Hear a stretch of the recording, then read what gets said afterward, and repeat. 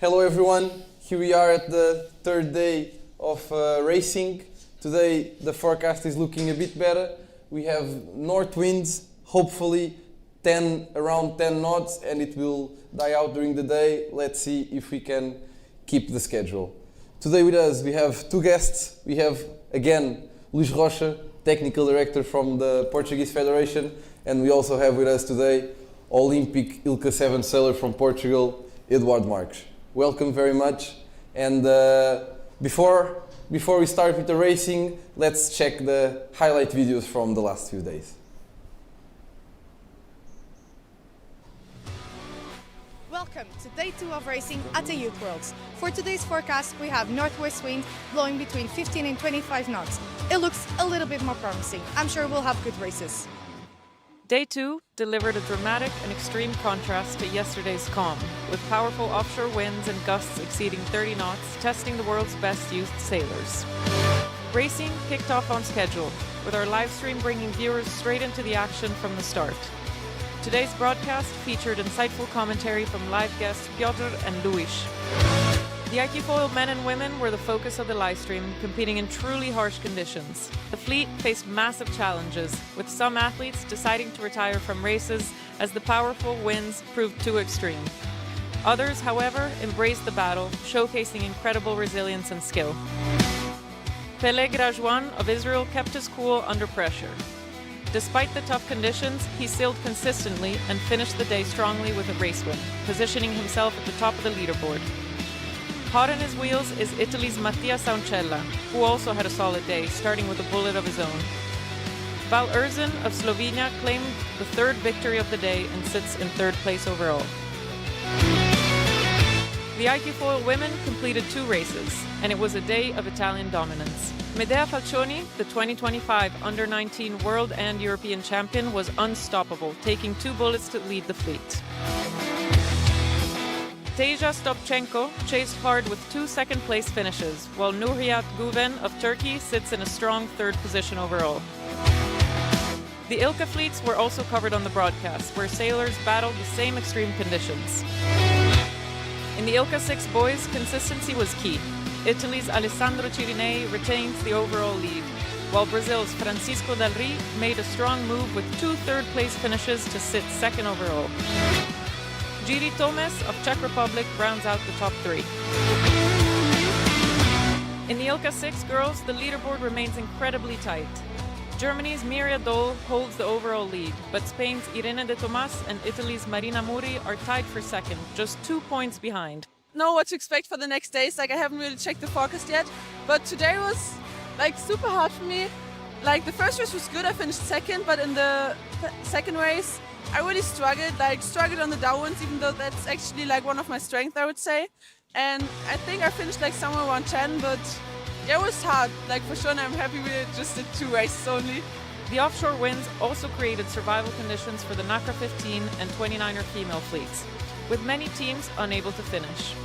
In the NACRAs, only 1 race was completed, which was won by the French duo of Marius Pro and Émilie Mansoury, strengthening their hold on 1st place overall.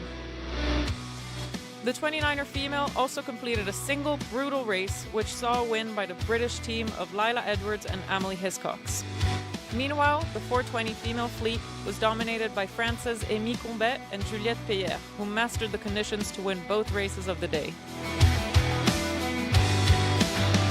The extreme weather sparked intense debate in the Formula Kite areas, with conflicting opinions on whether it was safe or suitable to race.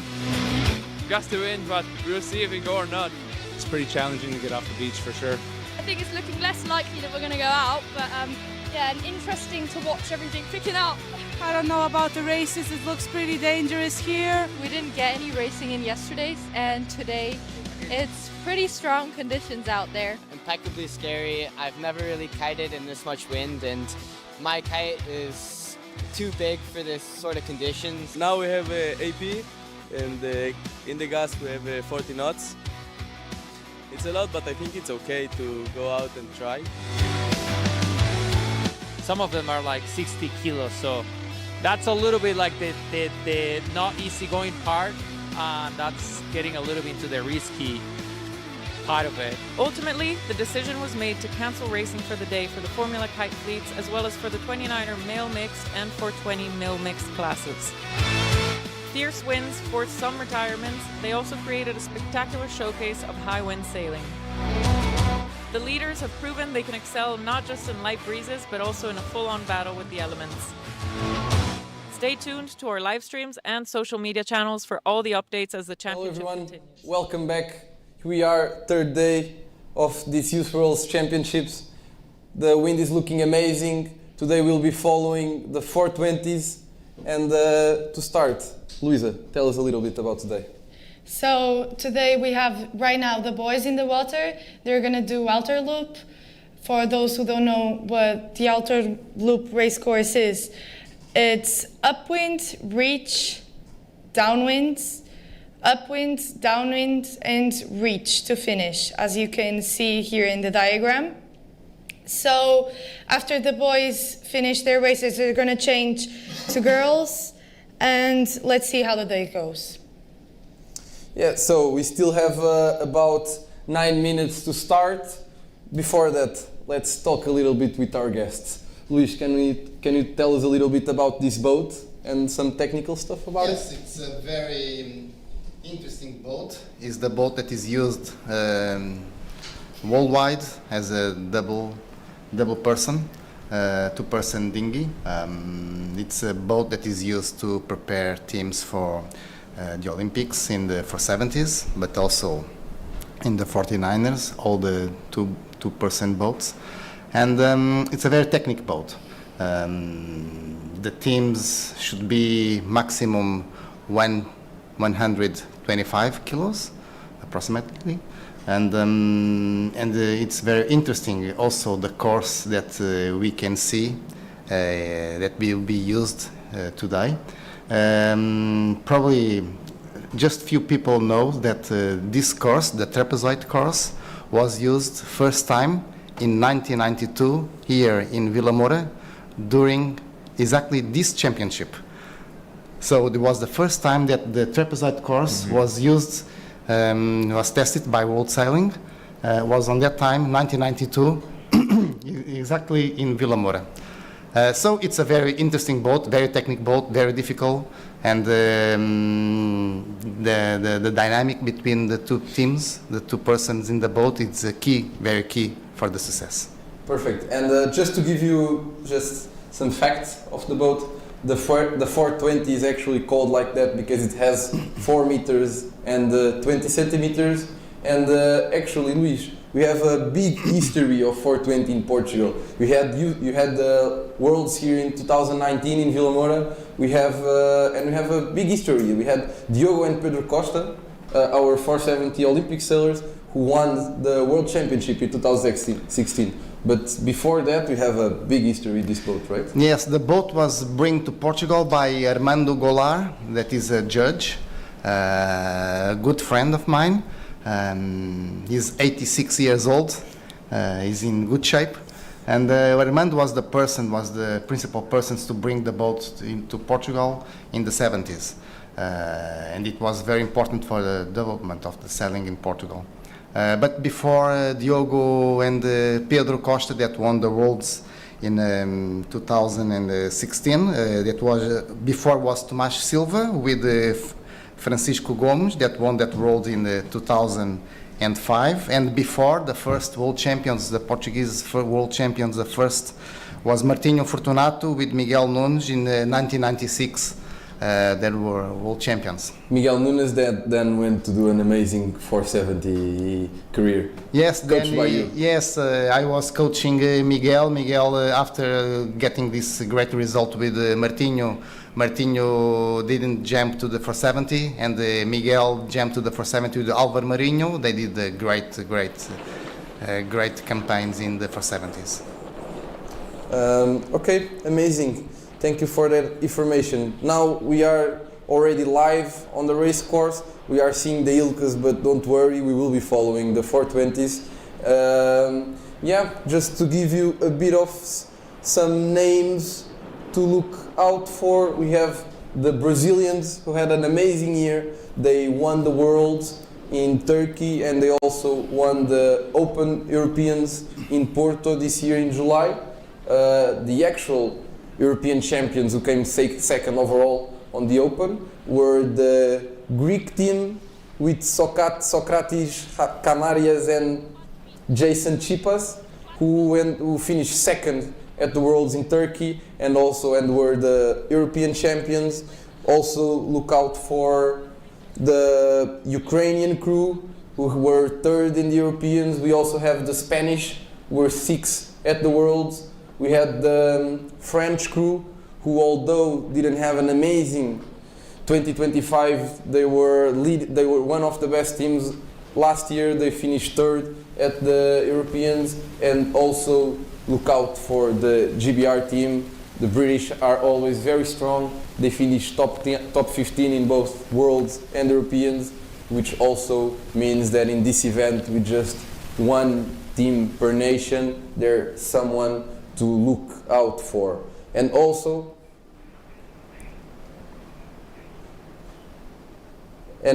take Italy into consideration. That's top 10. Was top 10 in the world. So yeah, we have a lot of amazing sailors here, all fighting for glory. And yes, we are almost about to start. 4 minutes to go. Edu, maybe tell us a little bit what do you do, what these sailors are doing in these 4 or 5 minutes we have left for the first start. Yeah, normally when I sail 420, I try to speak with my crew and try to organize like a strategy. No, I'm joking. Normally 4 minutes, it's a moment to look for the wind, even though not making any decision. Normally I take it until the 2 minutes. Only around the 2 minutes I really take the decision if I want to start more on the pin or more on the race committee or middle. Depends how I want to approach the upwind mark. Today with this north wind, which means like the wind's going to be quite shifty, not so strong, flat water, so it means the speed of the fleet will be very even. It will always depend about the best last shift to the mark, I would say. So now at the 2 minutes I would just try to look ahead because the course is not so big, so it looks quite easy to understand what's going to happen in the future. And Edu, we know that the weather forecast, the wind will drop during this morning, is dropping already, and this changed the strategy that you have for the race? Well, in the laser, no, because it's quite easy to do the fine tunings, it's always the same. Basically, it's very basic, so we only have like 3 ropes. For the 420s, maybe should be like something take it into consideration. Yes, I think it's a very key point. The weather forecast, the wind is dropping. It was 12 knots, 10 knots, 8 knots. Probably now we can see from our beautiful studio that we have about 7 knots maximum, and the wind will drop during the day. Then probably after 1-2 races, let's see if there is wind enough for two races. I think people must come home, and then probably in the afternoon there will be some breeze. So this also can. Yeah. Sailors must have this in consideration to define a strategy. Of course, the fine tuning of the 420 it's different from the ILCA, but for sure the teams now are changing the tuning of the boat, adapting to the new conditions, wind conditions. Yeah. So yeah, we have already less than 5 minutes to start. You can see some data from the race course, live data. We have the wind direction 340, which is north. Here in Vilamoura means it's an offshore wind, like Edu was saying. It's because it comes from the land, it's quite shifty. We have wind speed of 12 knots. I think probably it will be a bit less racing. Temperature, it's quite cold today, but yeah, almost about to start. Just to give a little bit of an explanation for the people following us that don't understand sailing as well, or not used to sea sailing almost very much. The upwind, so going to the first mark, you go into the direction of the wind, and there's not any sailboat that can sail directly in the direction of the wind. So basically you have to do around 45 degrees with the wind. In average, in every boat we take around 45 degrees into consideration, and basically you have to do 45 degrees either to one side or to the other, and then you tack, which means you change side because the sail changes side, and then you do 45 degrees with the wind to the other side until you get to the top mark. Obviously you don't do it only if it's a 10 minutes upwind, you don't do it 5 minutes to one side, 5 minutes to the other. You can do 1 minute, 30 seconds. That's where the tactics come into play, where the wind shifts comes into play, the difference in wind pressure comes into play, and that's one of the biggest things helping you win the race. Maybe Edu, can you tell us a little bit what is the importance of tactics comparing with boat speed? So technical, what is the technical importance, and also the tactical and strategic importance of racing? Above all, do you know who invented the upwind? Tell me. The Portuguese. A little bit of historic facts, and tell me a little bit about that. I think this was actually back in 1480, maybe, around that age. It was before we discovered Brazil, right? I think so. Yeah, so the idea was like to try to sail against the winds and not just waiting for the downwinds or the reach. I think they could sail reach, right? I don't know. Maybe open reach for sure. But yeah, so then they just invented the triangular sail. Yeah, this is what I know. So now he's missing 2 minutes for the start? 2 minutes for the start. So just a little bit of context maybe with you, Luís, about the difference between technical importance and tactical importance. For the moment it's very important at the start. Start is a key moment of the race.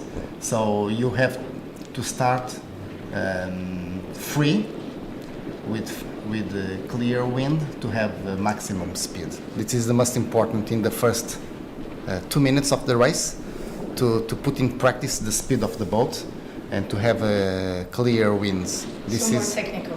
Yes, this is the most important, to have room to put in practice your speed and to be in phase with the wind shift. So this is probably the two most important things. Start free, put in practice your strategy to be in phase with the wind. Okay? So now we have less than 1 minute to go, I think.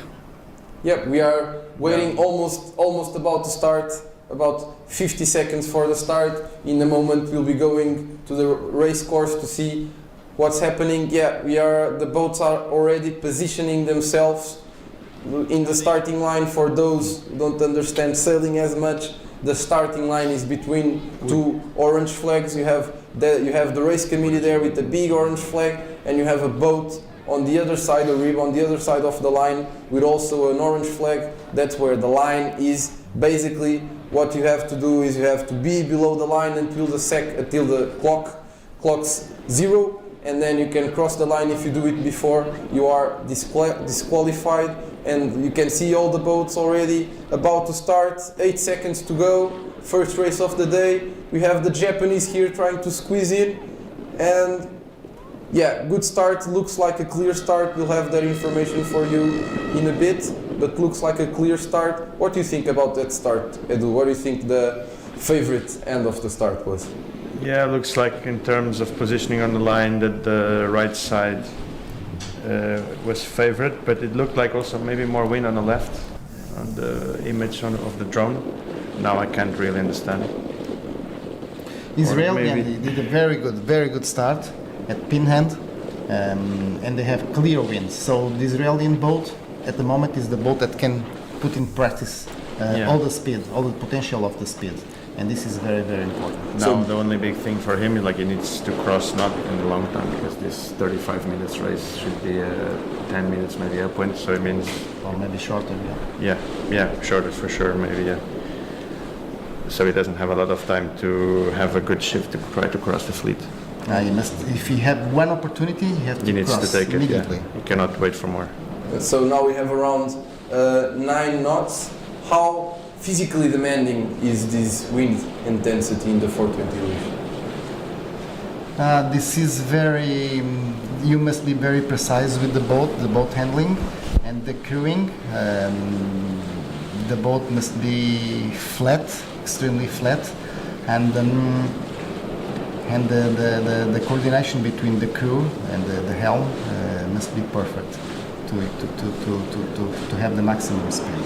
Perfect. We can already see some boats going to the right. They're looking like they have a bit more wind than the boats on the left. Tell us, Luisa, what is the tracking saying to us now? Well, we can see that Spanish are leading and Brazilian second, and third is Turkey. I think the right is definitely going to pay off in this upwinds. We can also see here through the live stream that there is a little bit more wind on the upwind mark. This is very tactical and also technical for the crew, since they have to go in and out all the time while on the trapeze. So it's going to be a hard race for them, since the wind is dropping continuously. Right now we only have 8 knots. So let's see if we can finish the race with this wind intensity. And they're already almost halfway through the upwind. We can see the Brazilian are already tacked. They're going now through the left. And let's see how it's going to be on the upwind mark. Yeah, we can see already from the tracking and also from the images we have on the water that the boats that start a bit more on the left look like they are a bit in front. With this we have the Ukrainian and Israeli leading. From the left you can see the top boats, 2 top boats there. They're leading, they look like they have a bit more wind. Also from this drone footage it looks like they are in a bit of a darker patch, which means they have more wind. Also just a special shout out for the Portuguese, obviously always rooting for the Portuguese. And just an interesting fact here, the crew of the Portuguese team, we have Manuel Pires de Lima. Is from a very known Portuguese sailing family. They have a lot of sailors. His uncle is a sailor, his cousins are sailors, Mafalda, Olympic kitesurf sailor, and also Tomas, who is campaigning for 2028, trying to be an Olympic sailor in kitesurf. Also his father is a rope manufacturer, that you can find his ropes, Alpha ropes, in our store here in Vilamoura Sailing. So yeah, if you need some ropes, you can always count with Alpha ropes. And just to get back with racing, we have the boats. Clearly, the boats from the left are paying a lot with a lot of wind. So we can now see that we're approaching the upwind mark. So we can see that, I don't know who tags. Let me see. So Ukrainian just tagged. Let's see if they're going to cross in front of the left-hand side boats. Oh no, actually this is Israel. Sorry. Let's see if they're going to cross in front of the left-hand side boats. And let's see how this goes. It looks like they have a good speed. But any moment, all things can change, because the wind is shifting a lot. You must be in phase with the wind, and being in phase in the place where is more wind. And because the wind is dropping, so will be a lot of places with less wind, and you must be with your eyes out of the boat always. So being a perfect technique to be with the eyes out of the boat, looking, watching, to have a good decision. So as you can see, the start of Israeli that was on pin hand, he started free, he went to the side where was more wind, and it took advantage immediately on the first opportunity to cross and to have the have the control of the fleet. It was a very, very interesting first upwind for Israel. Yeah, and they have a lot of distance between the first and the second, so it's great for them. They just have to keep up now and keep going, so they gain more distance. So, and Edu, I can tell from experience for sure, you can also say that when you have a clear start and you are the first going to the right side, it seems like a much easier race than when you are almost last, don't you think? Sorry, I did not understand. It's like it's easier to race at the front. When you have a clean start and you have the room to do what you want, it's way easier than to just be mid-fleet. Yeah, of course. Like basically you take the decisions and you just do what you think is the best and not like what the others let you to do. So this is the main goal. I try every race, like I have control of my race and not let other people to take control of my race. Perfect. So here we have the spinnaker. They hoist the spinnaker. Luis, what can you help us understand what we use the spinnaker for? And do they always put the spinnaker up on the reaching, or? Yeah, you must. You have to be very, very focused on the wind shift, the last wind shift, to know if there is conditions to put the spinnaker or not. Sometimes the wind was a big shift to the left. And the last one, before taking the first mark, and you have to understand that is not good. Sometimes it's better not to put immediately the spinnaker up, because otherwise it will be too down and you cannot reach the second mark.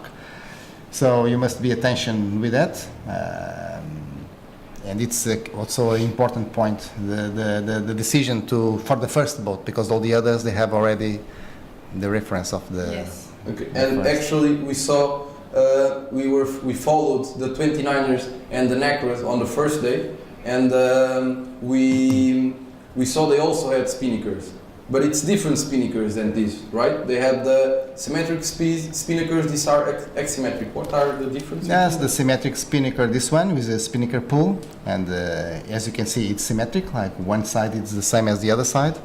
And the symmetric spinnaker, it's faster boats. It was came with the skiffs, and it's a different approach to the downwind.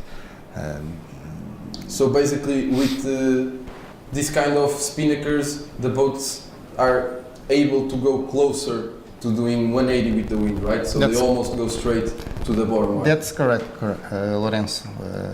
You go straight you can go almost straight to the downwind mark, and with the gennaker or with a symmetric spinnaker, you cannot do that.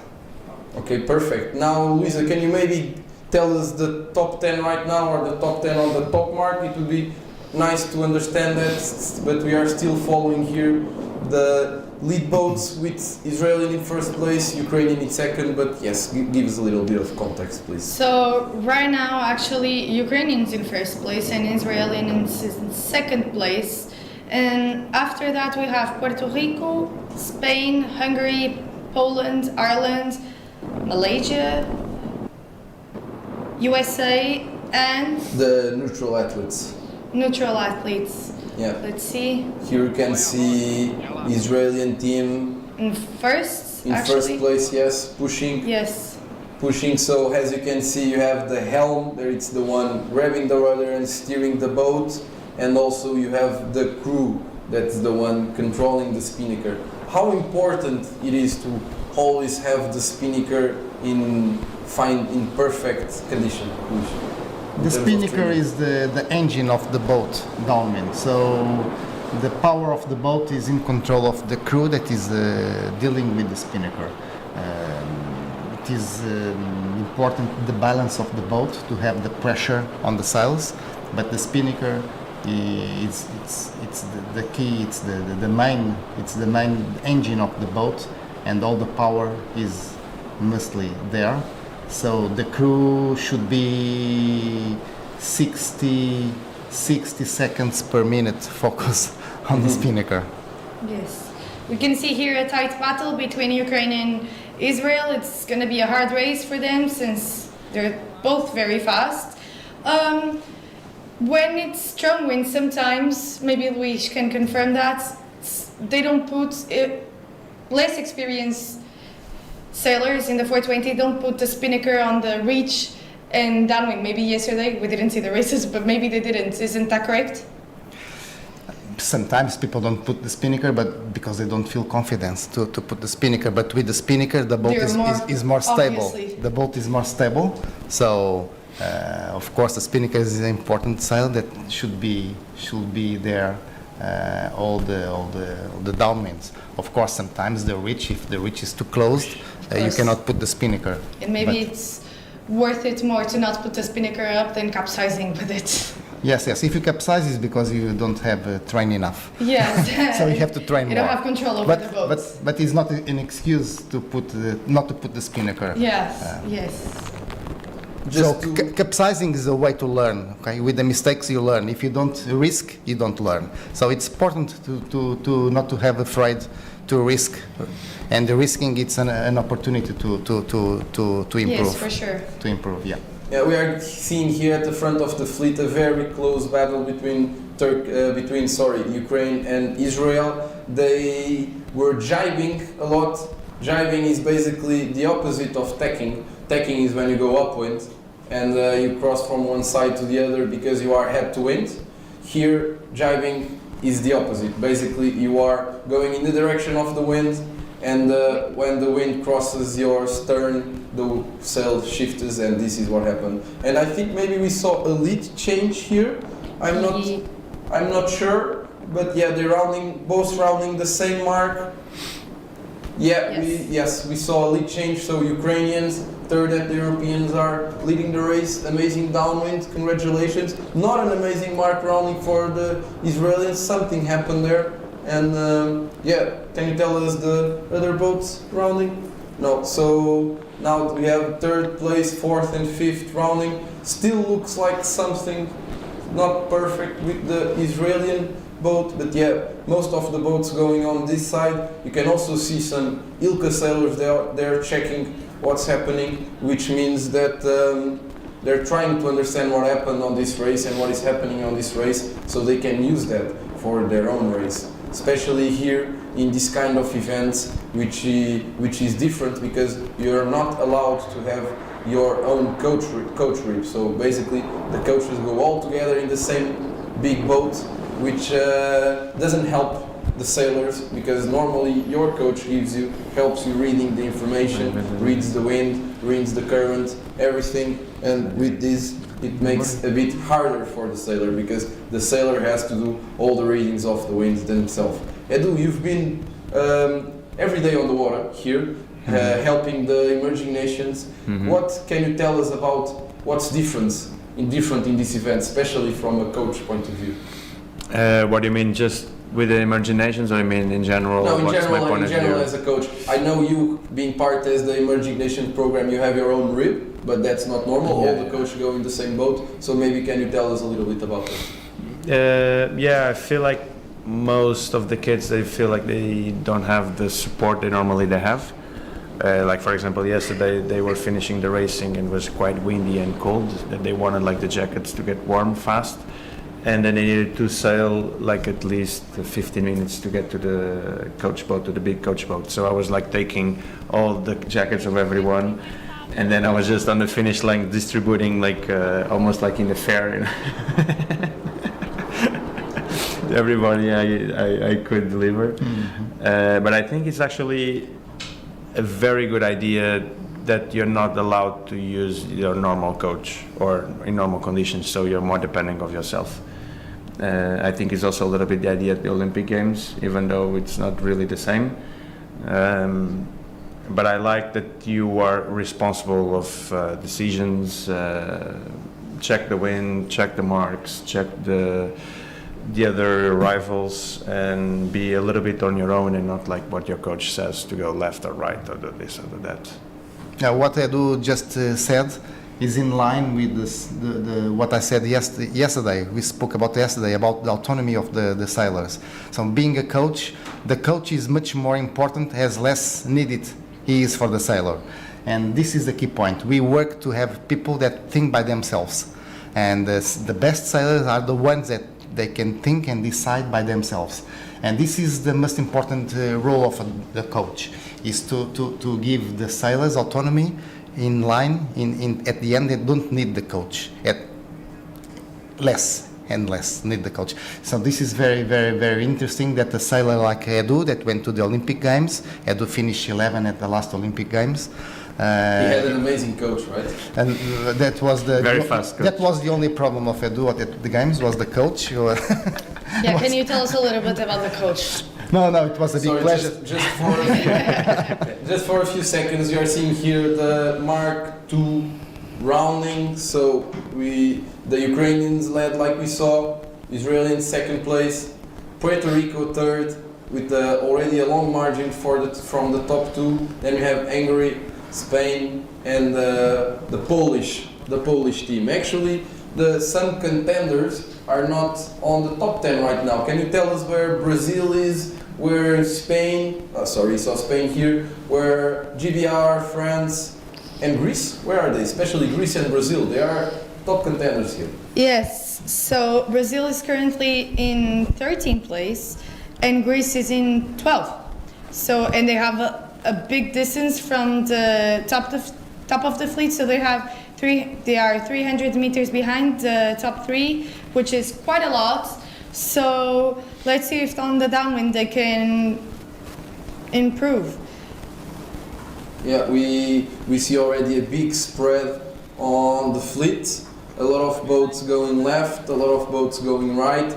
It looks like the leaders went left at the beginning of the second upwind. Maybe they saw a pattern there. They won from the left on the first upwind. They went to the right on the first downwind. Right looking down, which is also left looking up. And then second upwind, they went left again. So we start to see a pattern here. We don't quite know if it's a consistent wind shift or if it's just pressure difference. But with these offshore winds, normally it could be more in terms of pressure difference than a consistent wind shift. But yeah, tell me, Luisa, what is happening now on the race? We can see already that Ukraine already rounded the second upwind mark. So now they're going on the downwind.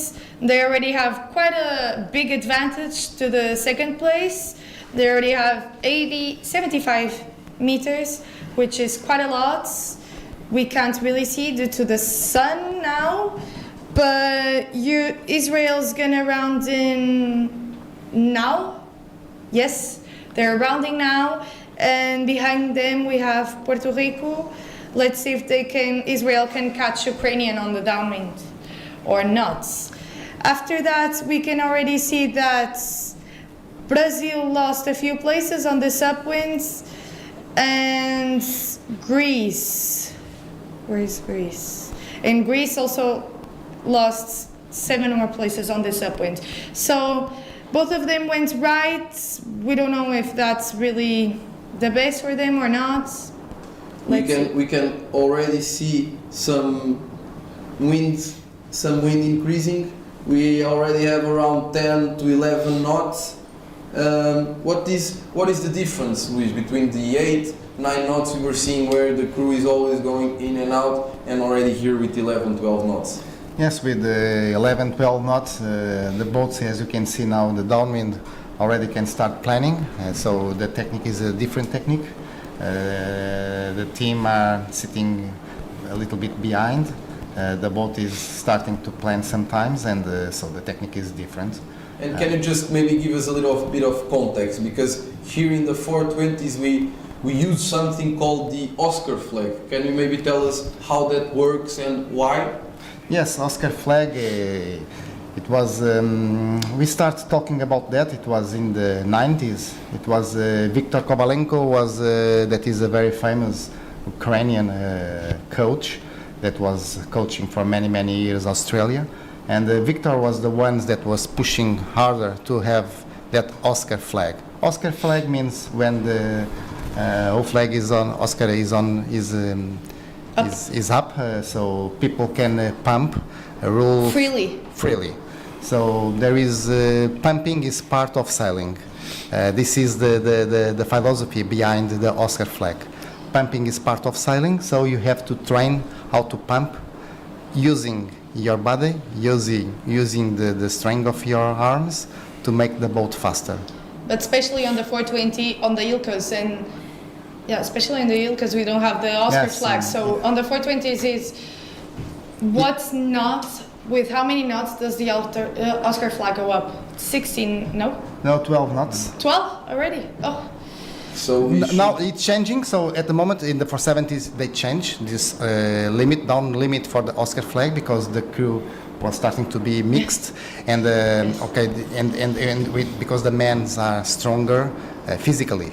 Yes. Of course, physically stronger than women. So they put even a little bit not so down the Oscar flag. Now the Oscar flag is 12 knots, and before it was 8 knots. So at the moment, with the 420s, I don't know exactly how Oscar flag goes. It won't go now since we only have 10 knots. For sure, if we had Oscar flag, we would be seeing that. We would be then moving a lot Yes. more. But just to conclude, does the Oscar flag means no Rule 42 is applied, or there's still some parts of Rule 42 that It's still. But the most important that is pumping. Pumping is free. Yeah. So what rules still apply? I think sculling. And right? in the starting line. Sure. So basically, the only rule that applies is sculling. For you that don't know what sculling means, is where you move the rudder a lot from one side to the other in order to try and propel the boat forward. That's the only, with Oscar flag, I think that's the only Rule 42 appliance when you have the Oscar flag up. But yeah, here we are seeing the end of the first race.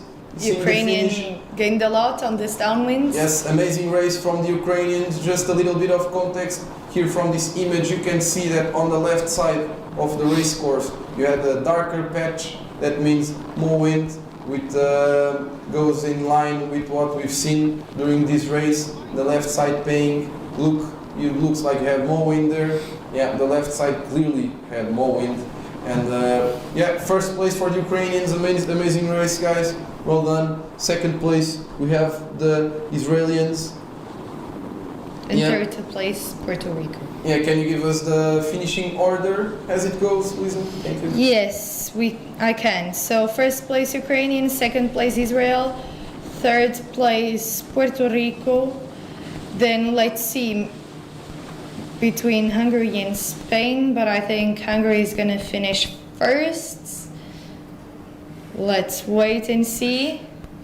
But after Hungary and Spain, we have Poland and Ireland. In 8th place USA, 9th place Malaysia. Oh, there was a change here. So 6th place Poland, 7th place Ireland, 8th place USA, 9th place Malaysia, and 10th place Brazil. So Brazil made a big improvement on the second upwind, but still not what we were expecting from them. And where is our amazing Portuguese sailors? Unfortunately, our Portuguese sailors are not the best right now. They're in 23rd overall. And, oh, actually, you have a DNC from Canadian team. So... How many sailors are racing in the 420s in this event, Lisa? 28 sailors. 28 nations, actually. So, and our Greece competitors are currently in 14th place. Let's see how they end up. Something's happening with Malaysia because they keep on losing places. So maybe we could see closer to the rounding mark with the drone. Yeah, maybe you can help us with that, Luis. Is that normally a problem when you hoist and when you put down the spinnaker, or is something that normally goes smoothly? Normally it goes smoothly. It's not a problem. It can happen, of course, but should not happen. But it was very interesting. This regatta, I think there was a very key moment. That was the first downwind for the Ukrainian team. when they start to jibe, the first jibe of the Israeli team was not very good jibe. They lost a lot of meters. Ukrainian, they jibe very, very well. Sorry, Luis, I just got the information that now we'll be seeing the ILCA 6 starts for the girls, and then probably when the 420 start, we'll be going back to them. But before that, we'll be following the ILCA 6. So we're not stopping you. We're always trying to give you as much races as possible. But yes, Luis, sorry. Keep saying. No, I was saying that it was a very key moment of the race for the Ukrainian team. That was several jabs. They jabbed much better than the Israeli team, and they were gaining a lot of meters. They put the Israeli team under pressure, and they did a very good, very, very nice approach to the downwind mark. And they took that advantage. That was the advantage that gave us the opportunity, give them the opportunity to win the race. And also, maybe Edu, you can help us with that. When you get to a certain level, almost everyone is technically very, very good. But the big difference is when you are in a stress situation, some people can cope with that and maintain the technical superiority. But others, sometimes they lose a bit themselves, don't you think? Yeah, but it also comes with experience. I think one thing is like knowing how to jibe and tack well around marks, and another thing is like doing that while you are under pressure. And that's a new thing. So yeah, that also takes time to be better, because you need to actually be in these situations, otherwise you cannot do it. It's impossible to do it in the training, so you need to actually do it in the racing. We've just received some information about the ILCA 6 men. So we have a lot of BFDs on this race 4. We have Brazil, Japan, Poland, New Zealand, Bermudas, France, Italy, and Virgin Islands have BFD. ILCA 6 men. And actually we'll be following the ILCA 6 men. Women. Now, men, we'll be following the men, sorry.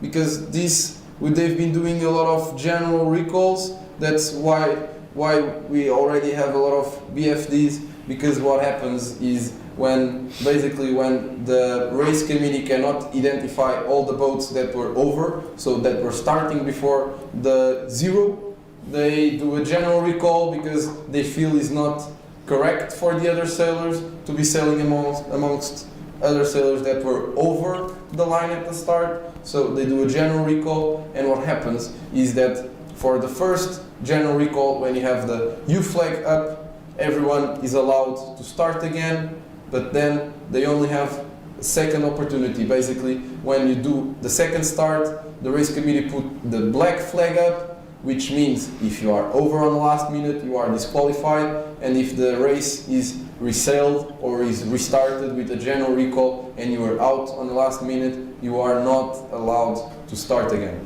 And that's the information we got, the sailors we told you. Can we maybe tell you what those sailors are that won't be allowed to sail in this race?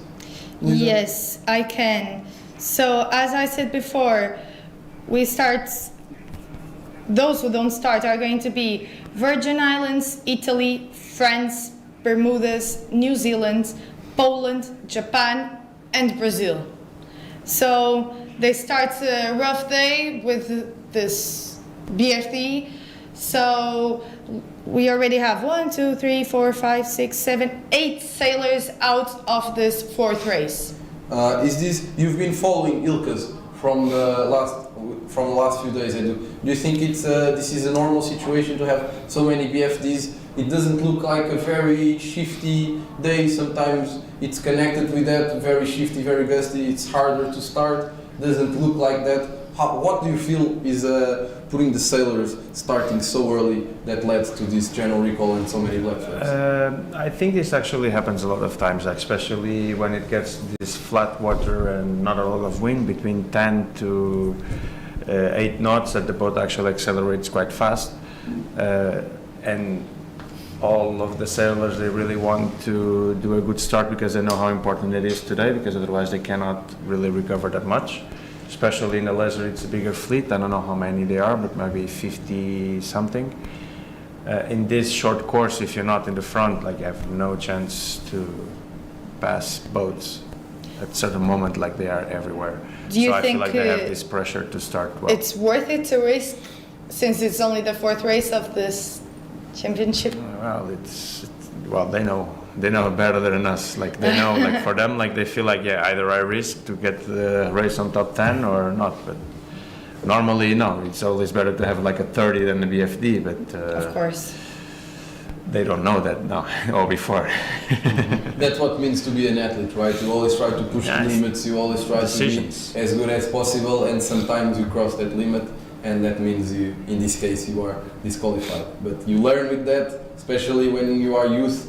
It's the best time to make mistakes. Yeah, I feel like here you can do it because also like what they can do it is like maybe they cannot push that much. They don't need to push that much on the line because for sure the top 10 they have like complete different level compared to the others. But I mean in the senior level, like if you have a BFD, I think the trickier thing is also like not be afraid to push on in the next races. Otherwise, you will always start in the second world.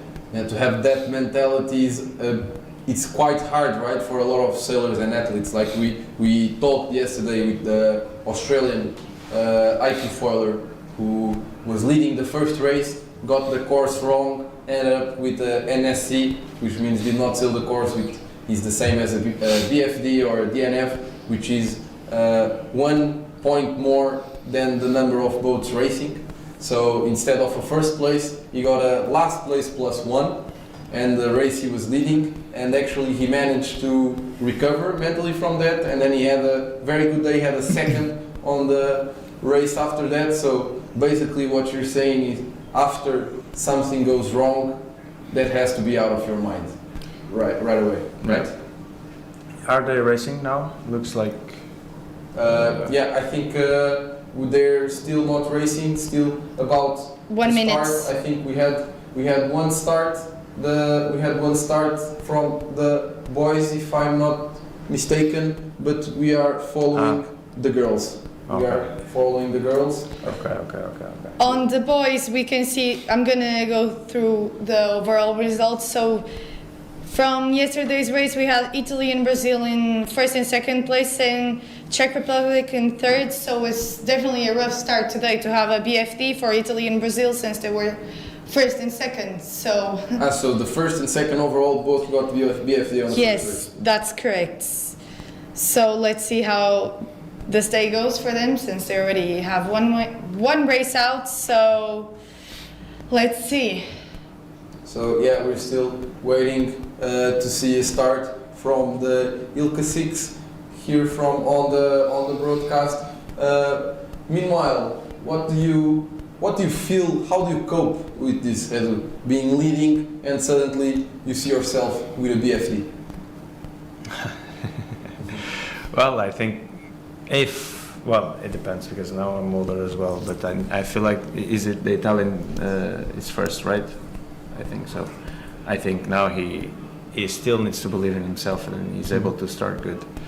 And just do average result today, not really try to push for a win and just make it top 10s, top 5s, and no need for the win.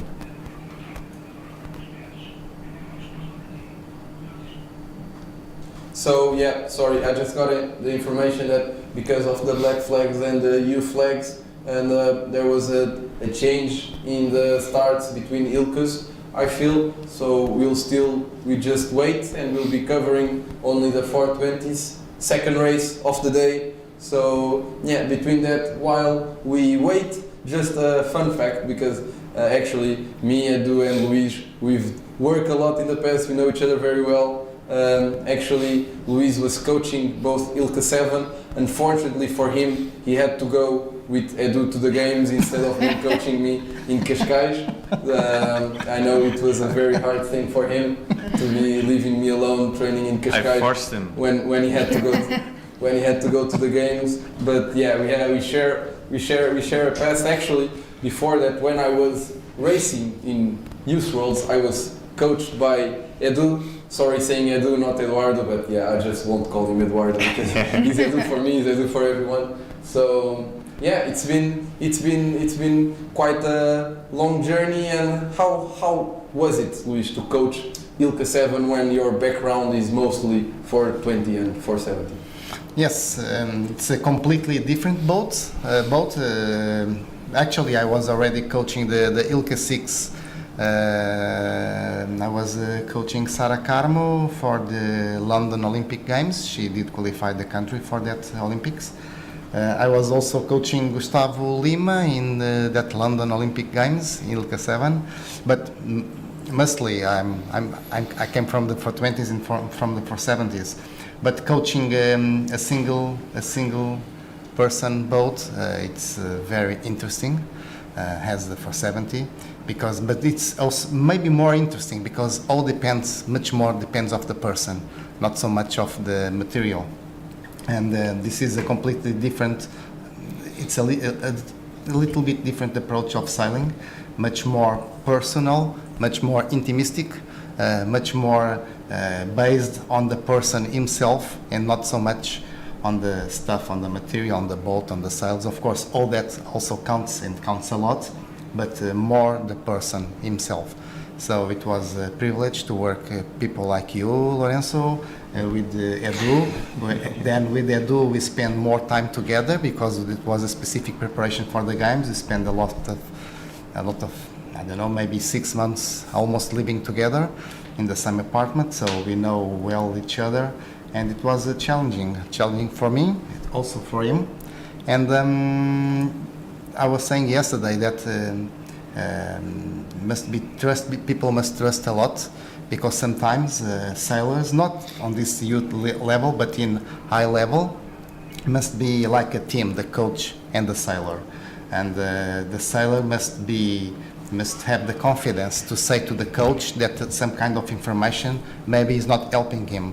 And this also happened when we worked together preparing the Olympics. So meanwhile, I just got the information that it looks like we'll be following the ILCA 6 girls start. So it's been a bit of a confusion, but yeah, we'll be following the ILCA 6 start.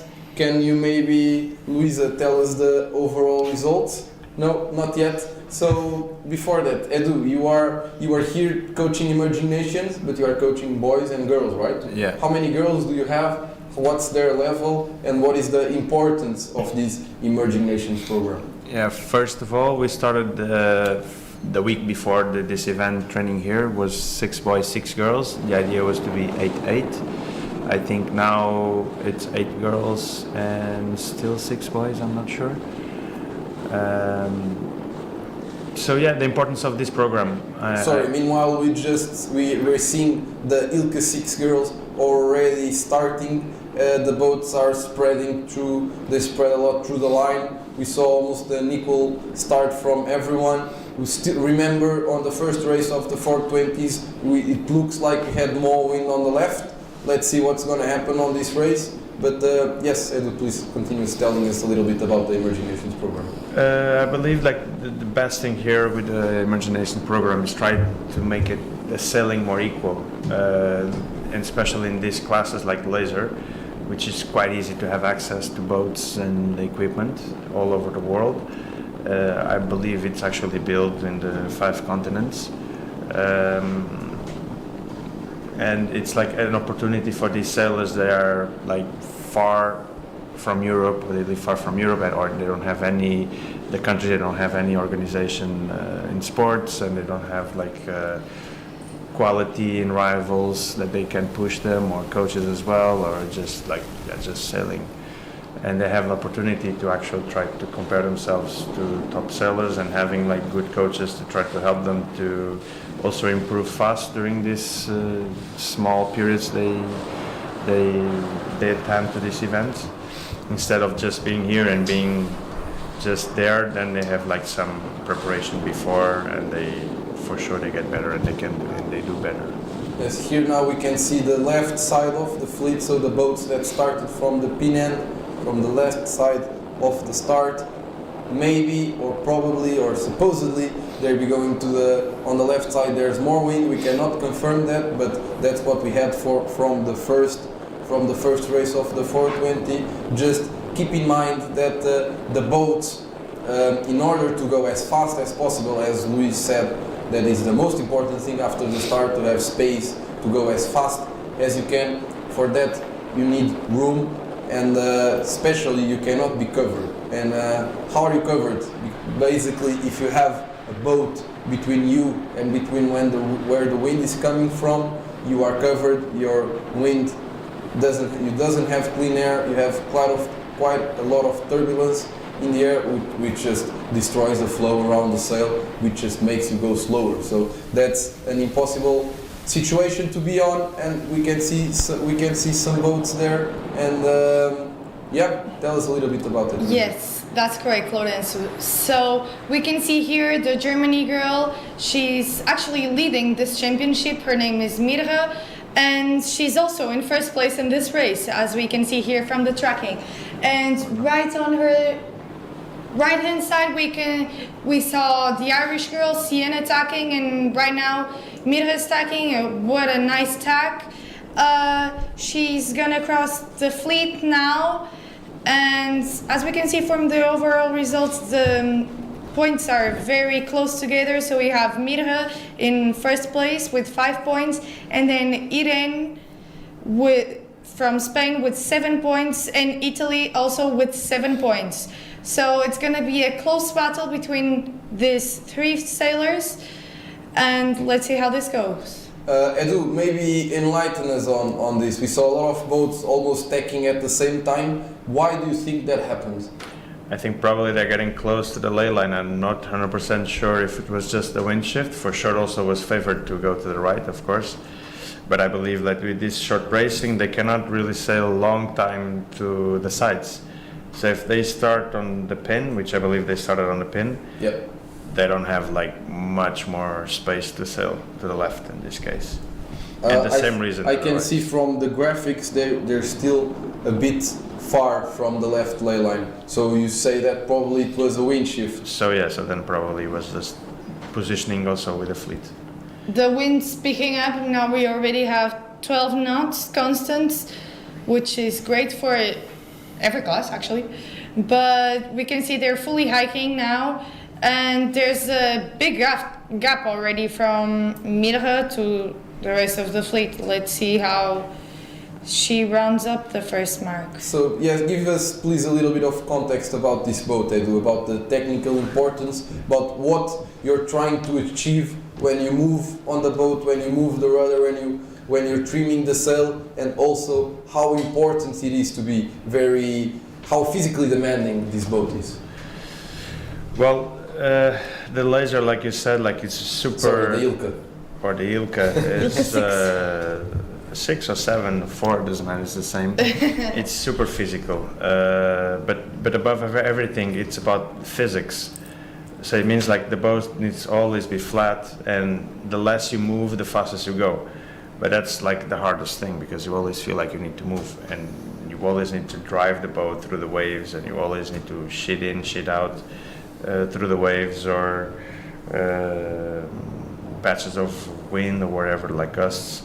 So everything is around like balance. It's the same in a downwind, like you need to sail the boat flat and do the last directions as you can. Try to go fastest and quickest to the mark. But yeah, I mean, like it's everything about balance, and then using your body to balance the best the boat. So basically what you're saying is that if we were filming the boat from the side, the most efficient and fastest way is to see the bow not moving. That would be the best. The waves going through the boats without the bow moving, and to do that, to be moving the less you move, the better. The bow, the heeling, like everything needs to be a perfect balance. At the end of the day, it's a game of stability. Yeah. So if you're able to keep the boat as stable as possible, you'll be the fastest boat. And also, just to give a bit of context, we have 3 ILCA sailors here. For sure, they're hiking 12 knots. I can assure you, it's way harder than it looks. Oh, sorry, we are already getting to the top mark, so it looks like I gave you the wrong information, Edu. They were very close to the left play line, and we are seeing the first mark. We are seeing the first mark. Who's rounding first here? I cannot. There's German and Ireland. The German girl. So yeah, tell us about that with the tracking, Luisa. So the tracking's a little bit delayed, I'm not gonna lie. But we can see Mirha in first place, second place Ireland, Sienna Wright, third place Eden, fourth place the Czech, Beata, and actually in fifth place we can see Mada Vanzler, our Portuguese sailor. Oh, amazing, amazing. So very good start for her. Oh, actually now she got passed by the Ukrainian, Alina. And this is an amazing image we only get from ILCA. Right, Luis? A lot of boats closing together, every centimeter counts, comparing with the Nacras and the 29ers we were seeing on the first day. This is the heart of the ILCA game. Everyone is so close together. What do you feel about that? ILCA is like a body fight. People are very close, and it's very nice because all the details, all the centimeters are important because the boat is a slow boat. So all centimeter is important in ILCA, and the fight is the places are changing permanently.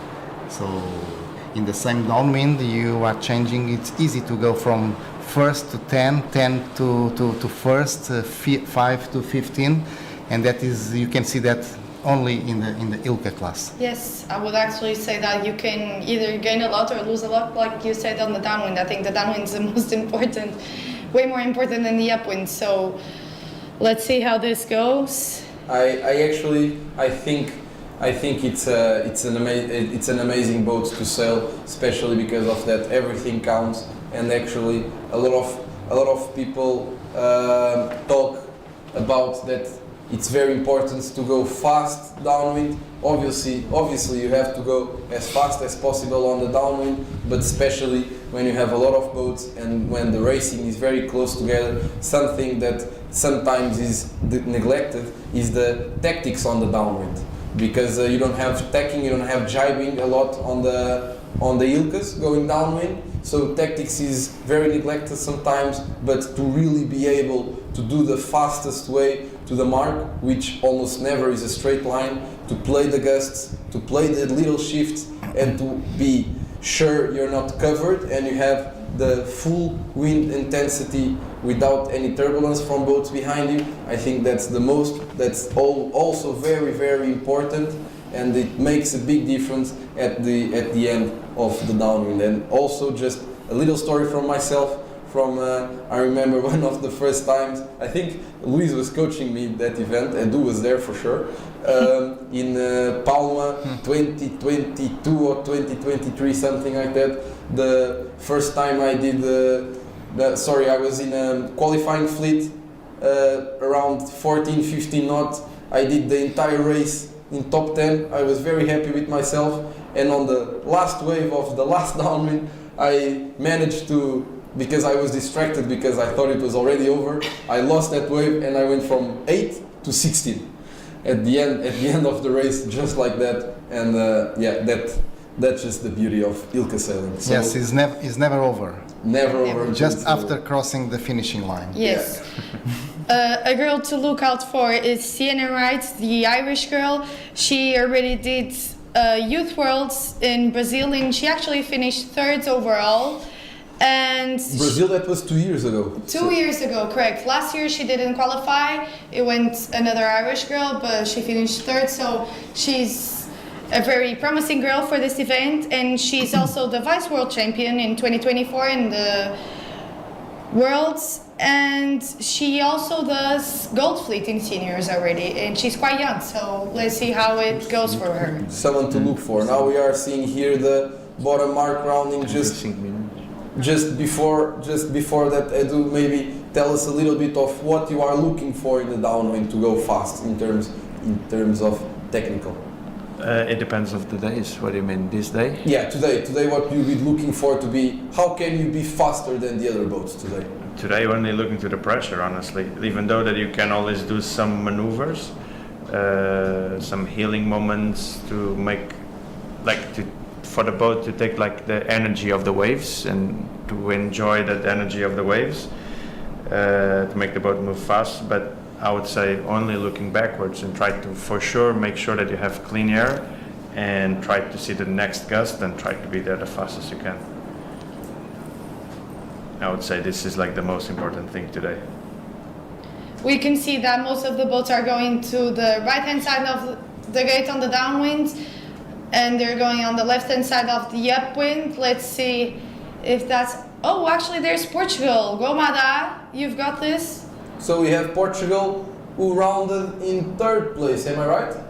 Yes, you're right. But according to the GPS, she's now in 8th place. Yeah, she rounded 3rd place. She didn't have an amazing bottom mark rounding, so she lost her lane, which means she's now on the dirty air of the 2nd place. And as you can see, and she already tacked. Yeah, amazing. She rounded amazing downwind.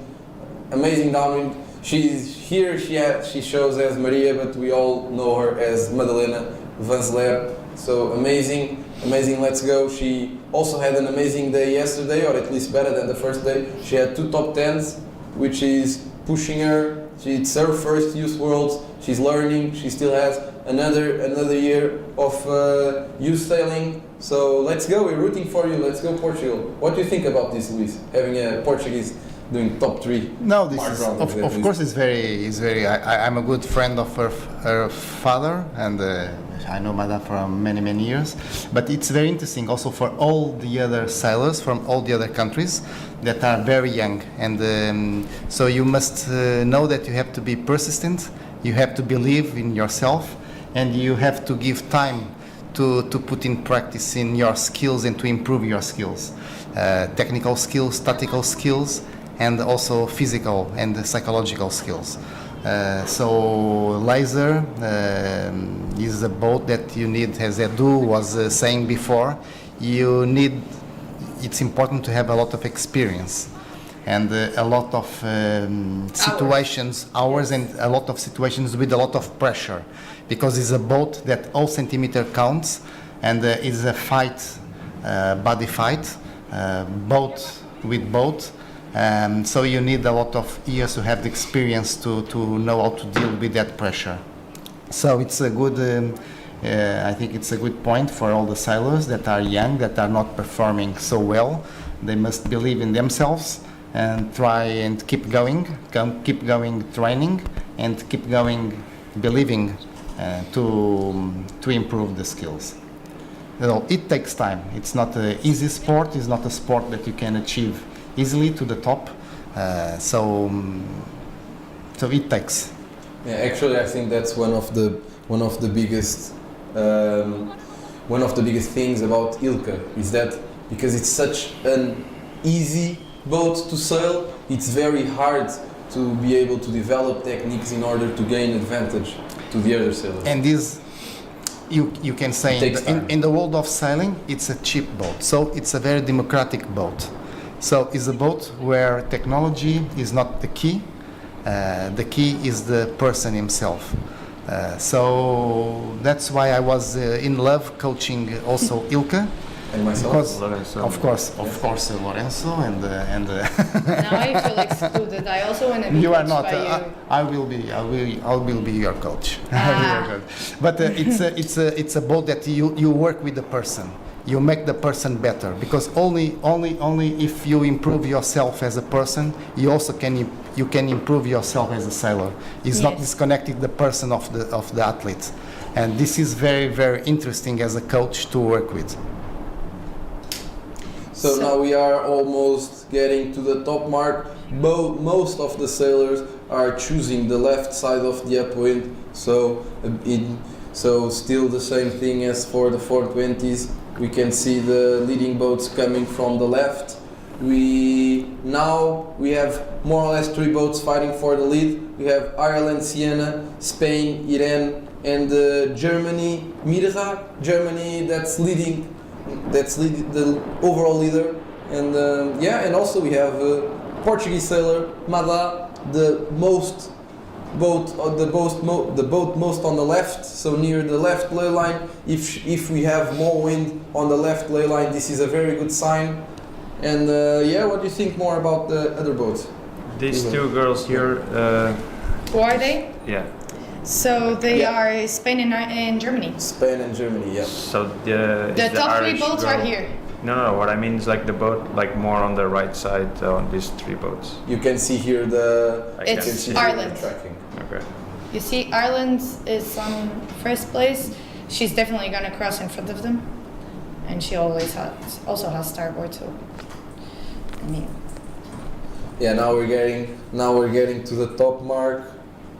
Now we're getting to the top mark. A lot of boats going on the left ley line. As you see, most of the boats are now going to the right, which normally means we have more pressure on the left, but also probably a small wind shift from the left. And that means that the boat from the left won a lot. And we're getting to the top mark. We're seeing on the tracking that the Irish girl is crossed in front of Spain and Germany, and the Portuguese boat is also, the sailor is getting from the left ley line to the top mark. Let's see how she gets in there. And here we have the top four boats. Now they're reaching, which means because they were doing inner loop, which means they go up, reaching, down, and they finish on the reach. Have the Irish sailor. She's also we are a bit biased for her because she trains a lot in Portugal. She trains a lot in the club of Faro, which actually, Luís, is where you started sailing. Yes, I started sailing in Faro. I was born in Faro. I lived in Faro until my 18 years old before going to university. On that time there was no university, at least sport university in Faro, so I went to Lisbon to live in Lisbon. So I learned to sail in Ria Formosa, Faro, and Ilha do Farol, Ilha Colatre, Armona, all that area. So nice and warm. And of course also here in Vilamoura. That was also one of the places, mostly in the Ria Formosa.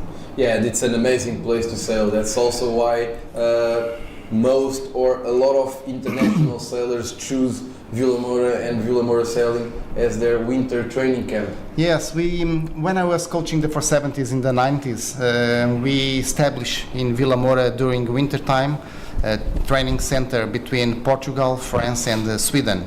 On that time, Philippe Gilda, that is a very well-known sailor and also team leader of the French Olympic team, he was making part of that team as a sailor.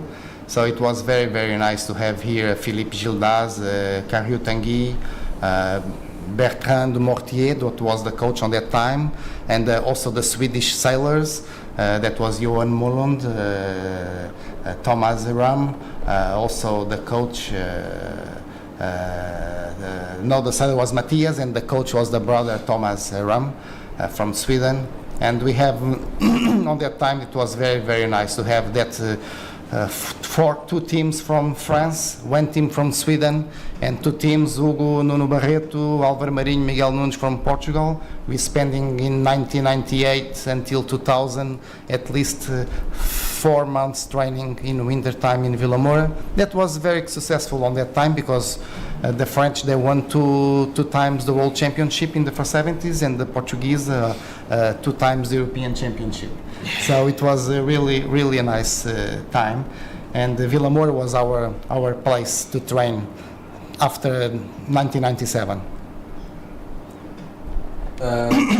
Perfect, amazing. Now we can see them going on the bottom mark. It's quite close together for the first sailors. Yeah, I believe it's going to be a tight battle between Ireland, Spain and Germany, since they're all very fast on the downwind. I think the Portuguese is safe there. Let's see how her downwind is. So actually the first top 3 sailors are very, very fast on the downwind, so it's going to be a tight battle between them. So Sienna, Irene and Mirja. Let's see who's going to win this race. Amazing, and obviously also mention, let's go Mada, rooting for you, let's go Portugal. And Forza Italia. Okay. Where's our Italian girl? Where's the Italian girl? Oof, Marina's not very good right now. She's in 23rd, but maybe she'll recover on the downwinds. Yeah, maybe let's look out for them. And the other country you want to root for, Luis, or just Italy and Portugal and Italy. Okay, Portugal. and maybe you have another country with a special place in your heart. Now, to be honest, Lorenzo, I was coaching in Italy for 5 years, and then I was coaching with the same passion. I was coaching in Portugal because we are coaching. So you coach sailors with passion in Portugal? Always. Okay. I'm coaching with passion because That's why he was my coach. because it doesn't matter the country. What is important is the people, and the people are beautiful people. I can find beautiful people everywhere. So the pleasure. You can find. You have us. Yes, and working with nice people, it's gives you a lot of pleasure doing that. So basically, you're always trying to have an Italian grandmother free lunch by always saying good about the Italians. That's Yes. correct. That's correct. No, but now here we can see the standings for the second top mark rounding. Yeah, like we saw, first the Israeli, and then very close together with Spanish and German. Also Portugal, 4th place. Ukrainian in 5th also, who yesterday won a race, and then we have the neutral athlete in 6th place. And it's still very close together. This is the amazing thing about ILCA sailing. What do you think about that, Lisa? I think the ILCA races are actually the most interesting ones, at least for me, because the fleet's so close together that you can see like every movement and every wave that you catch counts. And especially on the starting lines, they're all very close up together. You need to know how to control the boat and how to gain speed very fast and maintain your lane. We can see here Sienna, she has very good downwinds, to be honest. We can see her doing the upturns and the downturns perfectly, combined with the waves. The wind also is more stable now, so we have 11 knots stable with gusts of 12, 13, so perfect for ILCA sailing. So Mirha is trying to cover up her winds to see if she's going to pass her or not. And on the left-hand side of the downwind, we can see here, but we have Spain, which is actually aligned with Ireland and Germany. So let's see who's going to round first on the downwind mark. Yes, we're still following the ILCA race here, getting to the end of the race, still a lot to fight for. The German sailors still trying to catch, and but looks like the Irish sailor has everything under control. What do you think, Edu? I don't know about now the Spanish girl, is it? Yes, the one on the left. On the left side of Yeah, the okay, screen. we can see the 3 sailors here from this amazing Yeah, shot. she looks like she's like her direction to the mark compared to the Irish like is faster. Yeah, So definitely. probably the And wind is favorable for her to go to the mark, but yeah. I don't think the German girl is gonna have room for that. Well, no, for sure but she's it's not. easy for the Irish now. Yeah. Yes. So yeah, getting to the last bottom mark, just a small reaching to the finish. Looks like nobody's gonna take this win from Irish Sienna Wright. Congratulations. Congratulations to her coach also, Portuguese Joaquim. Amazing job you're doing. And yeah, looks like, and who's rounding second? Is that the Spanish or Mija from It's Germany? the Spanish. So the final results probably will be Ireland, Spain, Germany, and in 4th place we have Gudmada. Yeah, let's wait for them to finish. We can see reaching here. Probably the only thing crossing to her mind now is don't get a yellow flag. And yeah, we already see them finishing. And yeah, amazing. Congratulations. Three three boats, the three first boats crossing the finish line, and we have the fourth boat coming, Mada. which is the Portuguese Madalena from Covel de Barreiro. Amazing, congratulations. Can you tell us a little bit about the story of this sailor? Yes, Mada, she already took part in Europeans, in the Optimist, so she's a top sailor from she was very young. She's tall, that is important for the ILCA, and she's a girl that she's simple, she has a great smile, and She's pretty. okay, a lot of people. A lot of good qualities. Pretty is you are pretty depends of the way you are in life. And, Yes, but I can say a lot about her. She's very friendly and she likes to interact with people. I actually did a sailing camp with her and we shared the bathroom. And she's very calm compared to Yes. me and very... yes, and yesterday we were She's speaking. calm compared to you? Yeah, she's That's quite a not... hard thing. And, I'm talkative. and a bit of her sailing background, not only about her. Now she did a very interesting time in the Optimist. She took part in Europeans in Optimist, and then she was struggling a little bit. It was difficult the first times after the Optimist. She was sailing for 20. She sailed the 420, and then she started to sail the ILCA 4. She actually sailed for 24 1 year, wasn't she? 1 year at least. And Yes. then ILCA 4 and then ILCA 6, and she's happy now. I think she's the right boat for Mada. Yes, for sure. And she has a bright future ahead of her.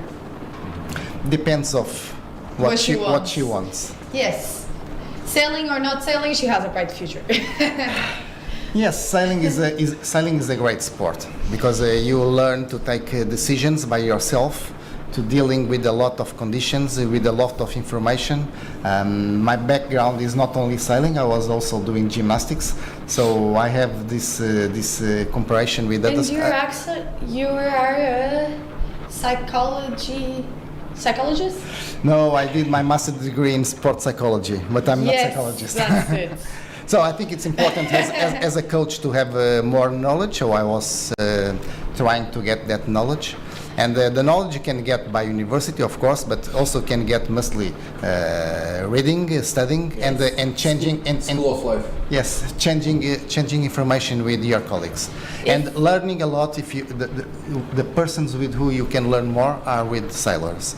So working with sailors, I'm always learning a lot. Of course, I'm giving all my best, but I'm taking a lot from you to help you and to help all the others.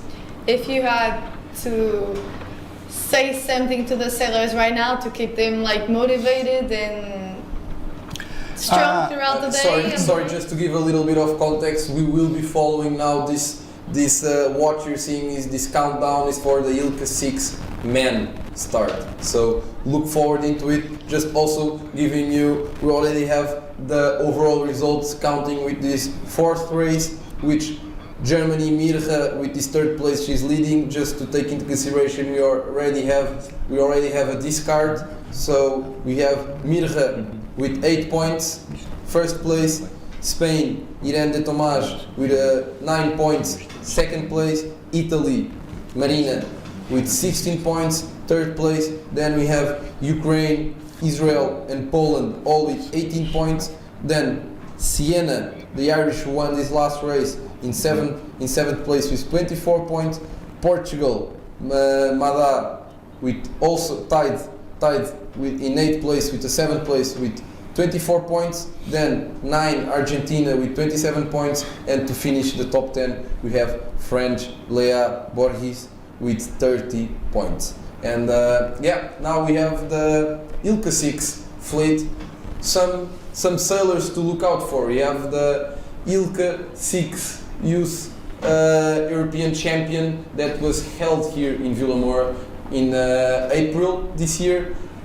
we had amazing conditions. Actually, I was coaching here. We had amazing western winds with almost strong winds, 12 to 18 knots every day, sometimes more, sometimes less. Amazing racing. The Spanish sailor who won here, the European champion, is Tim Lubat. Is Tim Lubat, thank you. And he was very fast. Let's see how he sails now in this race. What are we expecting for Edu? For this race, I believe like now the wind is dropping a little bit, still, but it's still better than what I thought it would be right now. I believe now that in my personal experience, I would say that the right side will start to gain a little bit over the left. But I would say it's going to be more or less the same type of racing we have seen since the start of this day. Looks like the left side still paid from this last race, and we are following. Just for you to know, we're following the 5th race for the guys. So the 2nd race of the day, and to give you an insight of what the leaderboard is, with 4 races. Actually, who won the race was the American. In 2nd place was the Dutch sailor. In 3rd place, the Australian. 4th was for Spain team, and 5th place was for the Greek sailor. And to give you an idea of how it is, the overall results, we have the Czech sailor leading, Jiří Tomáš, with 13 points. He also sails a lot in Faro with Joaquim, so also a little bit of a Portuguese product here. And 2nd place we have the Brazilian Francisco, who had a very bad race, a 55, but still sitting 2nd overall with 15 points.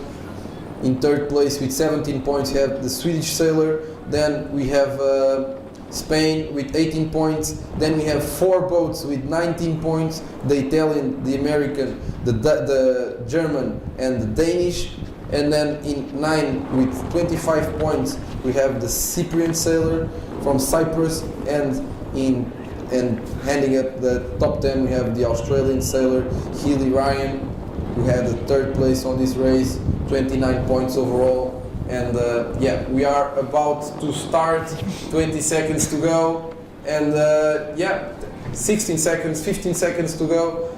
Looks like quite spread. What do you think about this start, Edu? What is important to be focusing on these 5 seconds to go? Focusing on these last 5 seconds is only on the boat leeward and the line. Now we can see quite a difference in some boats from the starting. Let's wait to see if anyone was starting over or not. We can also race committee boats. The boats that start close to the rock, the race committee was looking. You think they were over? Oh yes, well they were looking over. Maybe 5 boats, but. Yeah, okay, let's wait to check and to confirm that information. We were seeing also the boat starting from the pin. This is not a good way to start, especially if you're looking to go to the left.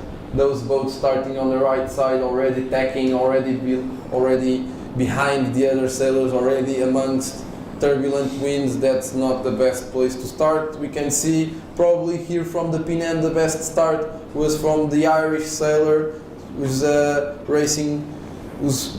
looks like going quite fast and rolling and overtaking the Uruguayan guy. It's not a great feeling to be the Uruguayan guy. It's probably the best feeling in the world to be the Irish sailor now. What do you think, Edu? Actually, I can say some fun facts. In 2022, I believe, both ILCA 6 men and women from Ireland won a gold medal at the Youth Worlds in The Hague. So the Irish sailors, as we can see, they're very experienced and they have a lot of background. So. And here they're being coached by Anna, right? I believe so. Anna was actually a former Olympic sailor, Polish Olympic ILCA 6 sailor, I believe in London 2012. That's exactly. She's a very good coach. She actually coached me while I was in Vienna, and as you can see, she made a lot of progress in these sailors. And yeah, we can already see some boats getting ahead of the others. A lot of boats already on the dirty wind, which means as the longer you stay there, the more you're losing and always losing. So that's why it's so important to start clear and to keep your lane after the start, especially in a fleet like this with how many boats do we have? I think it's around 50 something boats. Let me just check on that. And yeah, we have 57 boats here racing in the boys fleet. So it's really important that you're able to keep your lane and to keep clear wind. What do you think is going through their mind, Luisa? Well, as we can see, the Irish boy, I think he's very stressed now because right now he can't cross in front of the boats on his right hand side, but it also looks like the wind is picking up, so it's good. He has a good speed, so let's see how this will go. Maybe when he can catch a shift, he'll tackle in front of all of the fleet. We already have a boat tacking. Let's see what the rest of the fleet is going to do now. Tracking position? No, like unfortunately the tracking is not working, is not up to date, so we're still waiting on that. Has a bit of a delay, but I think they need to start tacking. I think they should be very close to the ley line right now. Yeah, because something interesting, the races here are a bit shorter than usually, right, Edu? Yeah, they're only 35 minutes, which means like the first leg should take like 8 minutes to 9 minutes. So then times 2, and then plus a downwind, 2 downwinds of 5 minutes each. So you barely have any time to reach. So it means, yeah, it's very short. It means very compact, even more compact. And the approach to the first mark, every mark, but I would say the first mark is the most important, the key moment of the race. Yes, for sure. Okay, now we start. Now we already have the live tracking updated. It actually looks like it's quite spread, the fleet. We have some boats going good from the right, some boats going good from the left. I think it's mostly about what Luis was saying. It's just about having a good start, focusing on your speed, being clear. Don't do unnecessary tacking and just go fast. And but still, we're looking here. And being in phase with the wind shift. And being in phase with the wind shift, exactly. Yes. Yeah, so we can. That's the problem with this short racing, because you only have one chance to do it correctly. Yeah, yes, it's like, sure. okay, if you had lifted in the beginning, you have like 3 minutes to get to the ley line, something close to that. If it's not enough time for the wind to come back. Actually, it looks like we had a big right wind shift, because everyone is tacking, and from tracking we can see that most of the boats from the right are now looking much more ahead than the ones from the left. So yeah, we have to wait and see how they get to the top mark, but but it looks like the right is paying off now, which yes, for sure. We can see the right hand side boats, they're definitely in front of the left hand side boats. All the boats on the left tacked to the right hand side of the race course, but I think the boats on the right are going to be the first ones to round the mark. What do you think about it, Luis? That's why it's very important to have the work before and the data before the start.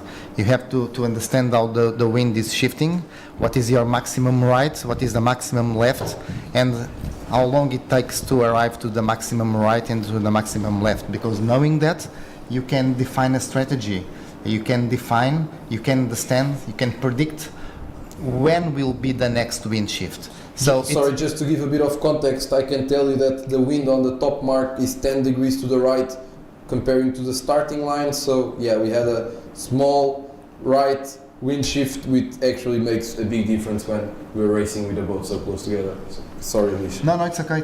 So it's important to have this pattern to understand how the wind is working, what is your maximum right, maximum left, and how long it takes to arrive to the one side to the other side. With that information, you can also it helps you to define if you start more to the pin hand or more close to the race committee, if you start and attack immediately or not, in line it to have to be in phase with the wind. Sorry, we just got into the top mark. We have the Croatian sailor rounding first, neutral athlete rounding in second place, and the American in third place, Ukrainian in fourth, Serbian in fifth. We're missing some quite of the top sailors. Yeah, yes. Probably this right shift was a bit unexpected. We have the Brazilian sailor there. Oh, we're gonna have a tight rounding here. We have the Morocco sailor. Just a quick fun fact: is actually the first time anyone from Morocco is sailing in a youth world. So congratulations by that. Really welcome here in Vilamoura. We can see here. We can see the leader. The leader coming from the left play line, not looking good, Giri. Yeah, a lot of boats rounding together, and we saw the Portuguese sailor. Maybe this is his best race. Oh wait, now we are seeing the 420s on the downwind, and now we are seeing the ILCA 7s on the down. Sorry, the ILCA 6 men on the downwind getting. Let's check how they are still in the same positioning. And leading is our Croatian sailor, neutral athlete, very close together with the Serbian. And yeah, what do you think about this, Edu? Clearly, you had the sailors leading are not the ones leading overall in the other races. This means something unexpected happened, or suddenly these sailors just connected and started sailing well? It's laser sailing. It's a good thing about it, right? I just resumed everything. That anything can happen. Everyone knows how to sail the boat. Some faster is true, but especially in these conditions with very close together, flat water, not a lot of wind, it's hard to make the difference. So when you have like 5 degrees shift and in short racing, if you're in the right place, you're going to be in front for sure. Yes, and that's correct. We can see here the downwinds, the first downwinds, and let's see who's leading. Yeah, still the same. We have the Croatian leading, we have the American in second, and the neutral athlete coming in first. We also have a Chinese sailor among them, a bit more on the back comparing to them. We have the Serbian sailor, Morocco sailor doing an amazing race. Let's see, the downwind is very spread, which means we're gonna for sure we'll see a lot of changes in terms of the positions when we get to the bottom mark. Here we have the Croatian sailor. Actually, it's quite to have this small lead. It's a big gain because you're able to sail close to the mark. Most of the sailors in mid of the fleet have to spread a lot and do extra meters in order to have the clear wind, because you gain more with having clear wind than going straight to the mark and have the boats behind you covering you. So to be in front like this and be able to have a clear wind and clearly see where the gust is coming, is clearly helping the Croatian sailor. How hard is it, Edu, to sail a downwind like this with this many boats all spread and really find your place and be able to have the clear wind and go as fast as possible to the bottom? So you mean you are in the middle of the fleet, not in the front? Yeah. Is it what you want to mean? Yeah, okay. Yeah, I'm saying if you're not in front or in last, because that's easier than to be among the other sailors.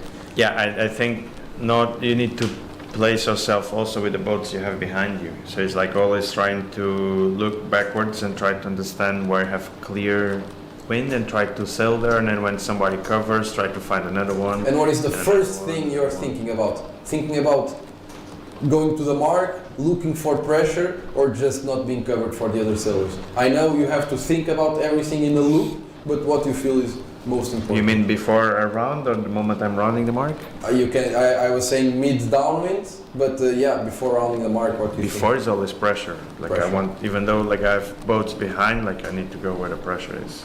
Otherwise, you lose way more distance not going there. And when you are in the middle of the downwind, what is the priority? If you have to choose between going to the mark, between pressure and between boats covering you, I know it depends a lot of situation and a lot of variables that you have to think through. In the middle, I would always say pressure, maybe last third. I start to think about positioning myself to make sure that I have room in the mark. So, okay, so you're already thinking about what you want to do on the upwind. And to do that, you have to choose the mark you want to round. Yeah, but again, like it really depends. Like normally you just try, if you are so in the middle of the fleet, you just want to survive yourself. So sometimes you don't really choose like, oh yeah, I want to go right, so I'm going to go to the left gate.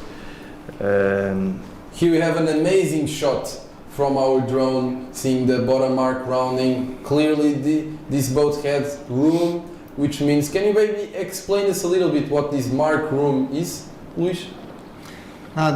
You have a 3 lanes boat. If you are the first one to get inside, not overlapped, you have advantage. You have a room to go in first. So basically, when 2 boats get at the same time to one mark, there's always one boat that is entitled to room. So the other boat has to keep clear and give him enough room to do good mark rounding. That's correct.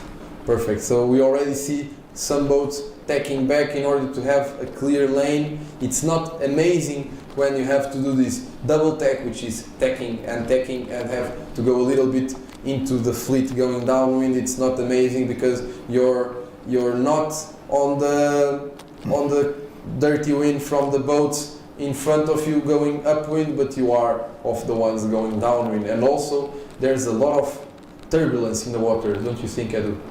Not in this wind, but especially in ILCA 7, it's quite hard to go through the waves that the boats on the downwind are making.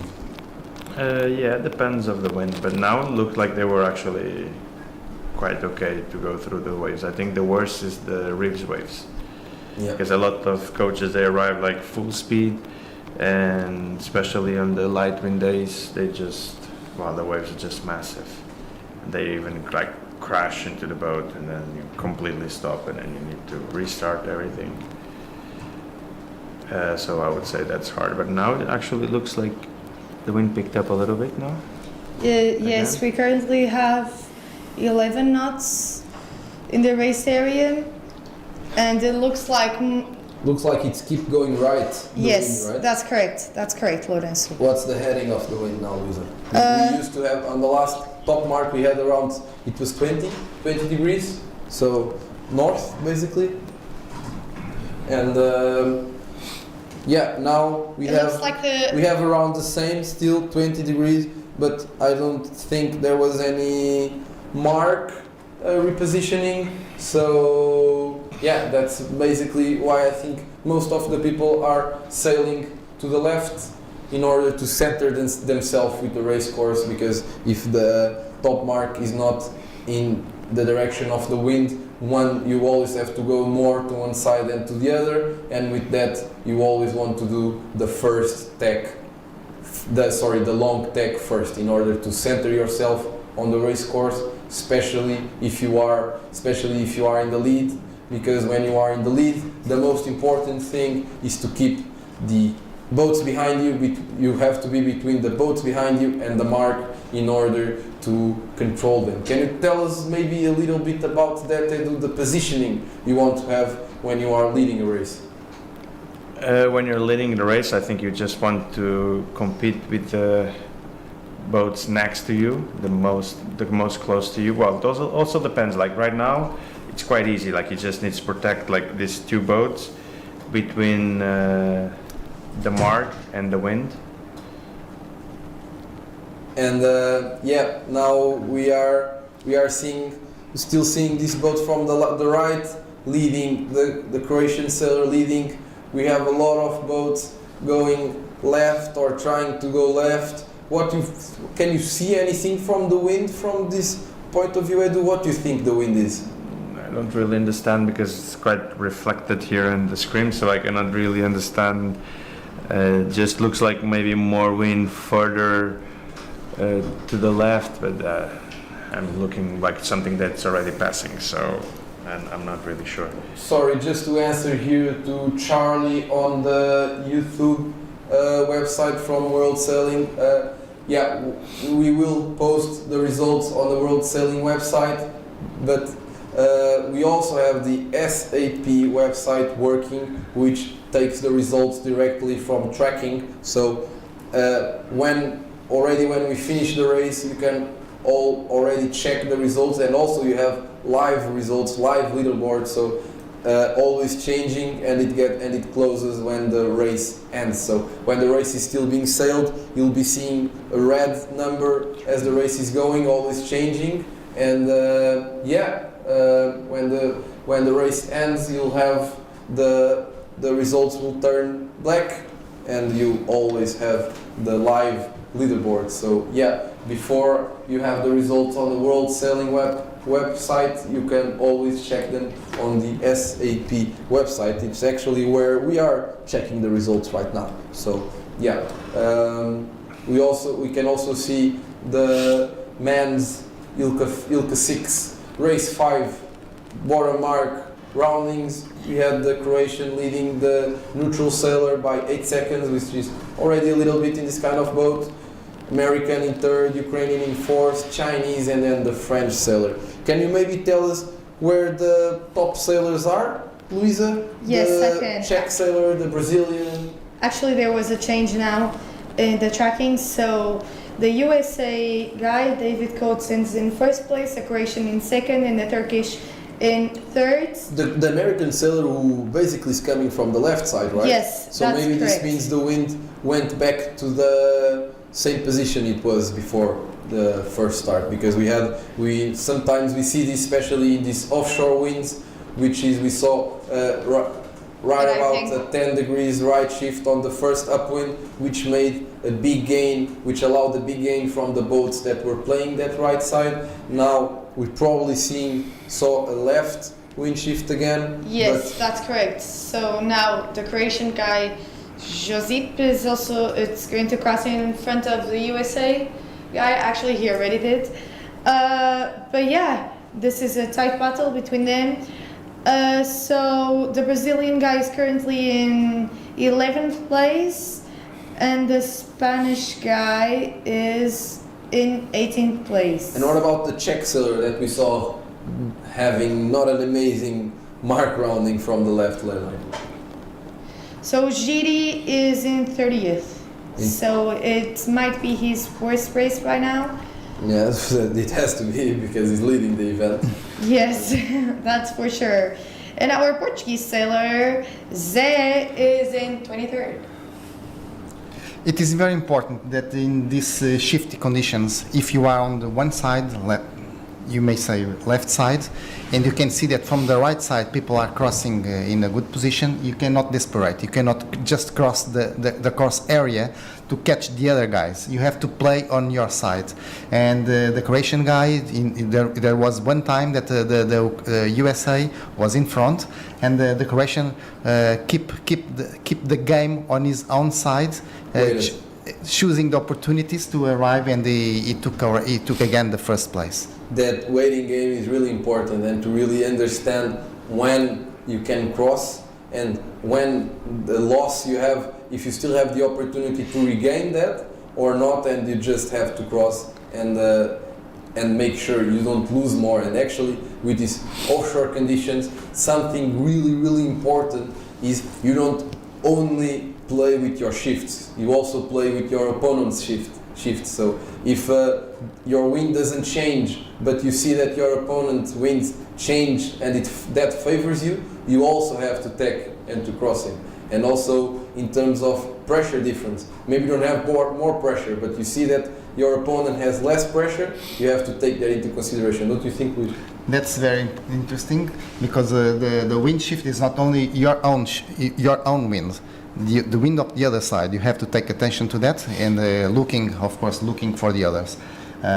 This is a very interesting game, but sometimes you have to accept that you will lose 1 or 2 places, but not more than that. So that evaluation is also very interesting. Sometimes we are in front and we don't want to lose, and trying not to lose 1 place, you can lose 10 places or 15 places. And this evaluation is very important to do. And of course, with experience, it gives you more more opportunity to decide better. Yes, I do. Clearly, we all know you are a very good ILCA sailor, very experienced and also very good technically. How important it is this kind of play, this kind of game you have to play with the other sailors in terms of when to attack, when not to attack. How long did it take you to understand this game?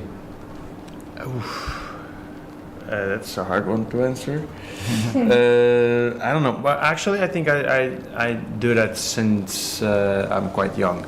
Like I remember actually on my last ISAF, back then was ISAF Youth. Yeah. I remember perfectly thinking about that. It was actually in Dublin, the same place that you guys are going to do the Worlds in 2026 in August, ILCA 7. Don Larry, yes. I remember that some winds were like a bit crazy and playing with the clouds as well, coming and going. And I remember that I was playing with everything back then. But I would say it's super important for you to understand that you're not racing yourself only, that you race against the others. So it's very important that you always look to the other sailors and try to understand angles and how the boat feels underwater as well, that maybe they have more pressure or not. And then you need to take decisions from that. Actually, we just received some information about the 420. So the 420 men's on race 3, Portugal has a UFD, and the ILCA 6 women UFD is USA, Australia, Poland, Seychelles, and Cayman Islands. Just a quick shout out to the Irish sailor Robert Driscoll, asked by Andrew Kingston. So yeah, let's go Ireland. Let's see where is the Irish sailor in this race. Can you tell me, Louisa? Yes, I can. So our Irish sailor, he is, where is he? I just need a moment to check.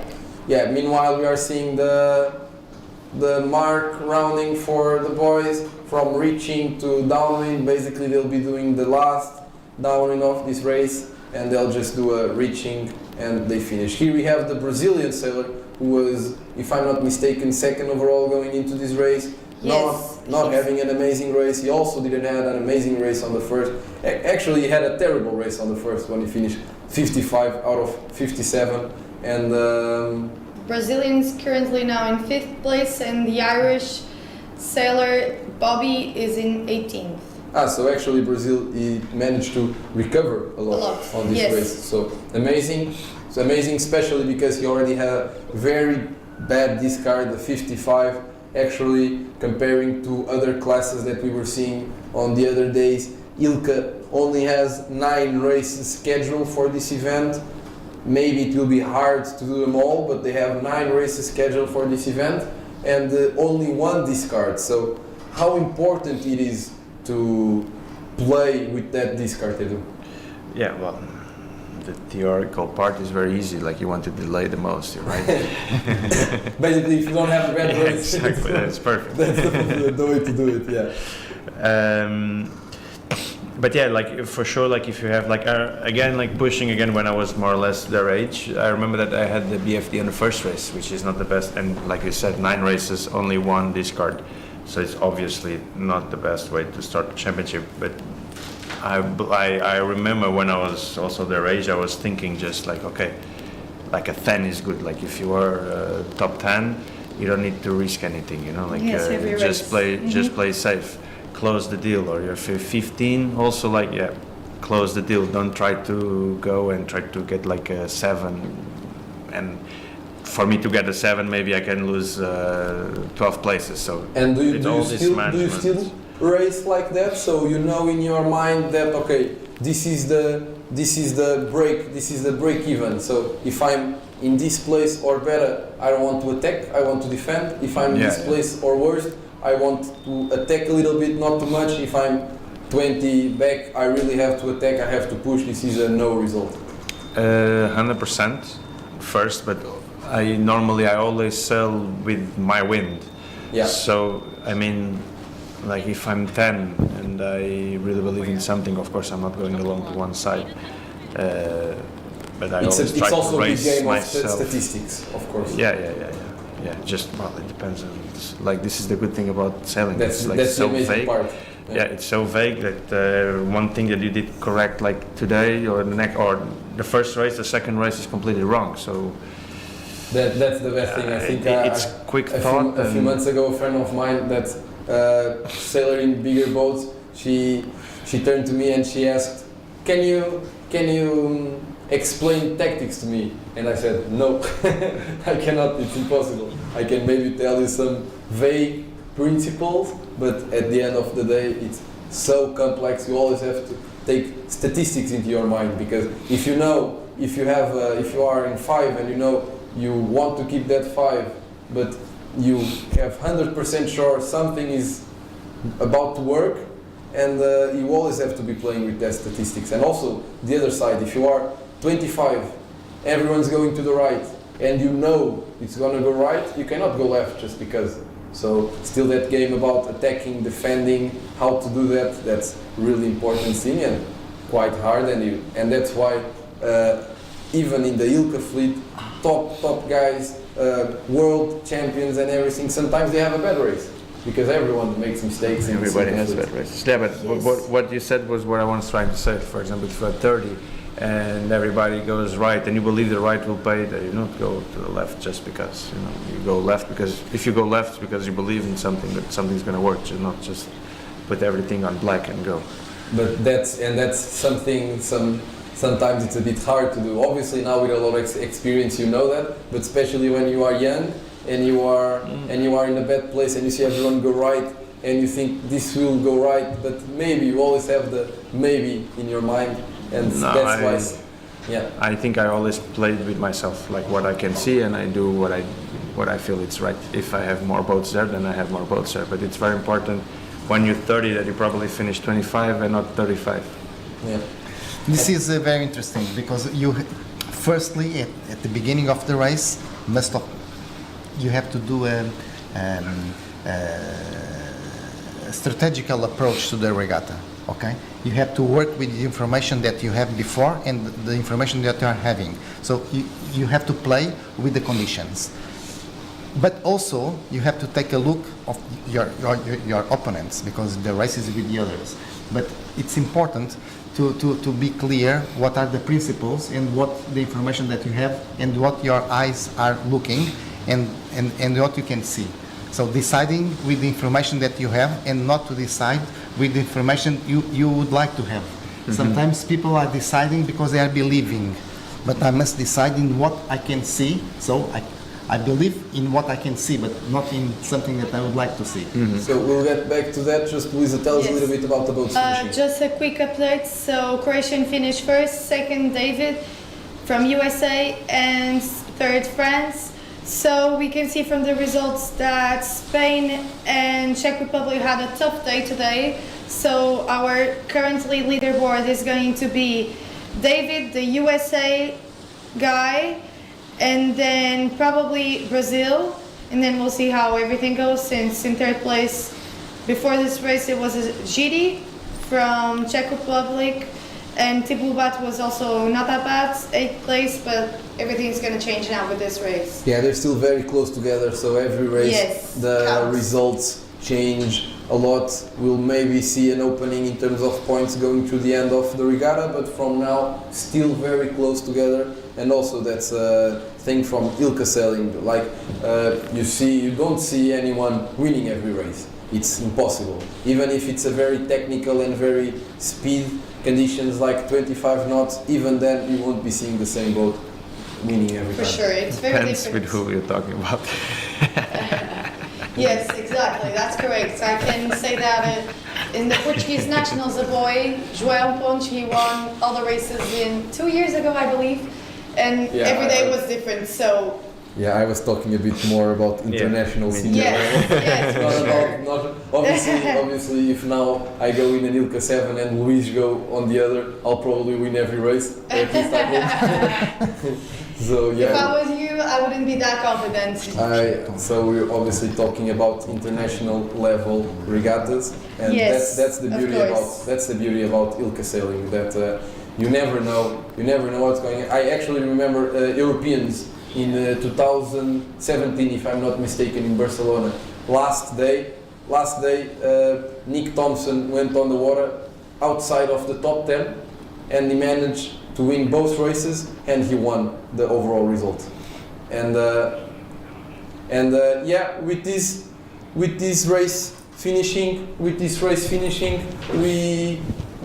we will be ending the broadcast now. Just the results of this race, the top 10, and yeah, it was a very good day. Good sailing conditions. Finally, we had a lot of races for a lot of classes. We managed to follow one race of the 420 men, one race of the ILCA 6 girls, one race of the ILCA 6 boys. Very tough conditions. A lot of change in the overall lead, and yeah. Luisa, what you can tell me about this day? So we can say now that we have AP for 420 women and 29er women. So we'll see if they can do races or not. We'll be waiting here.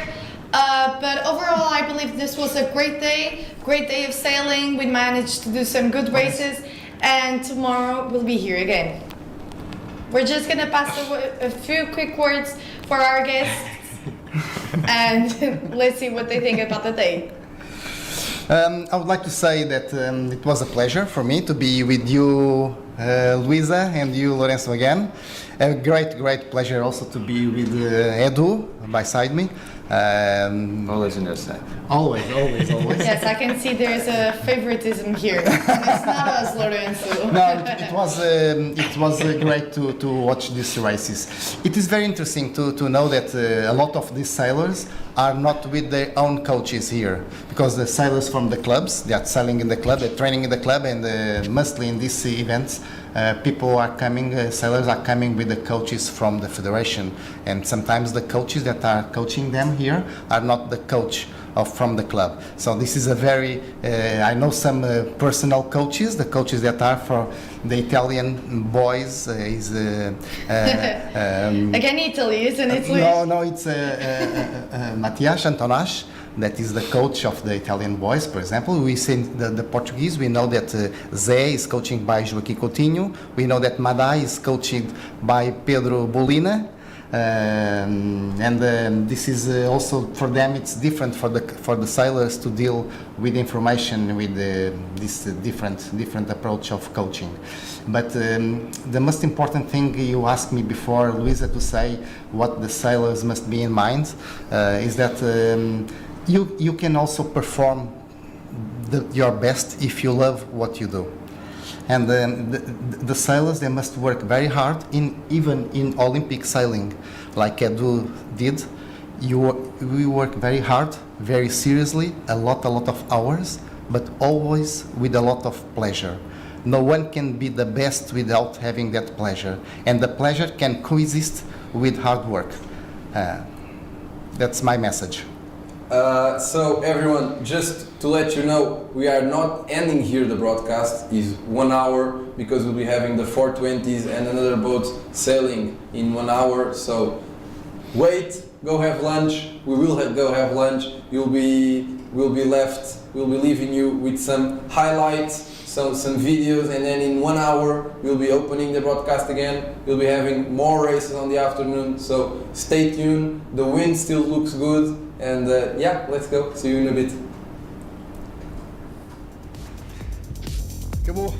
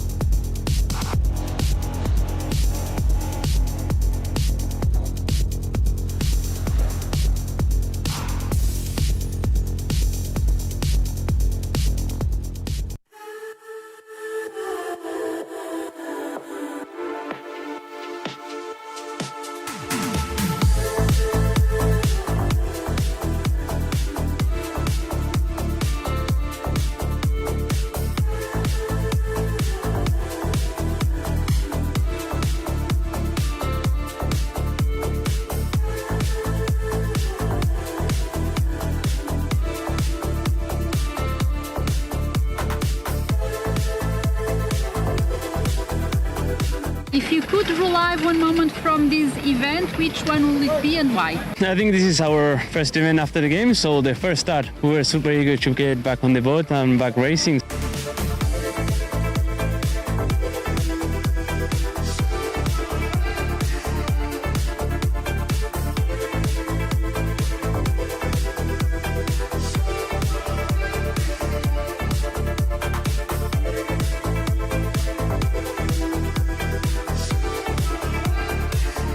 What goes through your mind in the final meters before crossing the finish line? You're always fighting for your position, so you're always, concentrating on being as fast as possible and beating the boats around you. So it's only after the finish that you reflect on how you've performed. Up until that point, you're kind of super drilled into the conditions and what you need to execute on the water.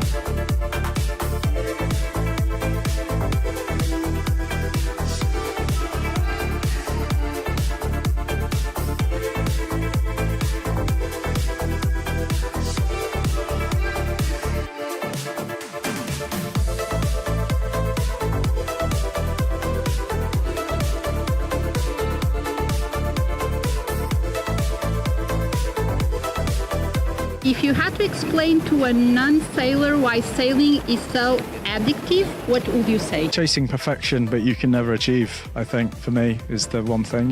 There's always something you can do better in every race, even if it's just catching one more wave. And so the addiction of trying to sail the perfect race. Because it's the speed on our boat and the fun and the people you meet. Yeah, and you spend time in beautiful places like Vilamoura, near to ocean.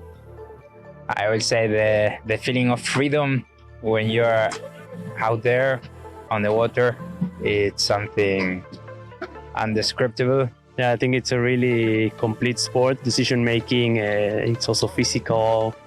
I think it has a lot of things you can control and a lot of things you can't control. I think it's a great sport. Everyone should try it.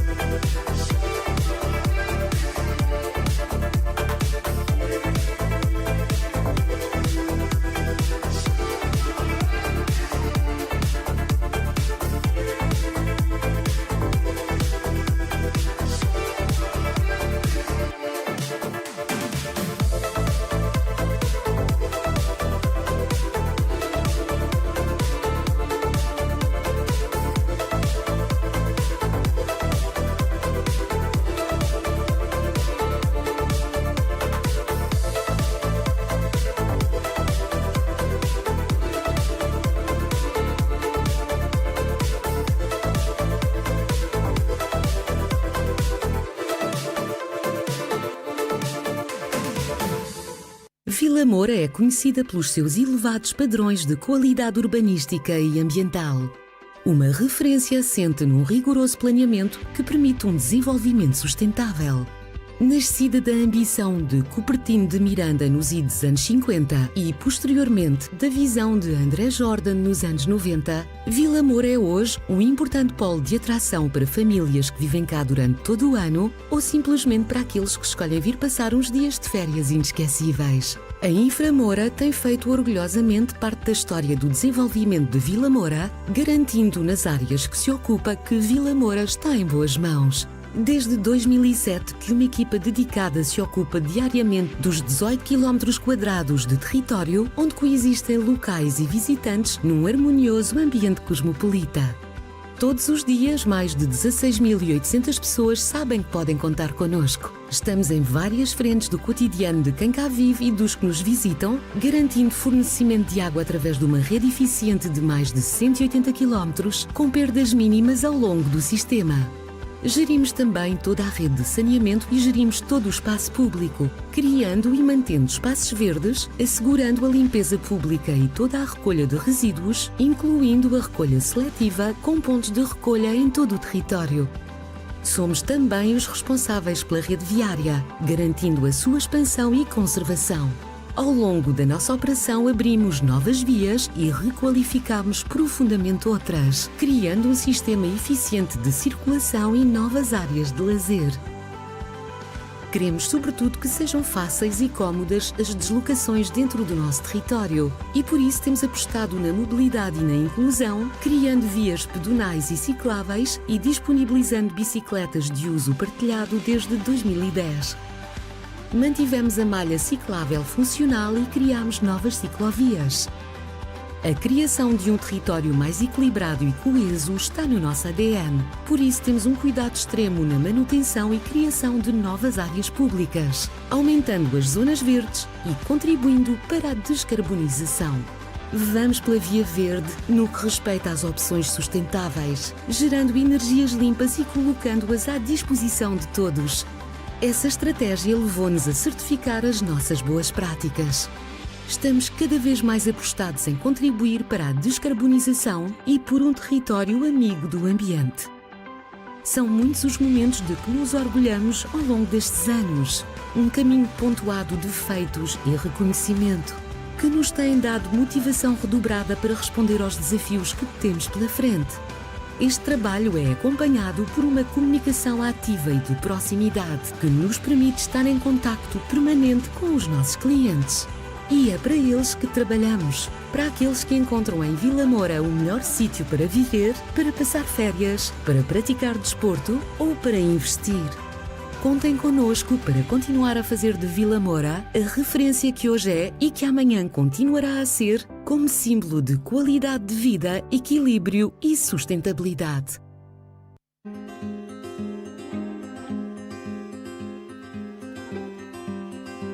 Sometimes you have to leave to discover.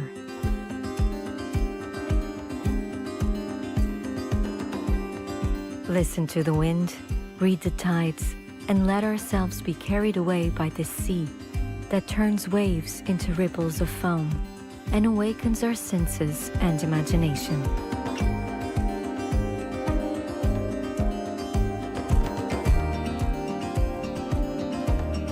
On each landing, I explore all the possibilities around me, in a constant search for the new and unexpected.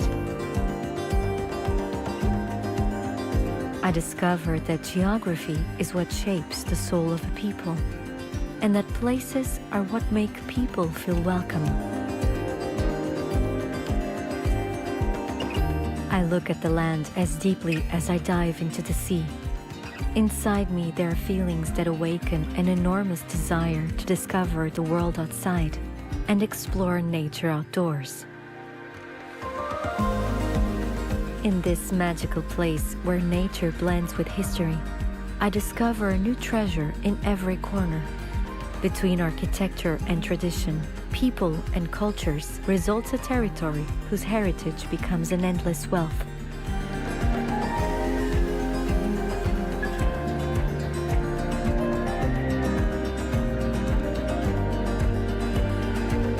I am already part of the sun and salt, a breeze of nature.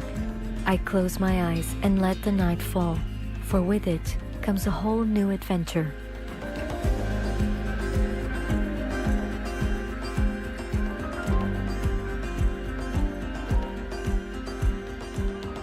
The Vilamoura Nautical Station is the best port of departure and arrival to discover the Algarve by boat. An imperative stop full of new encounters.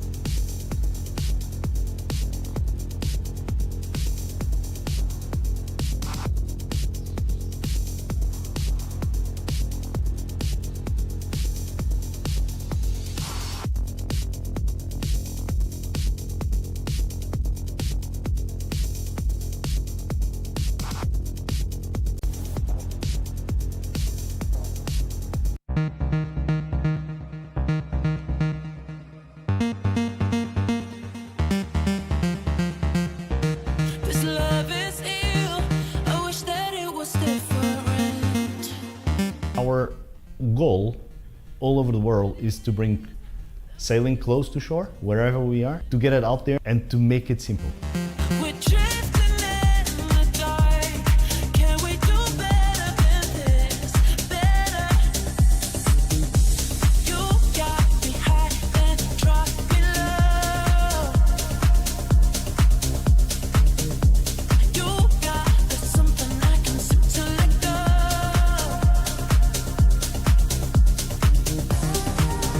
Vilamoura Sailing is coming to the 10th year of existence. I think we're at this stage the biggest dinghy sailing center in the world. It started with a very funny conversation and a clear vision that someone at some stage needed to change the sailing organization side. Year one was 2016, organizing the Optimist Worlds in Vilamoura.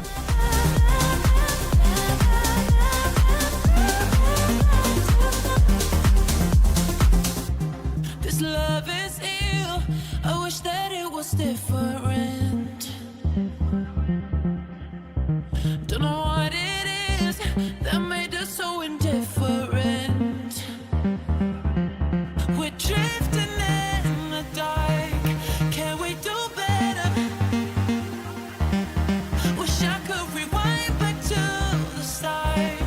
Can we do better than this? Vilamoura is an amazing sailing venue.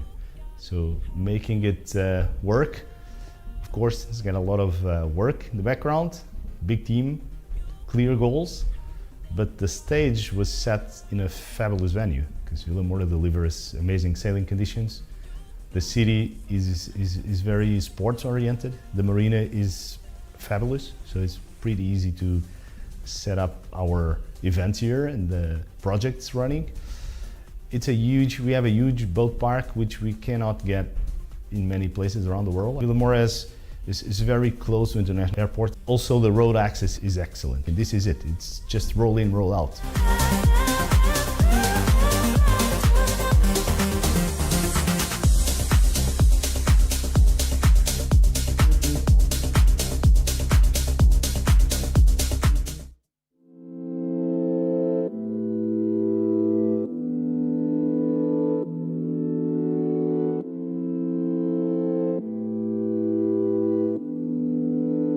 Innovation is a main role in our activity. We did innovation in multiple areas. We were among the first ones to use robotic marks. So we have a paperless company running already for a couple of years. For us, innovation was to make clear to our team and our staff and our race officers and juries that sailors are the customers and coaches. We are here to deliver them a service.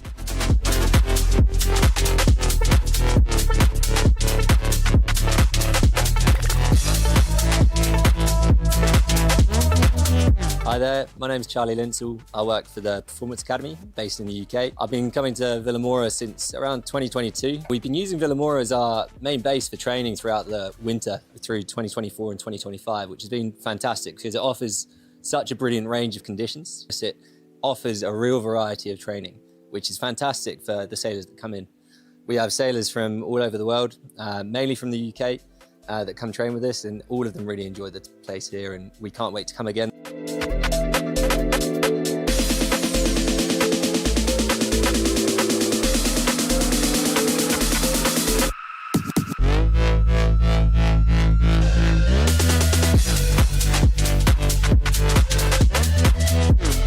At this stage, reinforcing the infrastructures is our main goal, and we have been requested by teams to develop specific areas, and that's what we are doing at this stage.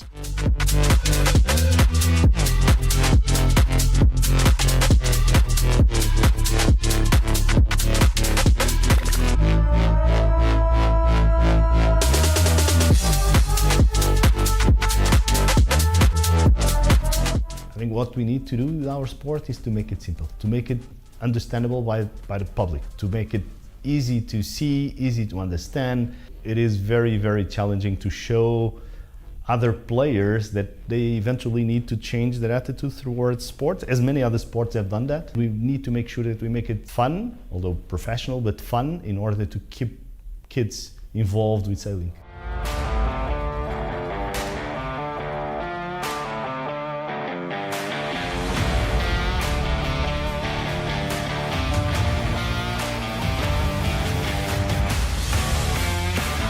Our goal was always to replicate these projects. So Vilamoura Sailing was the first, but was definitely not the last. So the PRAO, its motto, is designing sailing destinations, and this is what we do.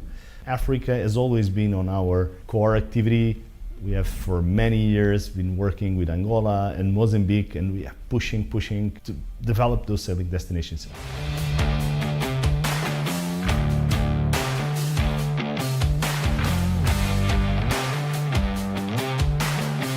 It is really rewarding to see where we came from and what we have done in the last years, and how successful we became. From 2023, we have developed a sailing center in Morocco, which is called Tangier Sailing, and it's running parallel to Vilamoura Sailing, and we are developing other sailing destinations.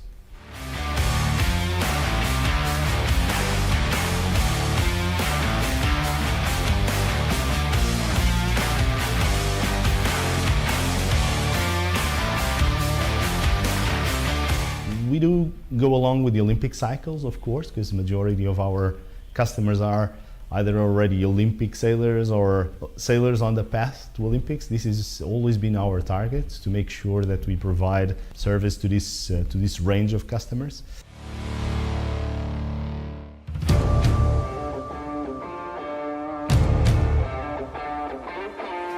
Media is the key point in any activity these days. I mean, no project can effectively run or happen without being out there, without letting people know what we are doing. We really tried to move away from the boring day-to-day photos that we could not distinguish if this was day 1 or day 2 on the photos or day 3 or 4. So this was the goal of ProMedia, to be out there.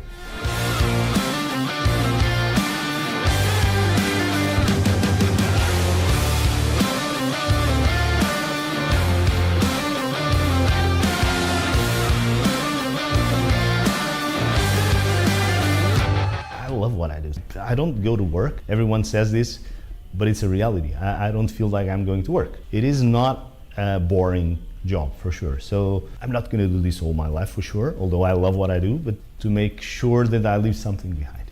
I think that's probably the most challenging part for me.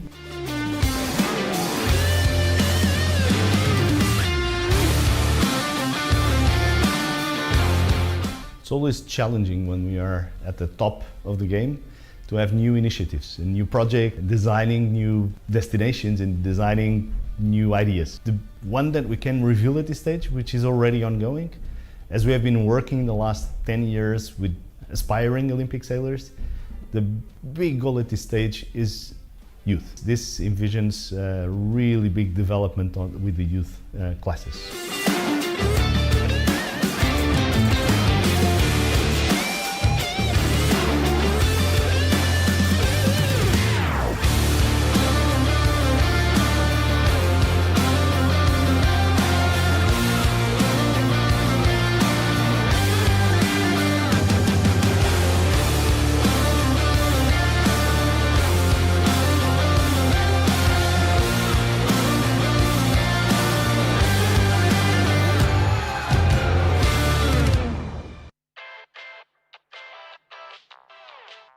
Hello everyone, welcome to Vilamoura. I'm Lourenço. And I'm Luisa. And we're thrilled to be your hosts during this amazing week at the Youth Sailing World Championship.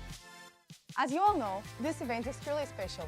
It brings the very best young sailors from around the world, each representing their country with pride. Today we start with team racing. We have 10 different teams from 10 different nations which will be competing in ILCA 6s of mixed teams, 1 boy and 1 girl. Format is simple but intense. The team whose boat finishes last loses the race. Our race committee is aiming up to 45 races today, so we expect fast turnarounds, tight battles and lots of excitement. At the end of the day, the team with most victories wins the race.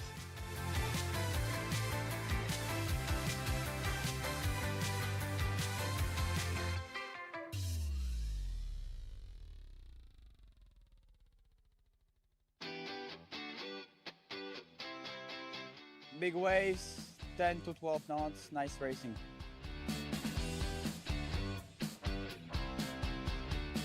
Really hard, but we had fun, so much fun.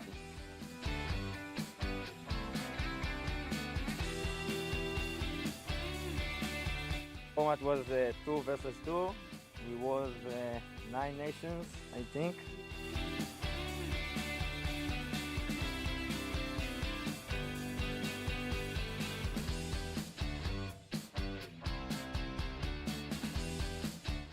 The main goal was to learn a little bit of team racing and just have fun.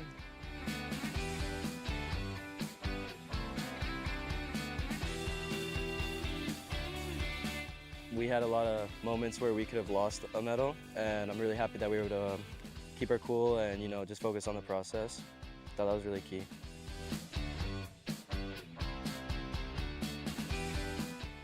We did 4 races, we win all the races and yeah, it was really good. So I guess it was different and we're also 2 boats per team, but yeah, it was pretty fun.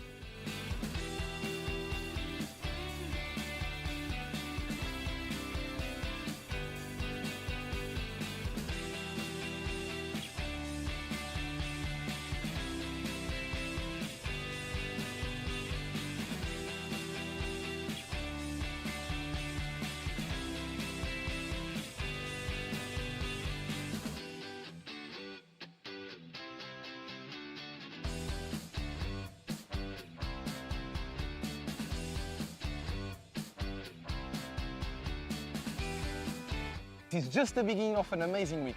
So stay with us and don't forget, we start live broadcasting on Monday. See you soon.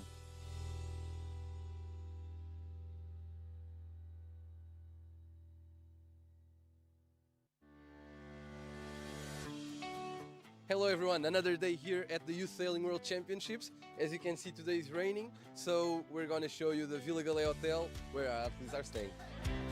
Let's check the breakfast area and see if they're enjoying it.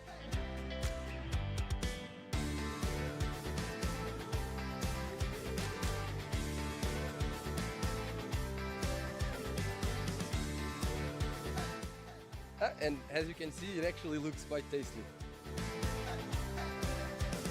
Your food as tasty as mine?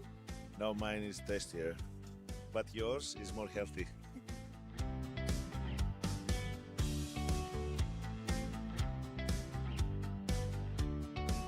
What are your expectations for the week? This is my first Junior Worlds and I'm so excited. I went surfing the other day before we went to the boat park, and that was really nice. Yeah. And the marina area is beautiful. You have a nice venue here. So thank you for inviting me. Okay. I'm hoping to catch some nice winds and hopefully a bit more sunny days. And I just want to do my best and enjoy racing mostly. Because it's my first Youth Worlds, I don't really have many expectations for the week. Just try to do my best and learn from the better sailors. He wants to change some lines so he can have new ones. Good helpers. Yeah, they're doing way better than I am. What are your feelings about she want to win? I don't know, like she's super good. What do you think about Vilamoura? Oh, it's one of the best venues in the world, right? Come here quite a lot over the past few years. Come here for training camps every year. Evo looks after us every time. And Burju as well whenever I see her. So yeah, one of my favourite venues. I think it's going to be quite a difficult week for sailing. The conditions look like they're going to be up and down quite a lot with a few weather systems coming through. But it makes it more exciting, and I know that my sailor is ready and he's going to have a good week. Kite foiling is the only event where the sailors can bring their own equipment. So obviously it has to be checked and measured. So we are in the equipment inspection scheduled today for the kites, and we are going to check the equipment. The kites, the foil, the helmet. The main goal is to make sure that everyone is competing fairly, that they're all starting off at the same point, and it's not the equipment that's going to help them win, but their skills. So now we're back to the boat park. Come with us around and see what sailors are doing. All good with the equipment? Yeah, everything looks really good, but still a lot of stuff to do that we want to specialize on our boat. Yeah. Boys at Irvington have done a great job. Really happy to get the boats and sails brand new and setting up everything today and tomorrow try to go out. Change the forestay length and also some grip tape and the sheets, basically everything.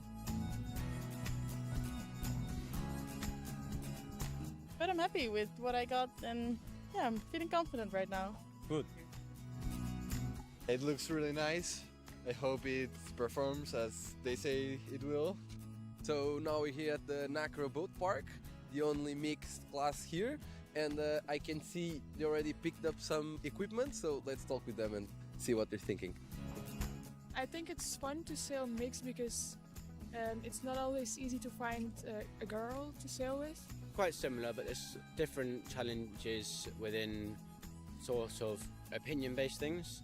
So just guys and girls having different opinions or different things, kind of fighting it in different ways. But overall, it's not much different to sailing with someone of the same gender.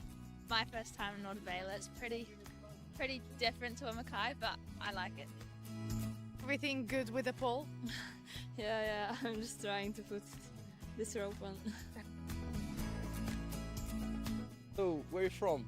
I'm from Sydney, Australia. Okay, nice. And you guys? I'm from Cayman, Morocco. This weather's okay. I was expecting it to be colder actually, so I'm pretty happy. Just come back from Australia and we've got that 40 degrees every day, so it's not quite the same, but I'm looking forward to getting used to the conditions and doing what we can. First time here in Vilamoura and also my first time in the Youth Worlds, yes. So I hope it's a good competition. Now we have with us João, which actually is the Portuguese athlete with most Olympic appearances, and now he's here as a coach. So can you maybe talk us a little bit how you feel about this event? Great opportunity, especially for them to sail in his own waters, on their own waters. So we're very excited with it. It's a very important day to collect all the equipment. Well, it's a bit raining, but hopefully we'll have some wind during the day so they can go out.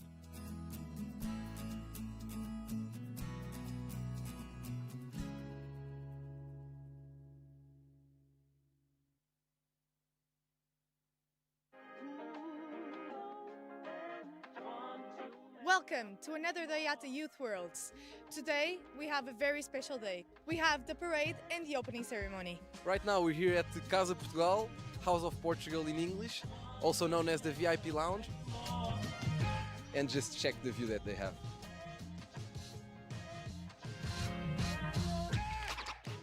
How do you think youth sailing has changed throughout the years? So youth sailing has pretty much stayed the same throughout the years, and that's one of the beauties of this event. This event's been going for 50-something years, and obviously the equipment's developed. You know, we've got foiling windsurfers, and we've got kites now. But essentially, the competition's stayed the same. It is the best of the best in country, all racing against each other on a global level.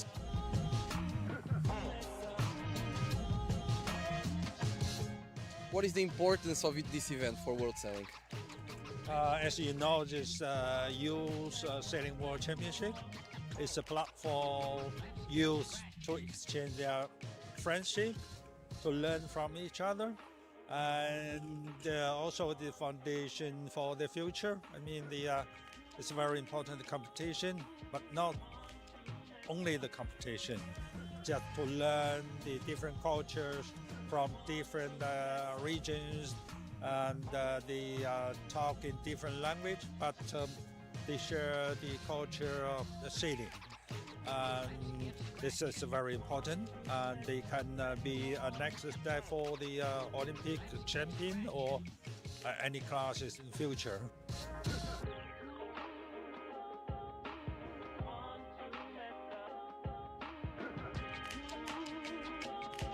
Vilamoura and Vilamoura Sailing are world class. I mean, you get Olympic teams from all over the world coming to train here between September and April, and there's a reason for that. I mean, the facilities are fantastic, as you can see.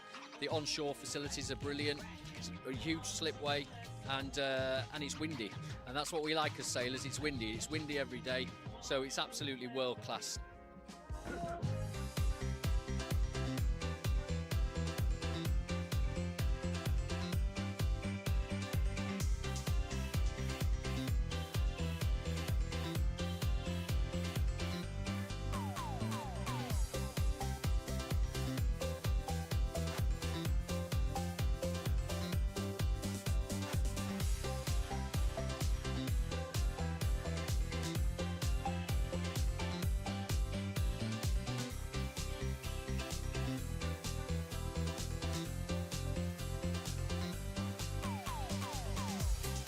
Welcome to Vilamoura, and welcome to the 2025 Youth Sailing World Championships. Tonight marks the start of a very special week. Thank you so much. Enjoy this week. You'll build friends here forever. I wish you all a fantastic championship marked by fair play, vibrant energy, and above all, may the waters and winds of Vilamoura provide you with truly unforgettable moments. And I wish you all great races and unforgettable stay in Portugal. I hope this event is good for you. I'm sure you'll have an excellent time with us, and hope to see you soon back in Portugal. You had to be the best in your country to get here, and now 67 countries will battle it out for the ultimate goal of being crowned the world champion. And this week you'll become part of something bigger than any one race or any result. You'll become part of history and future of our sport. So it's my honor to officially declare the 2025 Youth World Sailing Championships Open.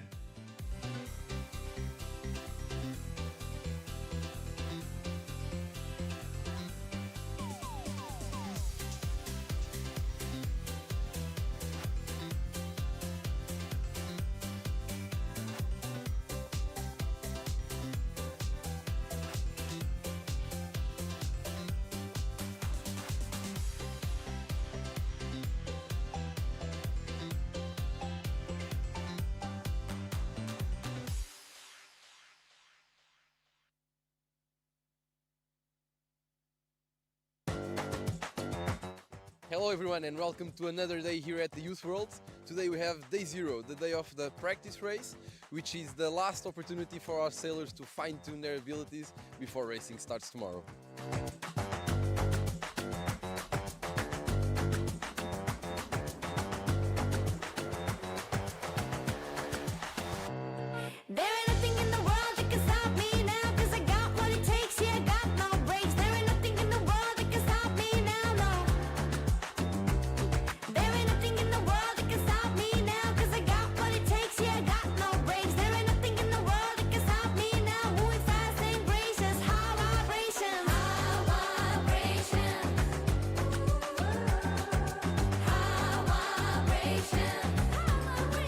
Meanwhile they're racing, let's check out the backstage of an event like this.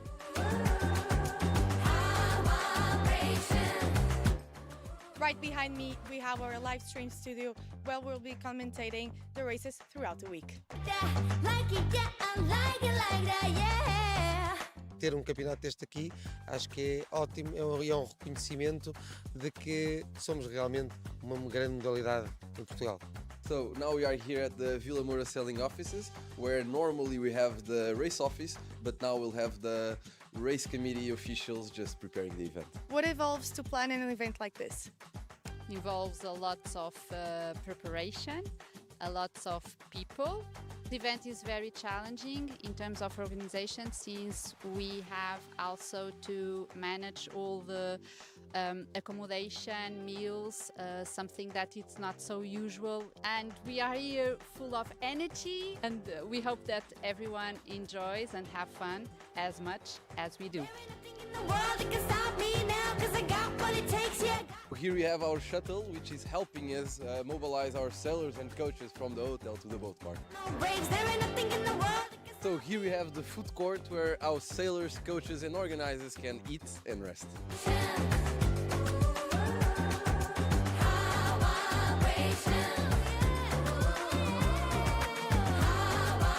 Here we have the room for the trackers, and although we'll only be broadcasting 1 or 2 events each day, don't forget that we'll be live tracking all the other ones. This is where we combine the tracking information with wind data and the scoring data and all the data coming from the race committees. So this allows sailors to analyze what's going on the water, be it live, also good for commentary, live streams, but also then after the fact when coaches look at the data with their athletes. This is our media center, where we prepare all the content for you to watch.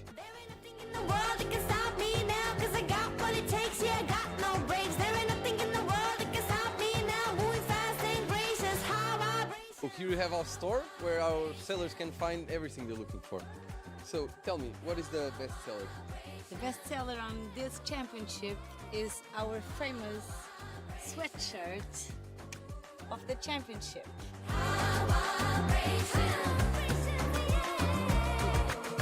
So now it's time to drive back home, because tomorrow we'll have a great day full of action.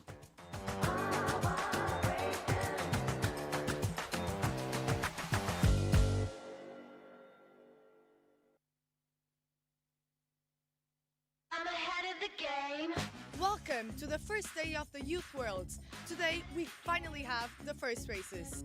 And today we're hoping to have amazing conditions. We'll have southwest winds around 7 knots and maybe up to 10 knots. I love Vilamoura. We've come here with the Olympic team for past 15 years, I'd say. Because in Denmark during the winter it's snowing, it's freezing, the water is close to freezing over. So Vilamoura is the Danish winter home, I would call it. I'm looking forward to these races today.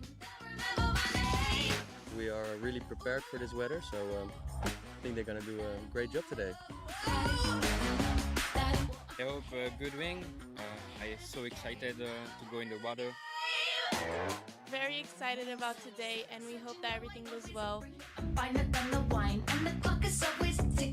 Today is a pretty light wind, but we feel excited, we feel ready, and I feel like we're going to have a really good competitive fleet, but we're going to do the best we can in every condition.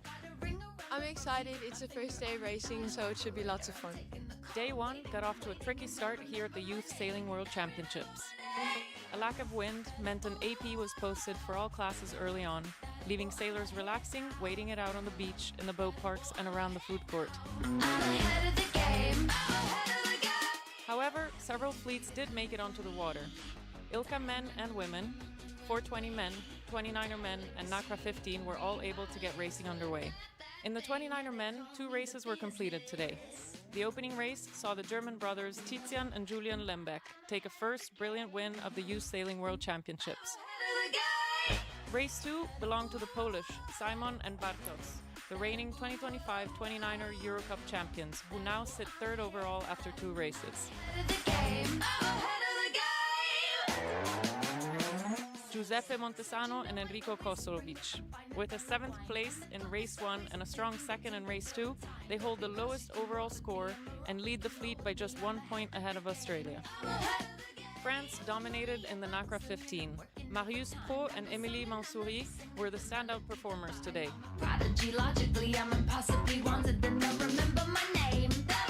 In 2nd place are the Americans Dylan and Casey, and they are closely followed by the Belgians Lotte and Simon.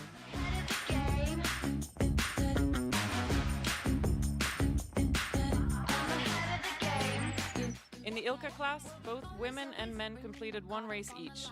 The leader after day 1 in the ILCA male class is Alessandro Cinirei, and in the women's it's Marina Murri. The 420 class only managed to finish 1 race, and Sviatoslav and Dmitro from Ukraine managed to take the win.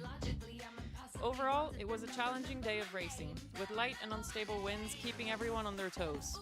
The conditions weren't on our side today, but we're hoping for much more action tomorrow.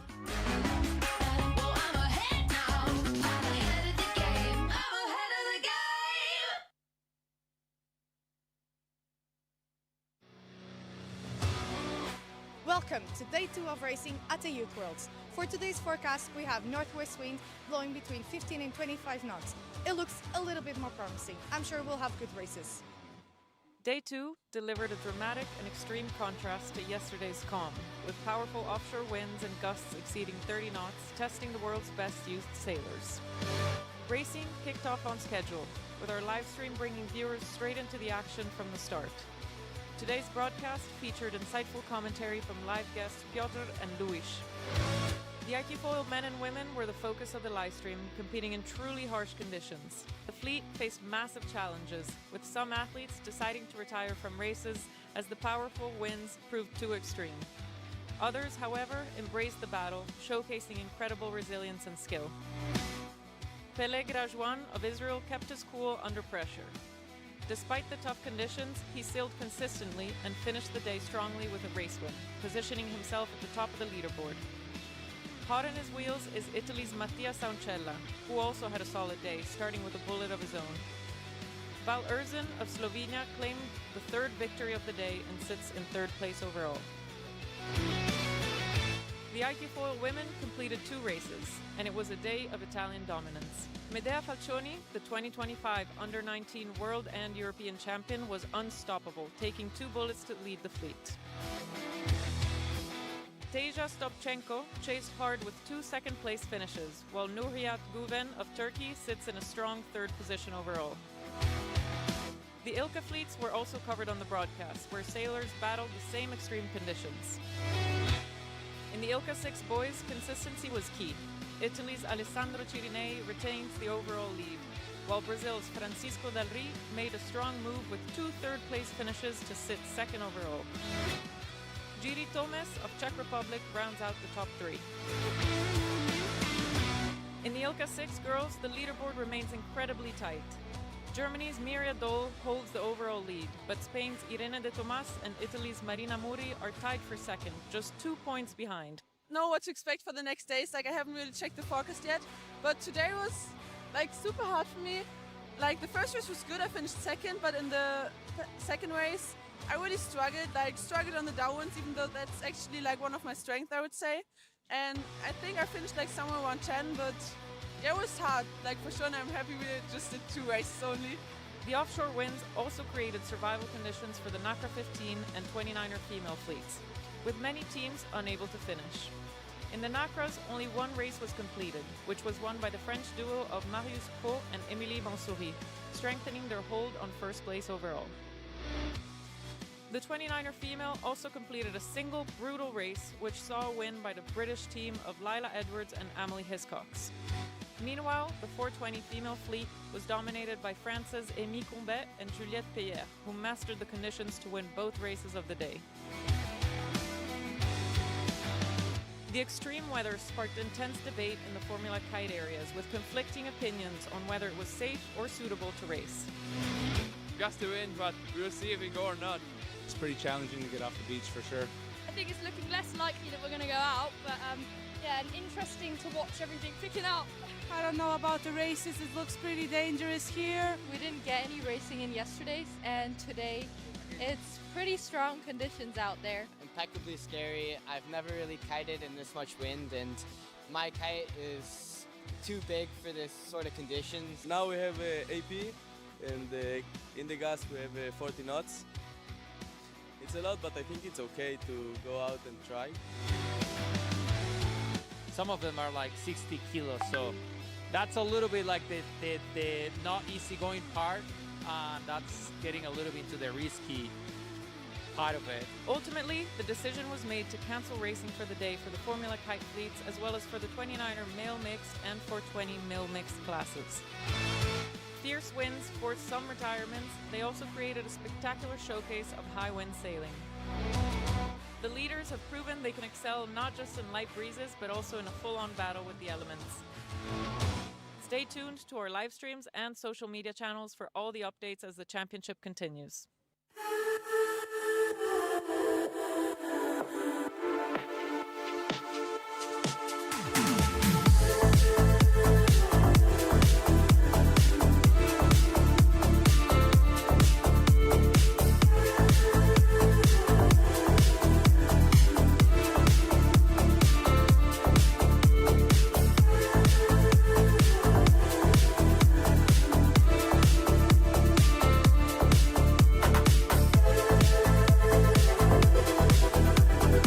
If you could relive one moment from this event, which one will it be and why? I think this is our first event after the game, so the first start. We were super eager to get back on the boat and back racing.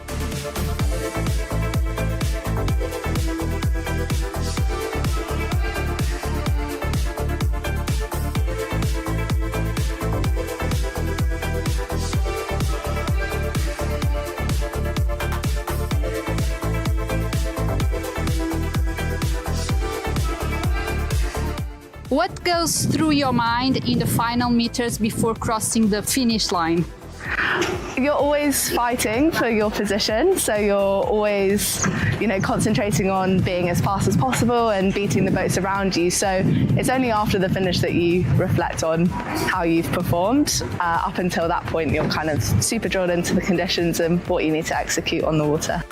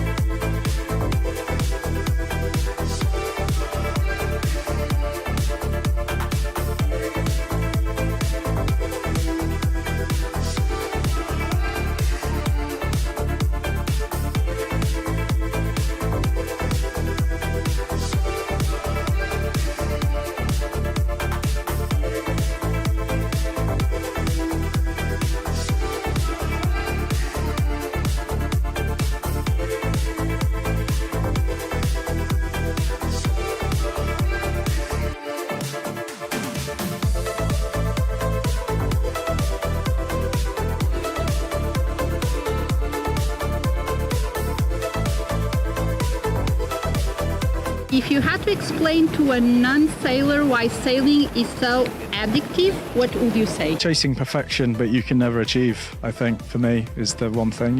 There's always something you can do better in every race, even if it's just catching one more wave. And so the addiction of trying to sail the perfect race. Because it's the speed on our boat and the fun and the people you meet. Yeah, and you spend time in beautiful places like Vilamoura, near to ocean. I would say the feeling of freedom when you're out there on the water, it's something indescribable. Yeah, I think it's a really complete sport. Decision making, it's also physical. I think it has a lot of things you can control and a lot of things you can't control. I think it's a great sport. Everyone should try it.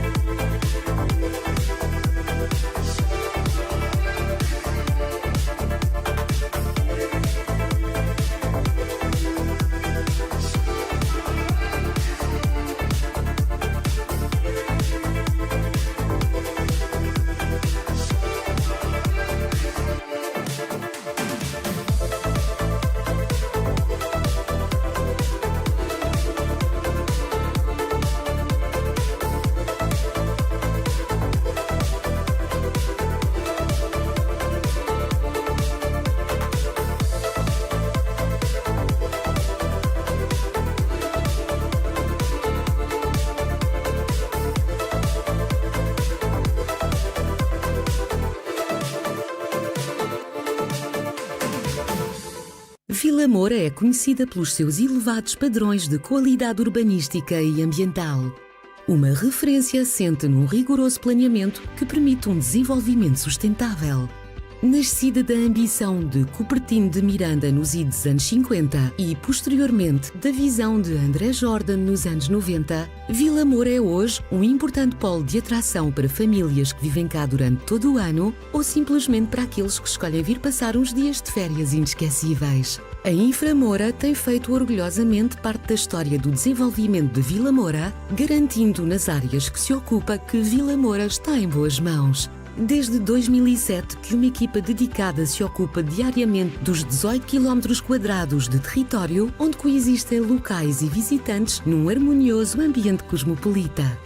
Todos os dias, mais de 16.800 pessoas sabem que podem contar connosco. Estamos em várias frentes do cotidiano de quem cá vive e dos que nos visitam, garantindo fornecimento de água através de uma rede eficiente de mais de 180 km, com perdas mínimas ao longo do sistema.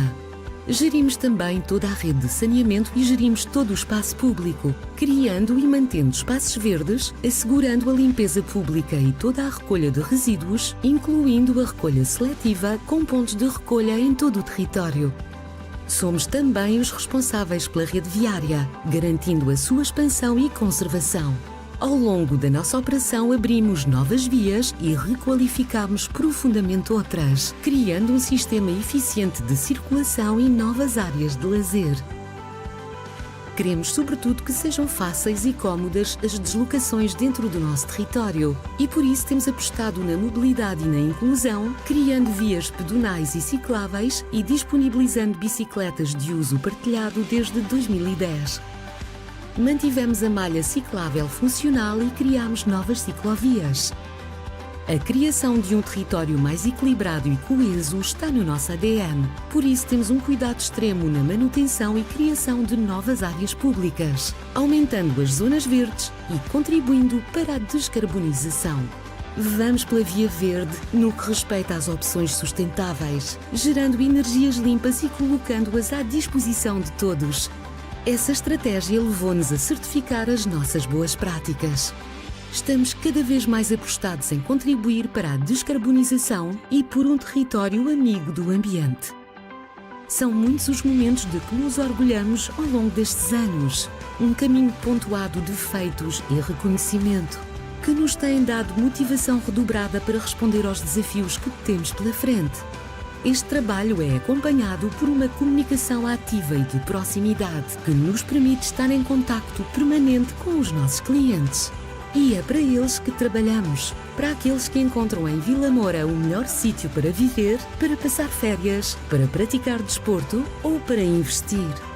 Contem connosco para continuar a fazer de Vilamoura a referência que hoje é e que amanhã continuará a ser, como símbolo de qualidade de vida, equilíbrio e sustentabilidade.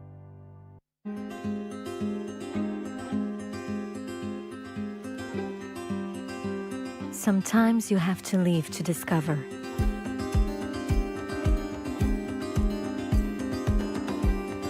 Listen to the wind, read the tides, and let ourselves be carried away by this sea that turns waves into ripples of foam and awakens our senses and imagination.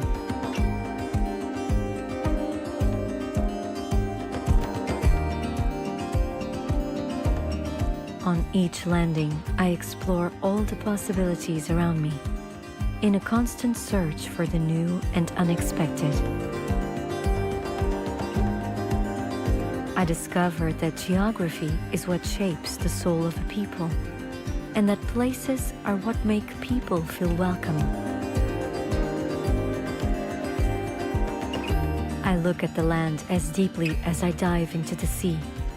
Inside me, there are feelings that awaken an enormous desire to discover the world outside and explore nature outdoors. In this magical place where nature blends with history, I discover a new treasure in every corner. Between architecture and tradition, people and cultures results a territory whose heritage becomes an endless wealth.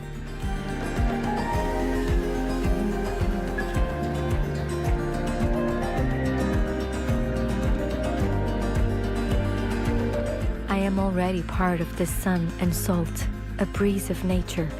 I close my eyes and let the night fall, for with it comes a whole new adventure.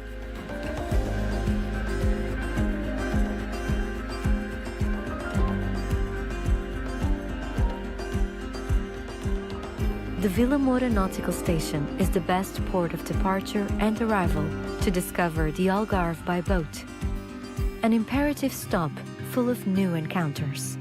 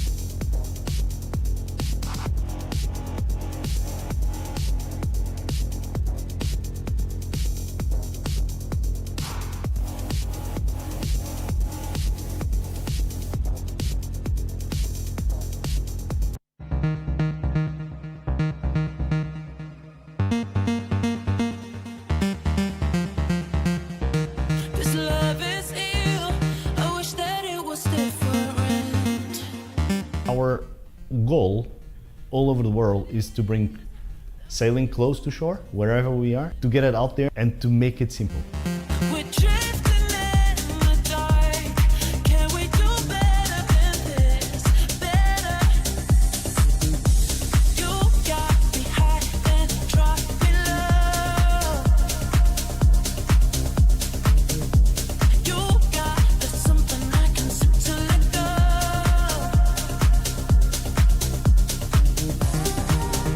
Vilamoura Sailing is coming to the 10th year of existence. I think we're at this stage the biggest dinghy sailing center in the world. It started with a very funny conversation and a clear vision that someone at some stage needed to change the sailing organization side. Year one was 2016, organizing the Optimist Worlds in Vilamoura.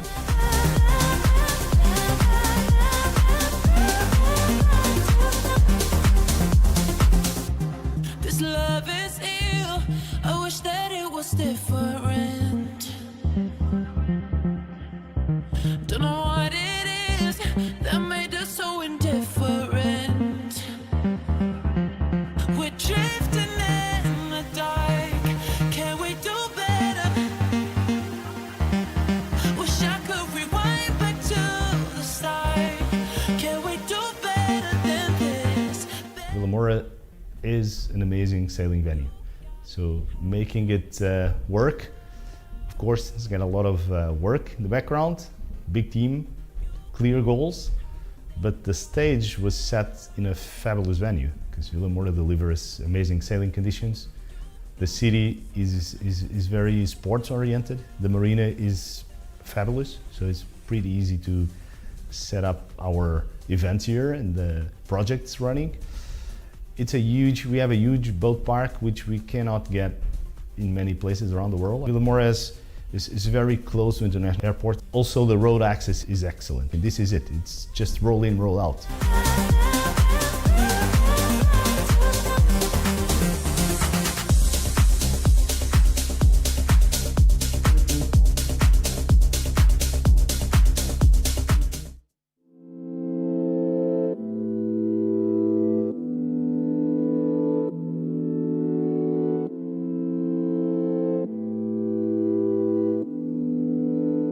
Innovation is a main role in our activity.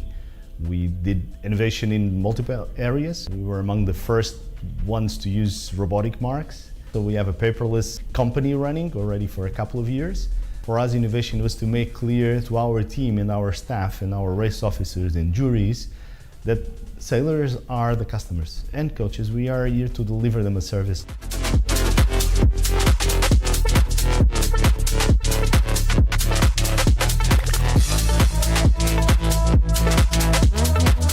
Hi there, my name's Charlie Linsell. I work for the Performance Academy based in the UK. I've been coming to Vilamoura since around 2022. We've been using Vilamoura as our main base for training throughout the winter through 2024 and 2025, which has been fantastic because it offers such a brilliant range of conditions. It offers a real variety of training, which is fantastic for the sailors that come in. We have sailors from all over the world, mainly from the UK, that come train with us, and all of them really enjoy the place here, and we can't wait to come again.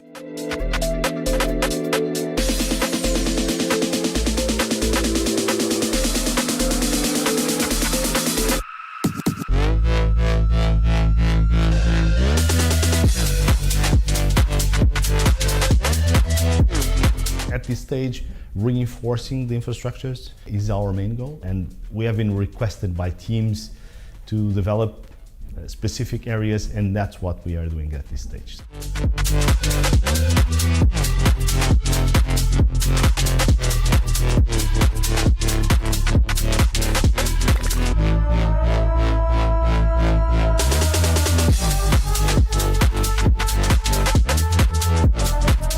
I think what we need to do with our sport is to make it simple, to make it understandable by the public, to make it easy to see, easy to understand. It is very, very challenging to show other players that they eventually need to change their attitude towards sports, as many other sports have done that. We need to make sure that we make it fun, although professional, but fun, in order to keep kids involved with sailing.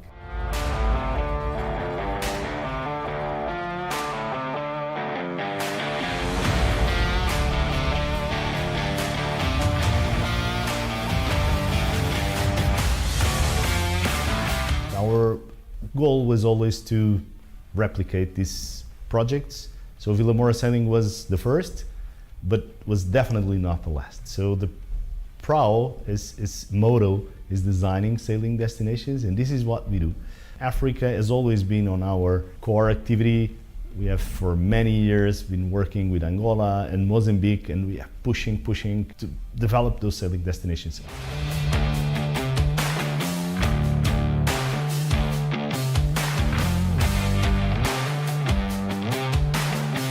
It is really rewarding to see where we came from and what we have done in the last years, and how successful we became. From 2023, we have developed a sailing center in Morocco, which is called Tangier Sailing, and it's running parallel to Vilamoura Sailing, and we are developing other sailing destinations.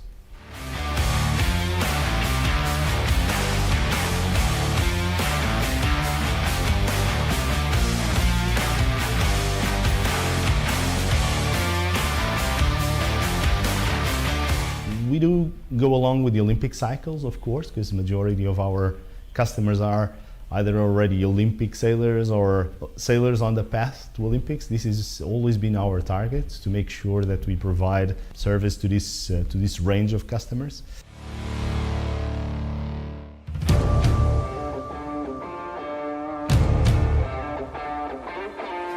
Media is the key point in any activity these days. I mean, no project can effectively run or happen without being out there, without letting people know what we are doing. We really tried to move away from the boring day-to-day photos that we could not distinguish if this was day 1 or day 2 on the photos, or day 3 or 4.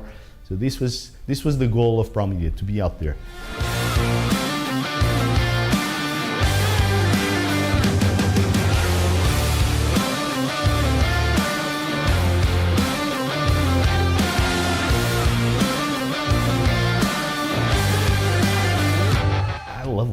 I don't go to work. Everyone says this, but it's a reality. I don't feel like I'm going to work. It is not a boring job, for sure. So I'm not going to do this all my life, for sure, although I love what I do, but to make sure that I leave something behind. I think that's probably the most challenging part for me.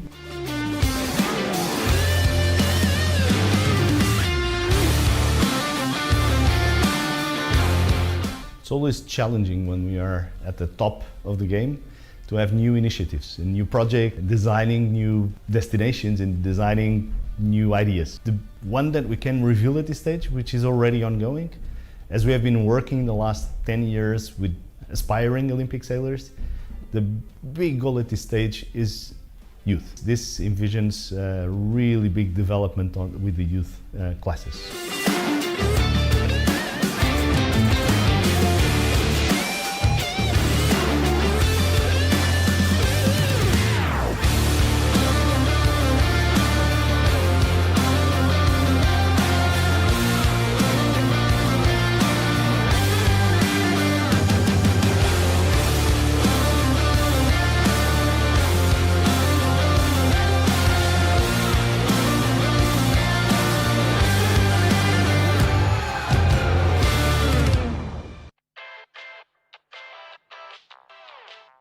Hello everyone, welcome to Vilamoura. I'm Lourenço. And I'm Luisa. And we're thrilled to be your hosts during this amazing week at the Youth Sailing World Championship.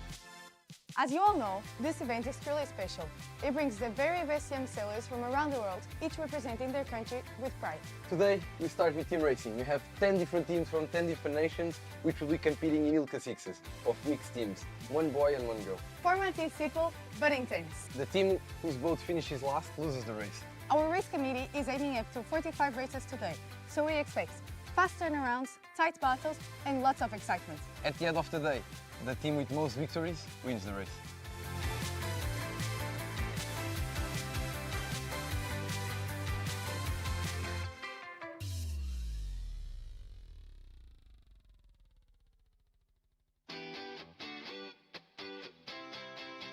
Big waves, 10 to 12 knots, nice racing.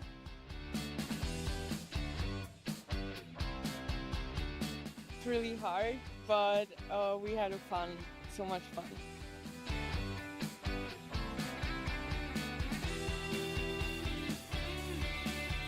Format was 2 versus 2. We was 9 nations, I think.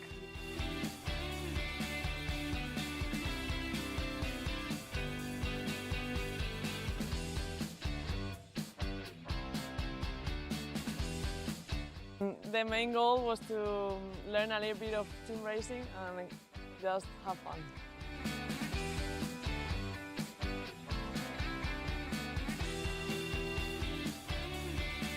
We had a lot of moments where we could have lost a medal, and I'm really happy that we were able to keep our cool and, you know, just focus on the process.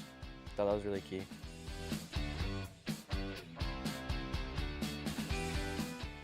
We did 4 races, we win all the races, and yeah, it was really good. So I guess it was different, and we're also 2 boats per team, but yeah, it was pretty fun.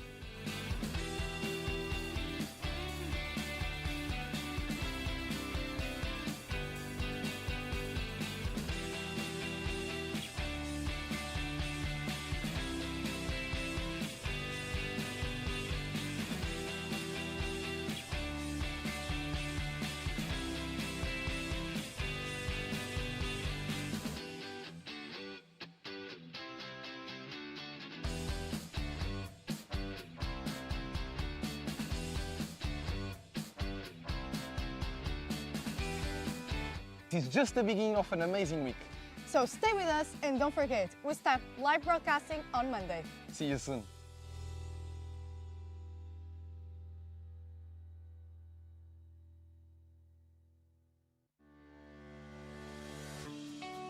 Hello everyone, another day here at the Youth Sailing World Championships. As you can see, today is raining, so we're going to show you the Vila Galé Hotel where our athletes are staying.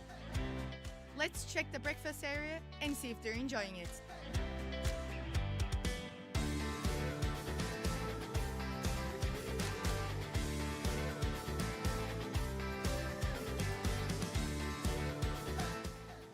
And as you can see, it actually looks quite tasty.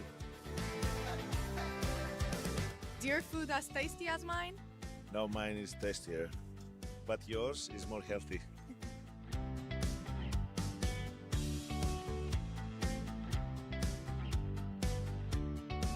What are your expectations for the week? This is my first Junior Worlds, and I'm so excited. I went surfing the other day before we went to the boat park, and that was really nice. Yeah. And the marina area is beautiful. You have a nice venue here. So thank you for inviting me. Okay. I'm hoping to catch some nice winds and hopefully a bit more sunny days. And I just want to do my best and enjoy racing mostly.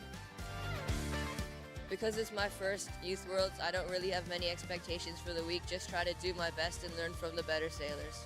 He wants to change some lines so he can have new ones. Good helpers. Yeah, they're doing way better than I am. What are your feelings about she want to win? I don't know, like, she's super good. What do you think about Vilamoura? Oh, it's one of the best venues in the world, right? Come here quite a lot over the past few years. Come here for training camps every year. Evo looks after us every time. And Burju as well whenever I see her. So yeah, one of my favourite venues. I think it's going to be quite a difficult week for sailing. The conditions look like they're going to be up and down quite a lot with a few weather systems coming through. But it makes it more exciting, and I know that my sailor is ready and he's going to have a good week. Kite foiling is the only event where the sailors can bring their own equipment. So obviously it has to be checked and measured. So we are in the equipment inspection scheduled today for the kites, and we are going to check the equipment.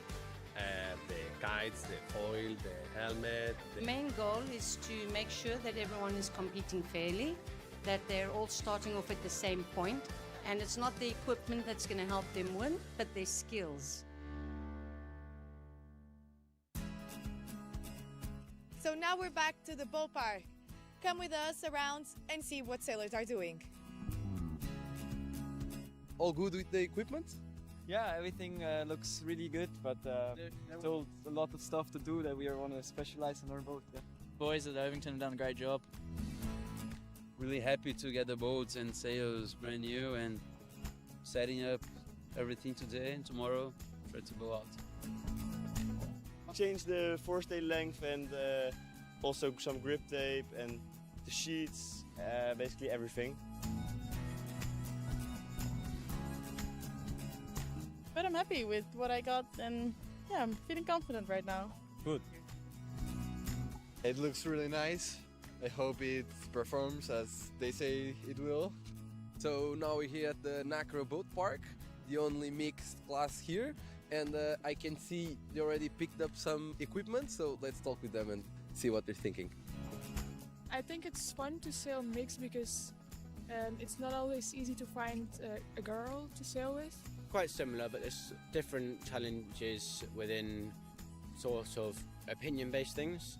So just guys and girls having different opinions or different things, kind of fighting it in different ways, but overall it's not much different to sailing with someone of the same gender. My first time in North Vela, it's pretty different to a Mackay, but I like it. Everything good with the pole? Yeah, I'm just trying to put this rope on. So, where are you from? I'm from Sydney, Australia. Okay, nice. And you guys? Oh, I'm from Cayman, Morocco.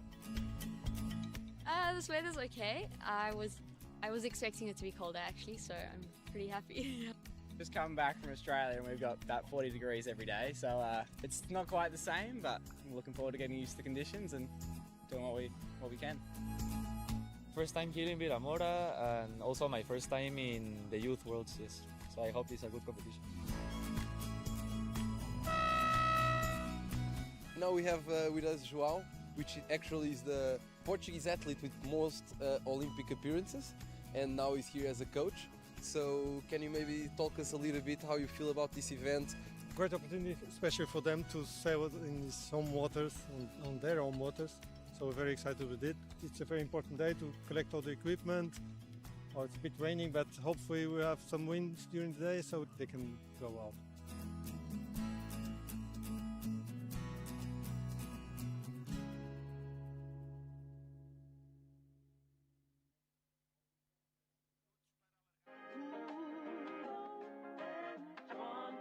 Welcome to another day at the Youth Worlds.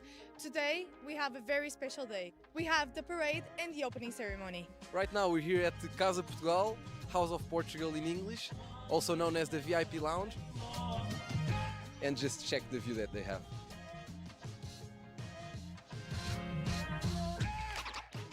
How do you think youth sailing has changed throughout the years? So youth sailing has pretty much stayed the same throughout the years, and that's one of the beauties of this event. This event's been going for 50-something years, and obviously the equipment's developed. You know, we've got foiling windsurfers, and we've got kites now.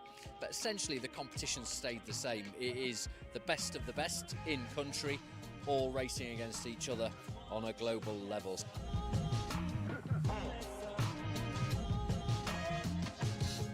What is the importance of this event for World Sailing? As you know, this Youth Sailing World Championship is a platform used to exchange their friendship, to learn from each other, and also the foundation for the future. I mean, it's a very important competition, but not only the competition, just to learn the different cultures from different regions, and they talk in different language, but they share the culture of the sailing. And this is very important, and they can be a next step for the Olympic champion or any classes in future.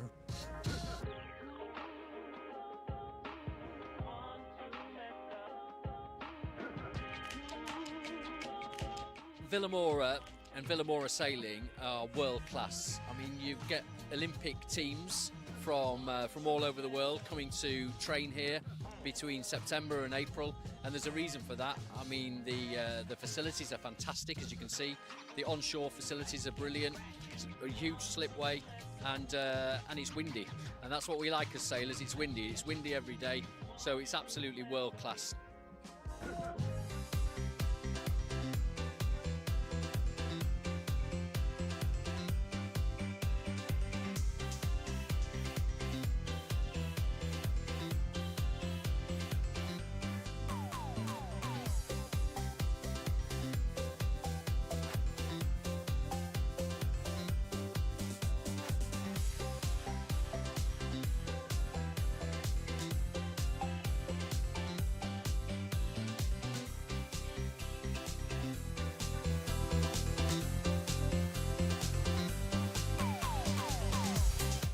Welcome to Vilamoura and welcome to the 2025 Youth Sailing World Championships. Tonight marks the start of a very special week. Thank you so much. Enjoy this week. You'll build friends here forever. I wish you all a fantastic... So, hello everyone. Welcome back here at the studio with us. We are about to see the start of the races of the afternoon. We'll be following the 420 girls, and yeah, we're looking forward to it. Can you tell us a little bit about the races we'll be seeing, Luisa? Yes, we're going to see the 420 girls? Women. Sorry, I had a blank. Women, they're about to start. They already changed with the boys. The boats, since they're sharing boats, they came ashore and changed. And now we're 2 minutes and 45 seconds to the start. We can see that the wind dropped a little bit, and yeah, just to mention, in this event, since all the material, all the boats are supplied by the organization, in this case by Nautivella and the sails from Zaoli. So big shout out to them. Thank you very much for the help in organizing this event, and also in terms of sustainability. We only have one boat per nation, so because the boys were sailing in the morning, they had to go ashore and they were changing with the girls who are now waiting to race. That's why we had to wait an hour before the girls starting racing, because they had to go shore to change. And yeah, now we have around 2 minutes for the start. Can you tell us what the wind is looking like, Luis? Yeah, we have now the wind dropped a lot from this morning. We have about 10 knots, 9 knots. The wind keeps the same direction, so it will be even more tricky than this morning. The wind, the forecast is about, we're expecting the wind to drop even more. So will be a very tricky afternoon, yes, racing afternoon. Yes, about the forecast. In the morning we had some northeast winds with got up to 12 knots. Supposedly the forecast now is for the wind to go left to pure north and drop, and we'll probably end the day with almost no wind. So let's see how many races we can do. For now, we are waiting for the 420 to start. Almost 1 minute to start. We can already see the boats positioning themselves on the starting line. A lot of boats here near the committee boat, and yeah, we are waiting for them to start. First, we're gonna see you the course. We'll be sailing up, down to the mark number 4 within the gate, then up again, down, and yeah, reaching on the left side. This is just up and down 2 laps, and then you have to go through the gate and you finish on reaching on the left side. This normally 420 sails with inner loop or outer loop, but that in this case, because it's only one fleet racing, there's no need in having reaching, so that's why we're only doing up and down instead of the normal outer loop and inner loop. Actually, we are about to see the start. Almost the entire fleet is near the race committee boat. Nobody is near the other end, the pin end start. What normally does this mean, Edu, to have all the boats in one side? It means 2 things. Either everybody really believes on the right side will pay off, or the starting line is biased to the race committee, I would say. Yeah, we just saw the start clearly. I would say the start is biased for the race committee. We can see the boats that started on this end quite ahead of the other boats. Quite a great start from this boat. Can you maybe tell us for the tracking which boat are we seeing here that had this amazing start and now is tacking? Yes, I can. Israel. Yeah, so Israel had a very good start, already tacking to the right. So I would say that maybe more wind on the right. What do you think, Edu, for them starting everyone from the race committee and tacking almost immediately? Well, I cannot really say that from the image I can see. But I believe they just. I believe no, but I know that they're really trying to get like the right shift that normally happens, especially now that the wind went more right than the previous racing that we were doing the streams. Yeah, we can actually have the information here for SAP. Thank you very much for SAP for gathering all the data and put everything in the same site. We have the wind going on almost 50 degrees. So in the morning we had around 20 degrees, which is almost north. Now the wind near the top mark is about 50 degrees. So yeah, the wind already changed a lot to the right. Still the boats are going to the right. Maybe they're expecting more shift, consistent shift to the right. What do you think, Luis? Yes, this is the tendency of the day. The wind is changing, is shifting to the right side of the course, and probably this approach to the starting line or close to the race committee was meaning also that sailors believe that this tendency will continue to the right. So a lot of boats are going to the right side of the course because they believe that will pay. Yeah, actually, you can see that Israel, the boat that started first from race committee, actually had an amazing start. They're going to the left side, so they're using this right shift to go left, which means they believe the wind probably won't go more to the right than it already went. So yeah, they're just waiting for the wind to come back so they can tack and cross the fleet and center. But yeah, now it looks like the left boats are in front. What do you think, Lisa? Yes, it looks like the left handboats are in front of the fleet. Let's check if they're gonna cross in front of the right-hand side boats.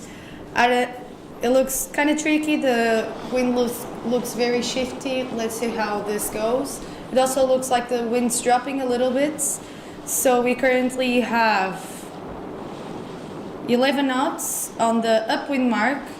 And on the downwind we have 7 knots, so yeah, so big pressure differences around the course. Just to answer some fans here seeing the live stream, which mark is the pin? Okay, on this race course we have a blue rib with an orange flag. Actually, we weren't able to see that on this start because we were following the start from the race committee end. But yeah, on the other side you have a blue rib with an orange flag, and as you know, the start is always from one orange flag to the other. One on the race committee, the big boat we were seeing, and the other the pin boat that we unfortunately weren't able to see. But for sure, you know it's there because every line needs 2 ends. But now we already seeing the boats. Actually, they're spreading a lot on the field. It's not actually normal to have this kind of distance already between boats. No? This happens because the wind is dropping and there is a lot of differences of pressure. Yeah. So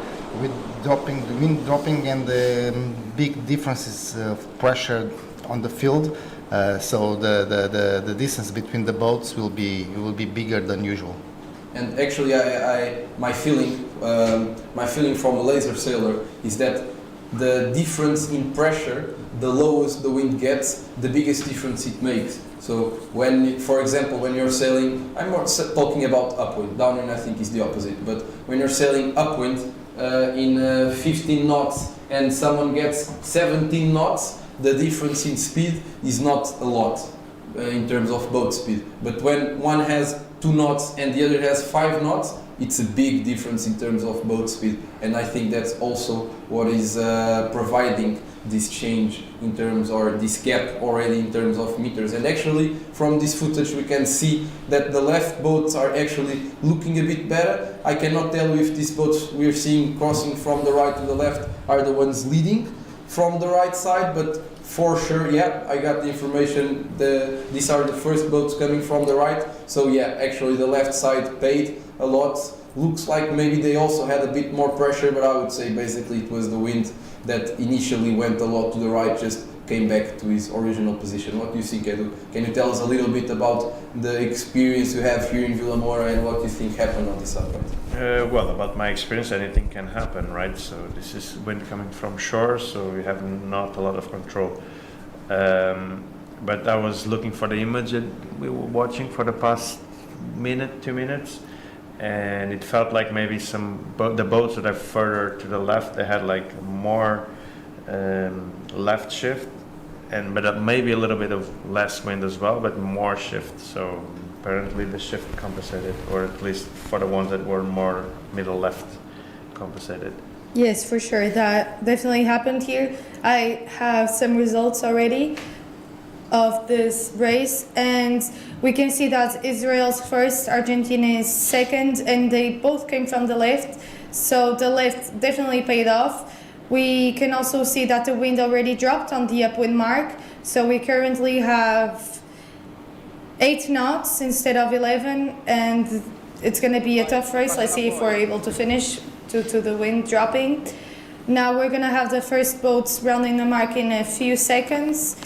Sorry, I think it's also important to mention that although the Israeli and I think the Spanish and the Argentinians, at the end they ended up coming from the right, it's important to say that actually they were the boats that started in front. So they started from the race committee, they already crossed in front of everyone, and they basically they just did that race. It's the same thing we were talking in the morning. They started from the best place, they had clear wind, they had space, they managed to put their boat speed as maximum as possible, and they ended up leading the first upwind mark. And obviously, Edu, you can maybe tell us something about this, but every time you have space and you can do what you want and you're not forced by the other boats to do what you can, it's a very big difference.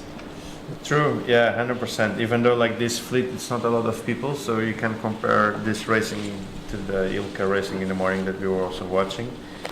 Like even if you don't have like a great start, very easily you get the clear lane. So I would say, and here is not really a big thing to have like a really nice start, and like I think you can always find a lane to gain some places if you are fast. Yes, I agree. Luisa, can you maybe tell us the top 10 from the first mark? You already see the boats going down and hoisting the so first Israel, second Spain, third Argentina, then Japan, Great Britain, New Zealand, neutral nation, Portugal, Hungary, and Germany. Neutral athletes, yes. Actually, the Spanish girls that are currently leading in this race, so her names are Neus Fernandes and Martina Godmila Darder. They won the Worlds in Turkey this year, so they're definitely a boat you should look out for. And here we can see the standings on the positions on the first mark. Everything's still very close together. Everything still can happen in this race, especially with these light and tricky conditions, offshore wind.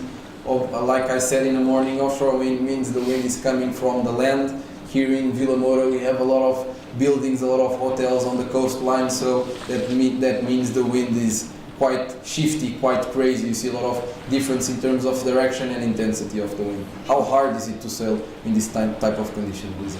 It's really, really hard. There's a lot of shit. You need to look out for the gusts also, because the difference in pressure and the shifts is mainly the most important thing.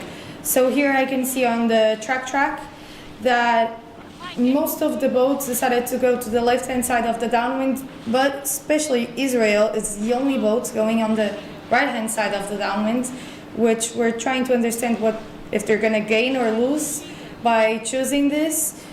They're already in the middle of the downwind, so we'll see how this goes for Israel, if it was a good decision or a bad decision. They're currently sitting now in 6th place, so we'll see how the mark rounding goes. But as Lorenzo said, this type of wind here, especially in Vilamoura, it's very, very tricky. A lot of shifts, a lot of different pressures around the racing area. So we'll see how this goes. What do you think about this, Luis? I was watching now the technique of the Israeli team that is on the footage. Beautiful how to see the spinnakers flying. So great control of the spinnaker from the crew. The boat never stops. It's beautiful to see how they keep with small and very smooth movements. The speed of the boat keep going. The spinnaker doesn't move. As I told this morning, the spinnaker is the engine of the boat when you're going downwind, and you can see that. I'll give you an update. So now Israel is currently in first place, so that right downwind definitely paid off. And we currently only have 6 knots on the downwinds. So it's pretty light, as we can see. Yeah, we can see it's been quite tricky this downwind. The wind clearly dropped. This means probably we'll be seeing more pressure differences throughout the race course. We'll be seeing more wind shifts throughout the race course, and let's see how the sailors will cope with that. And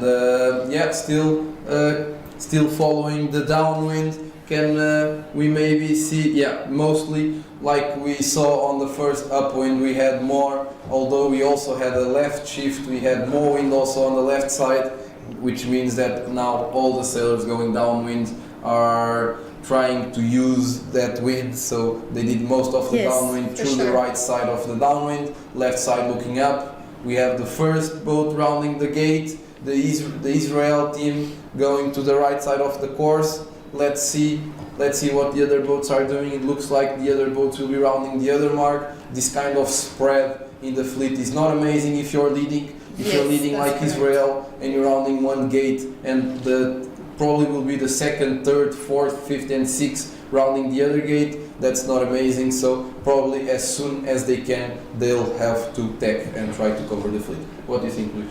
That is the principle, is to be in control of the fleet, not to let the fleet go to the other side.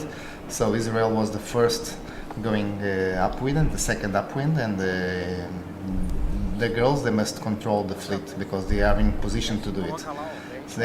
But at the same time, they are controlling the situation. The boat is perfectly tuned. Yes, that's correct. On the upwind mark, just to give you an update, they're currently 8 knots and a half, and on the downwind we only have 6.8. On the upwind, sorry, we only have 6.8. So it's quite a difference in pressure that will make definitely a huge impact on the speed.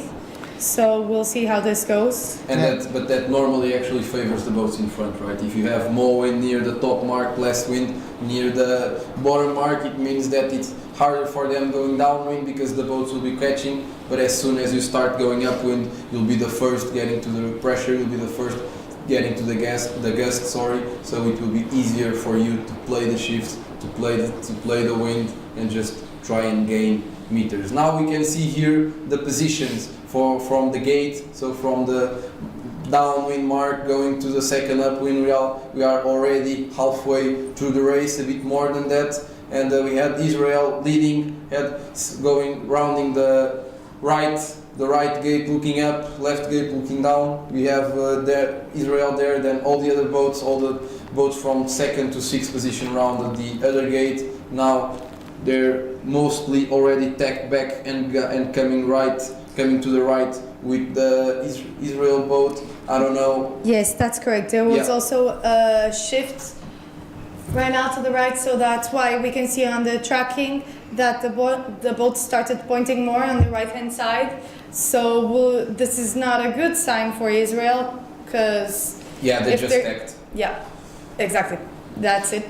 Yeah, let's see how they cross the other boats. Here we can see some tracking. It looks like the boats on the left are pointing a bit more. I'm talking more about that Spanish boat. It looks like it's getting closer to the Israeli boat. And actually all the fleet try to use that left shift or left pressure. So they're sailing through the course from the left side to the right. The Israeli boats are already very close. The Israeli boat is already very close to the right ley line, which means they don't have a lot of options left.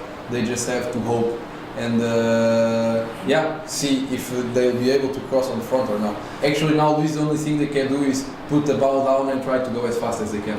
What do you think? No, it was very interesting situation because the Israeli boat, they choose the left gate, and they didn't control immediately the fleet. So the girls, they were going to the right side, but the boat more on the right side. Yeah. So they were waiting for a moment to cross. That moment was not helping them because the wind was shifting to the left, and they get some difficulties. And it was looking that they were waiting for a drop of the wind from the left boats, not the wind shift, but a drop of the wind to have opportunity to cross with more speed. They did it in the last moment.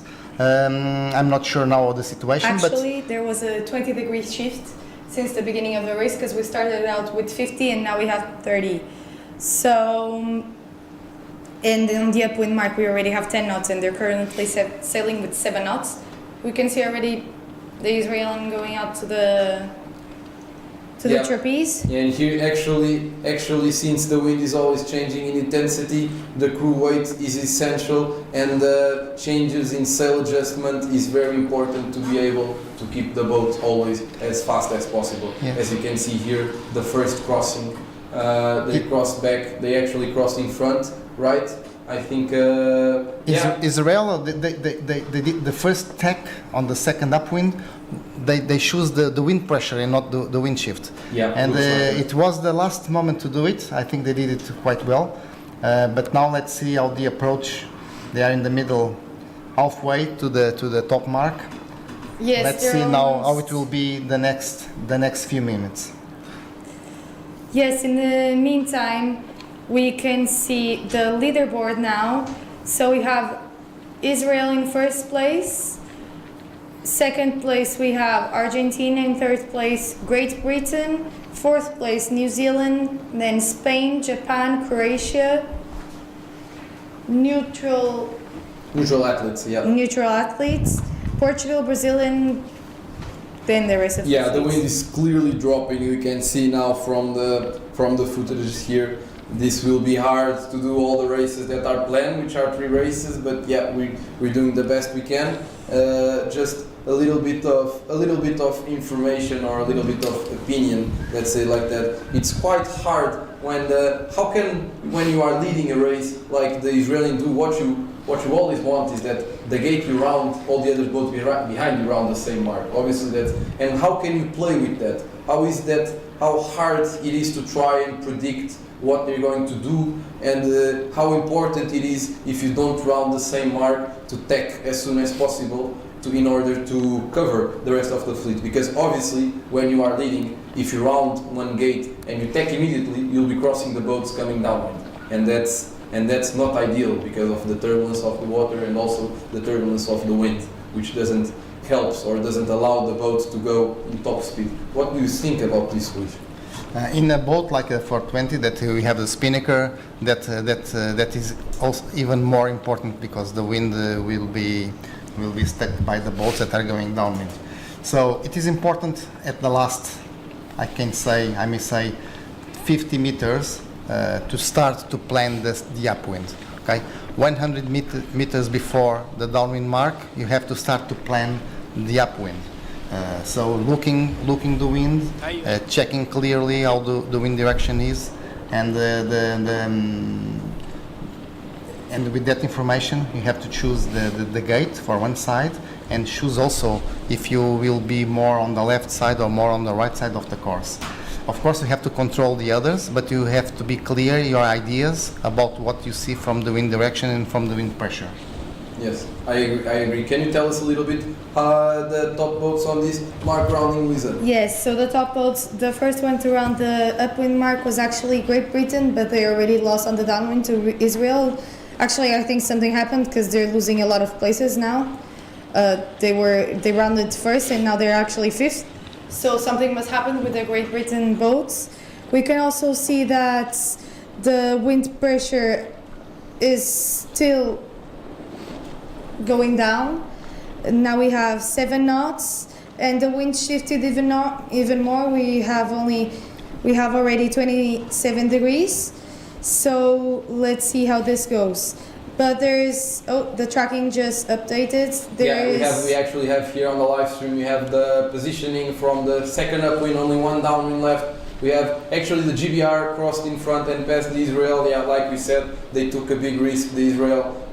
Obviously when you round first, it's hard to know where the other boats will go. But since they round one gate and the other rounded the other, and for first wind left side was paying downwind, the same side was paying with more wind, they just stretched it a little bit before tacking, and now they lost the lead. Actually, it's just 1 point. It's not the end of the world, but still in the position to beat them. They jibed before. We here are seeing and following the leaders, GBR, and yeah, they're jibing now. Yeah, but you actually said that 1 point is not the end of the world, but every point counts. Yeah, of course, every point counts, and that can make the difference on being world champion or being second or third place. So, actually, we need to be very conservative. They need to be very conservative here today and do the best they can. Even less than 1 point, right? Was Albert and Miguel that lost for 0.7 World Championship.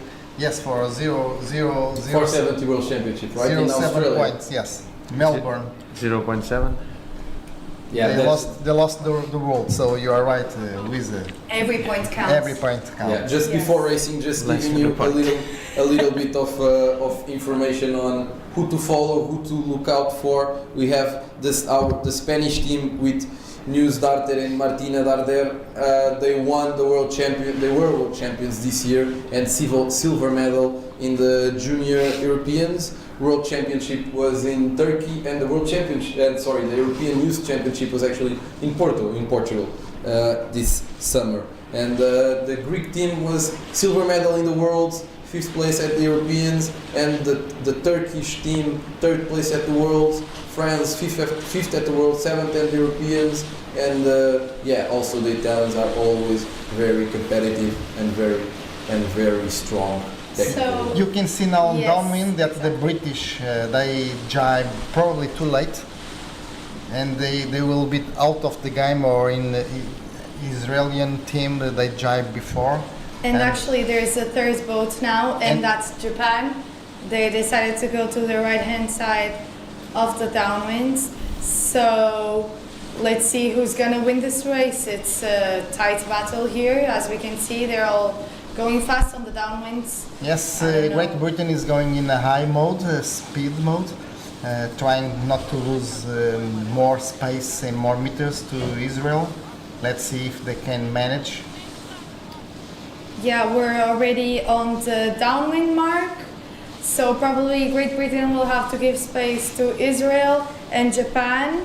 So we'll see how this goes. It looks like Japan does have room, and Great Britain is trying. Yeah, Great Britain is pointing. Something is happening here. I think, like they're Luis gonna try said, for room. Like Luis said, I would say GBR. They passed the ley line, so they jabbed too late, and there was less pressure. They jabbed too late and they came out of the pressure. Yeah, so we're seeing Israel actually got them back. Have Japan jibing twice. Not an amazing jibe. Israel's gonna win this race after maybe a poor decision on the beginning of the second upwind. They were able to overtake the British team, and they'll probably, or almost sure, they will win this race. It was a beautiful downwind from Israel. Yeah, very well played, very well done. They placed the shifts quite well. We can also see from this perspective the wind intensity difference throughout the race course. Yeah, so it's been quite hard, quite tricky, but at the end of the day, you can, in this type of position when you are getting to the ley line, it's quite tricky and danger to let the second boat jibe before you. Don't you that's think, true, Lawrence. Yes, it was a little bit late, the jibe of Great Britain. They were too close to the ley line and with no options. And if the wind drops, that's what happened. You are in a difficult position. Yes, we only have 5 knots now, so it's pretty.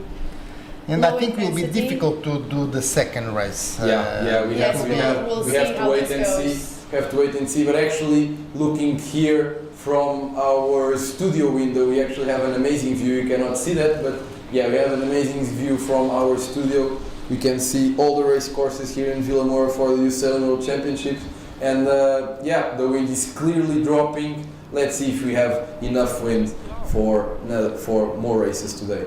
And they already finishing. Yes, I'll keep you updated with the leaderboard. So right now, if they stay like this,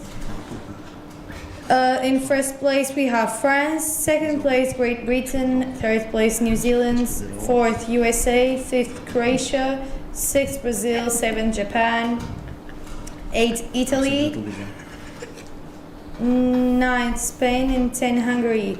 Actually, the Israeli had a DNF yesterday, and it's their first win of this. So we are counting 3 races in this regard already with this 420 men mixed. Don't forget, it's not only boys, it's also mixed. So yeah, the race has finished. All the boats are almost all the boats already crossed. We are seeing Portugal here crossing. How did Portugal ended up finishing this race? They finished in 8th place. Okay, good job. Yeah, good job. Top 10 for the Portuguese crew. We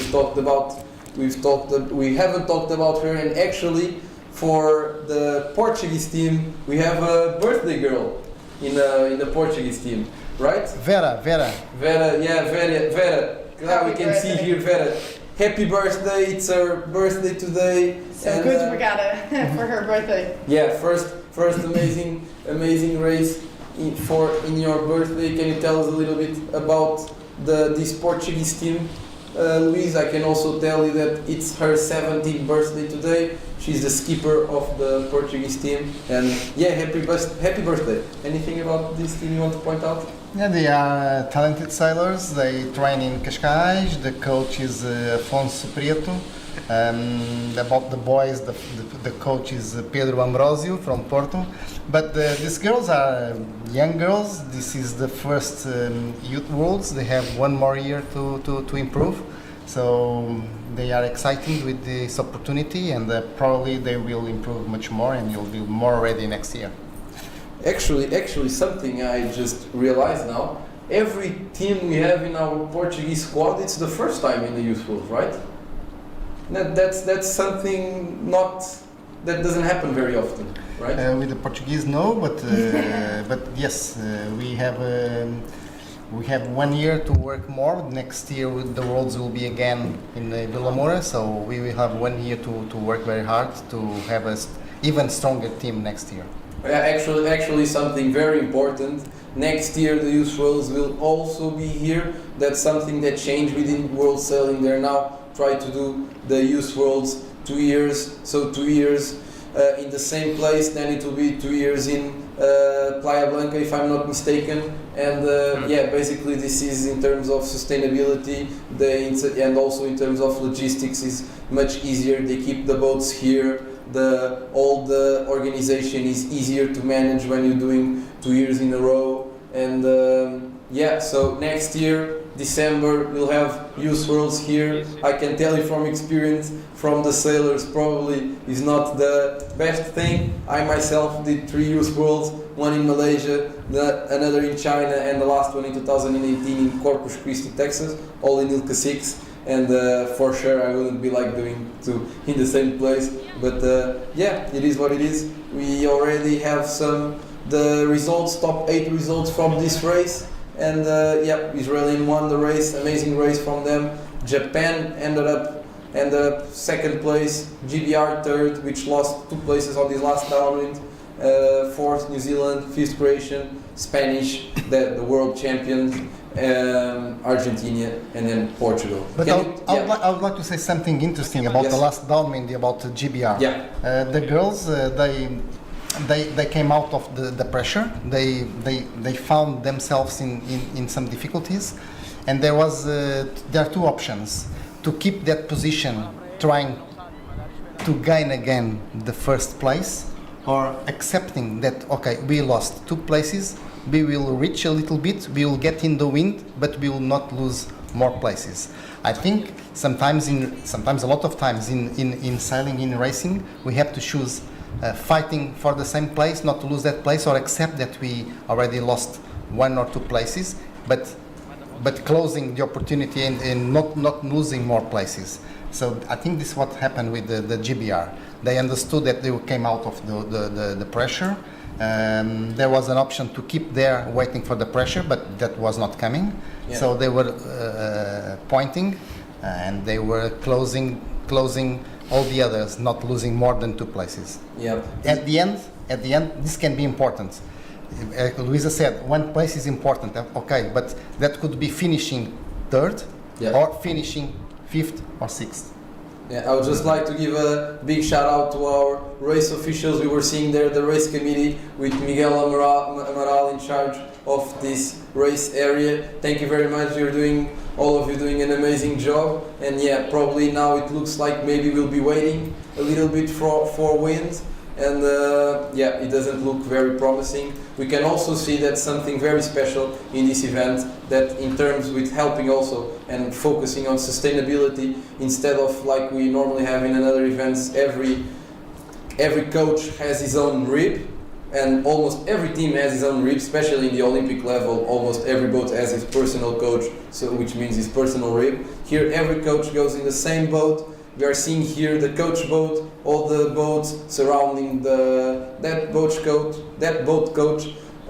Yeah, they're talking about the race. It's quite hard for the coaches to see the race from here. Probably they're all also following the live stream. So maybe we're helping you a little bit. But yeah, this is quite an interesting thing in this regatta, that all the coaches go together. And what do you think about this, Luis? And yeah, can you tell me a little bit about this, Luis? It's a completely different approach of coaching in this regatta. We already talked about that yesterday. For the sailors, they are used to have the coach with a rib for themselves. Speaking all time they need. In this regatta, the coaches must work with the sailors, not to need the coaches, and to be able to decide by themselves and be able to find the solutions. I think I like the system. I think that coaching is important for training. Coaching is important to prepare the regatta, but also the coaches mostly do a lot of wake and disturbing the sailors with the ribs too close to the sailors. That happen a lot. Yes, that's correct. Creating waves and everything on the. Yeah, just now to end this first race, we'll be showing you the highlights of this race. Yeah, it was an amazing race won by the Israelis.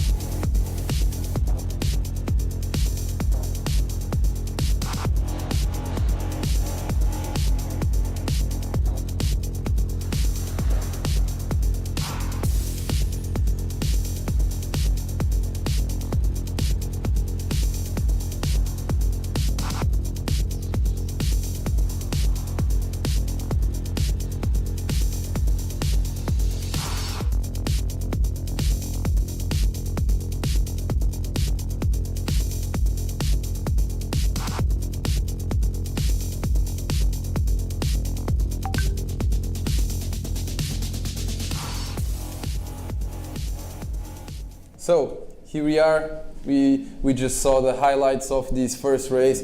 Very good race. Israelis very well. Small mistake, but ended up winning the race anyway. We saw GBR also with a small mistake on the downwind, and this is you sailing at the best level. We are checking and seeing a world championship, so small mistakes sometimes can be very costly. Like we saw the GBR on the last downwind, which lost 2 places, and we were talking about that a little bit, Luís. That type of positioning sometimes it can make a big difference. And also they jibed, and I think they could very fast understand that they would be losing the place for the Israelis and maybe for the Japanese. And I feel then you can do one of 2 things: either try and defend as much as you can, or just no, I'm gonna lose. So maybe they could start reaching first and go from defense to attack.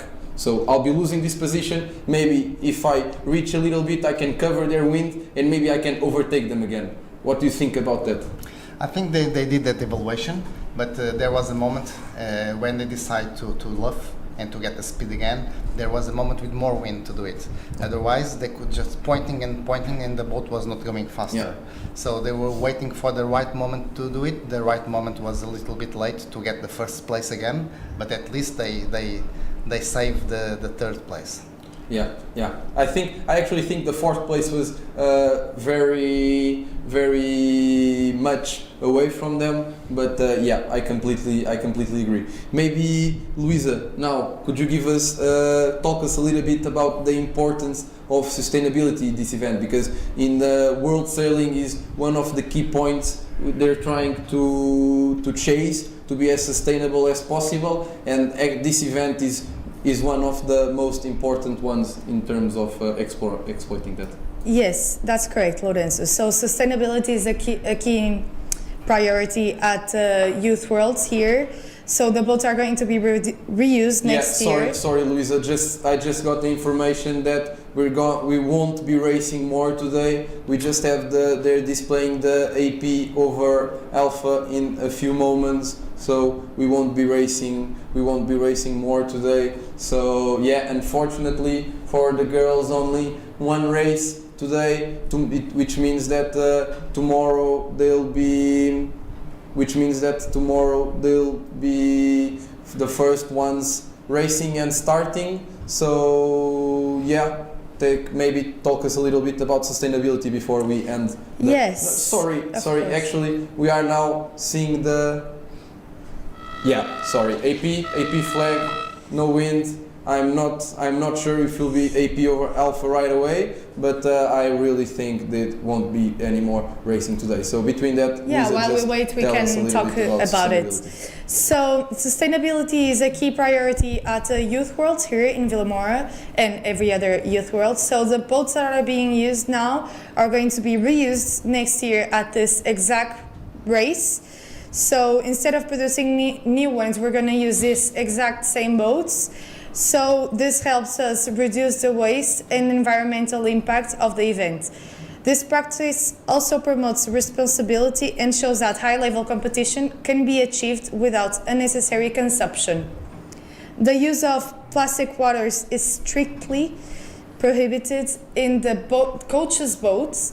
So you can't take a plastic bottle to the coach boats. Okay, yeah, it's we are still waiting. Can you please continue with the sustainability? But still, it's not looking quite. There's going to be any more racing today. Actually, we were only showing you the 420 race course, which was not looking good. But if you've been seeing what we are, it looks like. On the other race course, there's 0 winds. Actually, we can see maybe a bit of a line of wind on the horizon. So yeah, just keep waiting. It's still not a final decision. We maybe will still be able to race with the 420 girls. So yeah, keep following, keep engaged, and yeah, we'll be seeing Luisa. Sorry, please continue.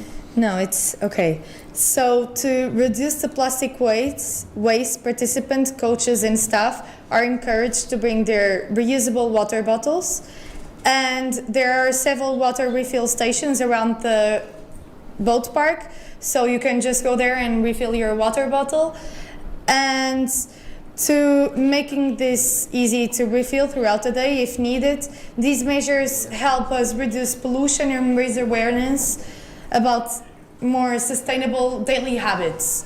So by implementing this type of actions in the youth world, we demonstrate a strong commitment to environmental responsibility, and they are small, but they're very effective decisions, such as reusing equipment and eliminating single use of plastic bottles.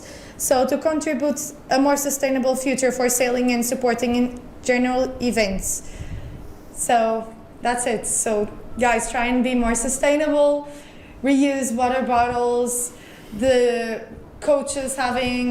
the coaches being in the same boat is actually really good for sustainability. And yeah, I guess that's it. Yeah, we are still waiting to see what we will have. We are waiting now. This is one of the downsides of sailing. Basically, sailing is a sport that's connected with the wind, with the nature. So sometimes it's hard to do, and sometimes you just have to wait for Mother Nature to give us some Yes. wind. So that's basically what we are doing. We are waiting. We are hoping to be able to have more racing today. It's not looking amazing, but yeah, we'll see. We can be positive about some things, correct? Isn't it? Yeah. So we're here in Vilamoura. We have a good gastronomy in Portugal. So, and now it's quite warm, to be honest.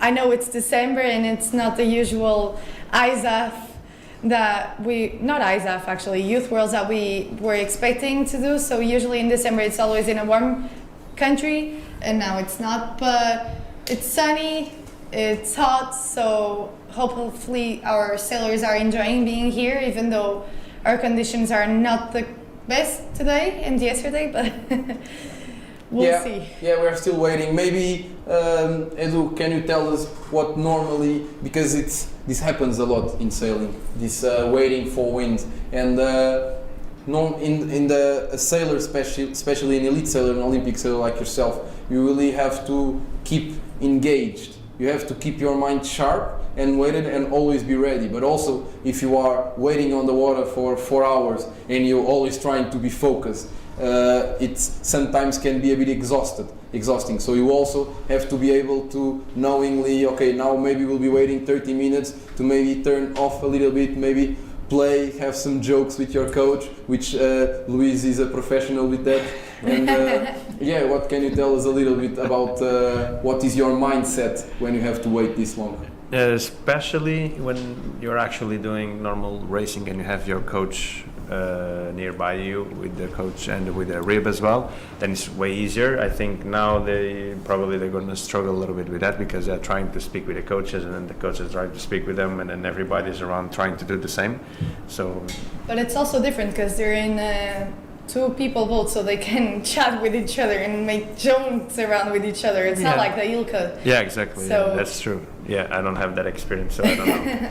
But Yes. I would say for me, like maybe sometimes we waited like long time. Like actually, the three of us we were there in Greece. That we waited like long time.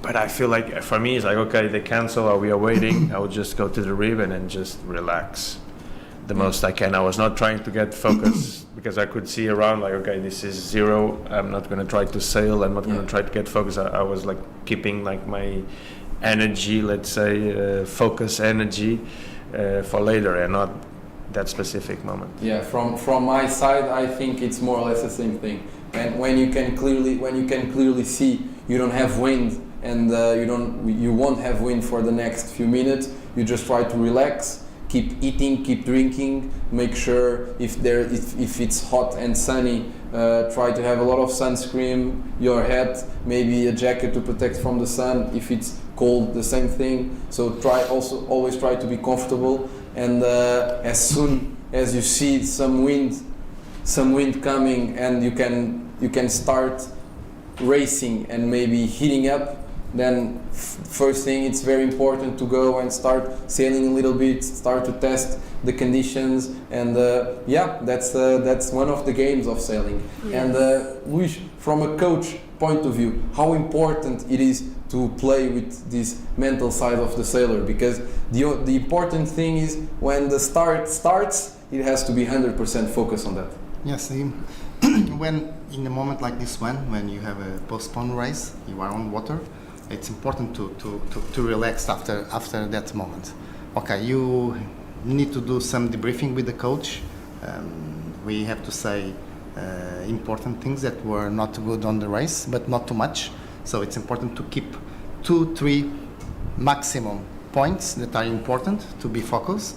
Then you have to relax, and then when the AP goes down again, you must have your routine. So you have to train to have a routine that works. So this is the important thing, to have a routine, to prepare, to be in an optimal psychological mode to be ready for the race. This is the most important.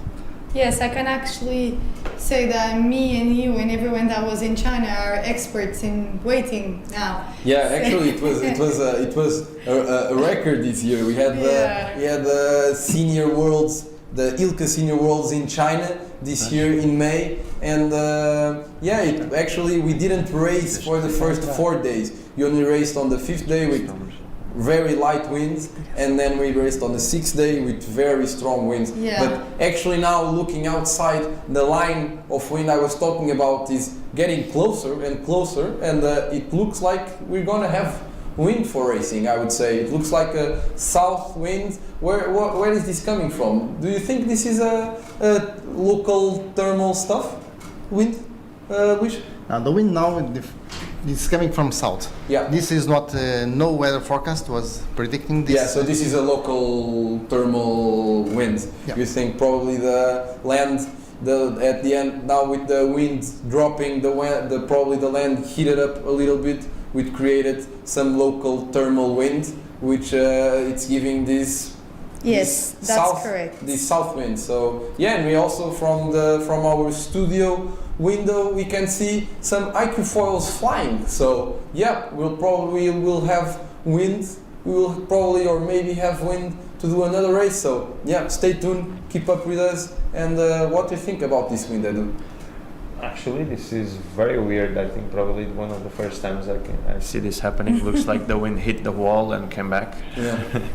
Because also the shift was quite fast, I would say, like Yes, from north actually, to south. It was a 120-degree shift. Now we have wind coming from 161 degrees and not that much wind actually. It's only 6 knots. Yeah, but that's enough for racing. That's enough Yes, to exactly. do at least one more. So I think this. More than before. Yes, So we for are- sure. Yeah, and this is a very interesting situation because we did you just finished a race with wind from the north that was dropping until 5 knots, 4 knots. At the end, it was about that. Maybe And now you must be prepared for a completely new situation. The situation was not prepared before because no one was waiting for this wind direction, and the sailors must be able to understand now the new kind of wind. They have to study this wind immediately to understand the pattern and to define a strategy for the race. And this must be done in 10 minutes maximum. Yes. So this is very interesting because it's a completely different race that the girls will do now, and they must be prepared for these conditions. So after the race, they must relax, try to understand what was the failures, try to understand what was well done, and to do again what was done perfectly, and to correct the things that was the mistakes they did before. Because in sailing, we fail much more than we win, and this you must accept that. In sailing, you fail much more times than the times that you win. So you have to learn with the failures, you have to learn with your mistakes, you have to learn with all this to have to win more time. Yeah, now I can give you an update. We have up to 9 knots, 180 almost 170 degrees. So have south wind. We have south wind about 9 knots, and we will most certainly will be racing. I don't know how long this wind will stay, if it's just a local thermal wind because of the wind drop, the north wind drop that heated up the land a little bit. This probably won't be with us for very long, but maybe enough to do one race. So let's see what happens here, and keep with us. I can also see, I here have some readings, already reading 11 knots, 150, a bit further away from land on Charlie course. Well, the 29ers will be racing. So clearly we have enough wind. We have enough wind to race and to sail. Completely different conditions, and engage. Keep up with us, and we'll be racing in no time for sure. Luisa, what do you think? Yes, I think racing will start very soon. We can see from our studio that the wind's already picked up also in the 420s area. They're starting already to put the marks in the correct place. Let's see if this starts in around 7 minutes. We'll still. We'll probably be racing, but before that we'll just do a quick break. So take a coffee. We'll be taking one, and we'll be racing in no time. Thank you.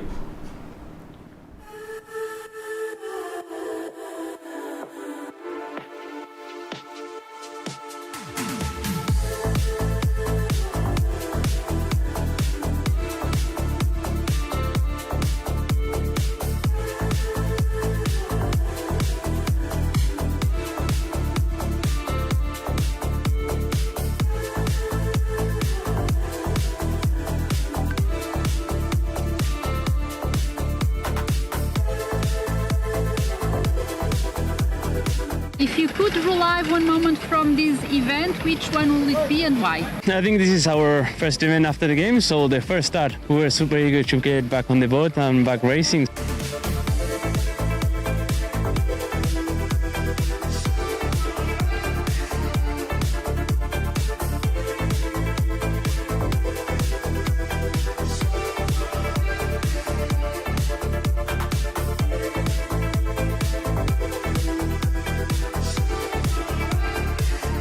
What goes through your mind in the final meters before crossing the finish line? You're always fighting for your position, so you're always, concentrating on being as fast as possible and beating the boats around you. So it's only after the finish that you reflect on how you've performed. Up until that point, you're kind of super drilled into the conditions and what you need to execute on the water.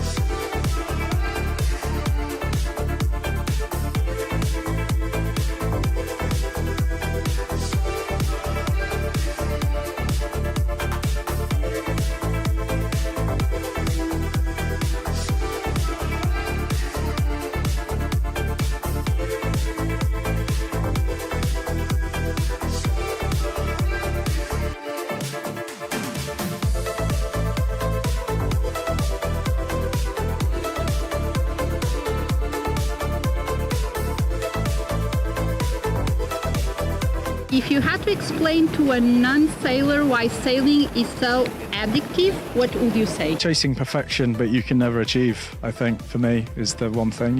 There's always something you can do better in every race, even if it's just catching one more wave. And so the addiction of trying to sail the perfect race. Because it's the speed on our boat and the fun and the people you meet. Yeah, and you spend time in beautiful places like Vilamoura, near to ocean. I would say the feeling of freedom when you're out there on the water, it's something indescribable. Yeah, I think it's a really complete sport. Decision making, it's also physical. I think it has a lot of things you can control and a lot of things you can't control. I think it's a great sport. Everyone should try it.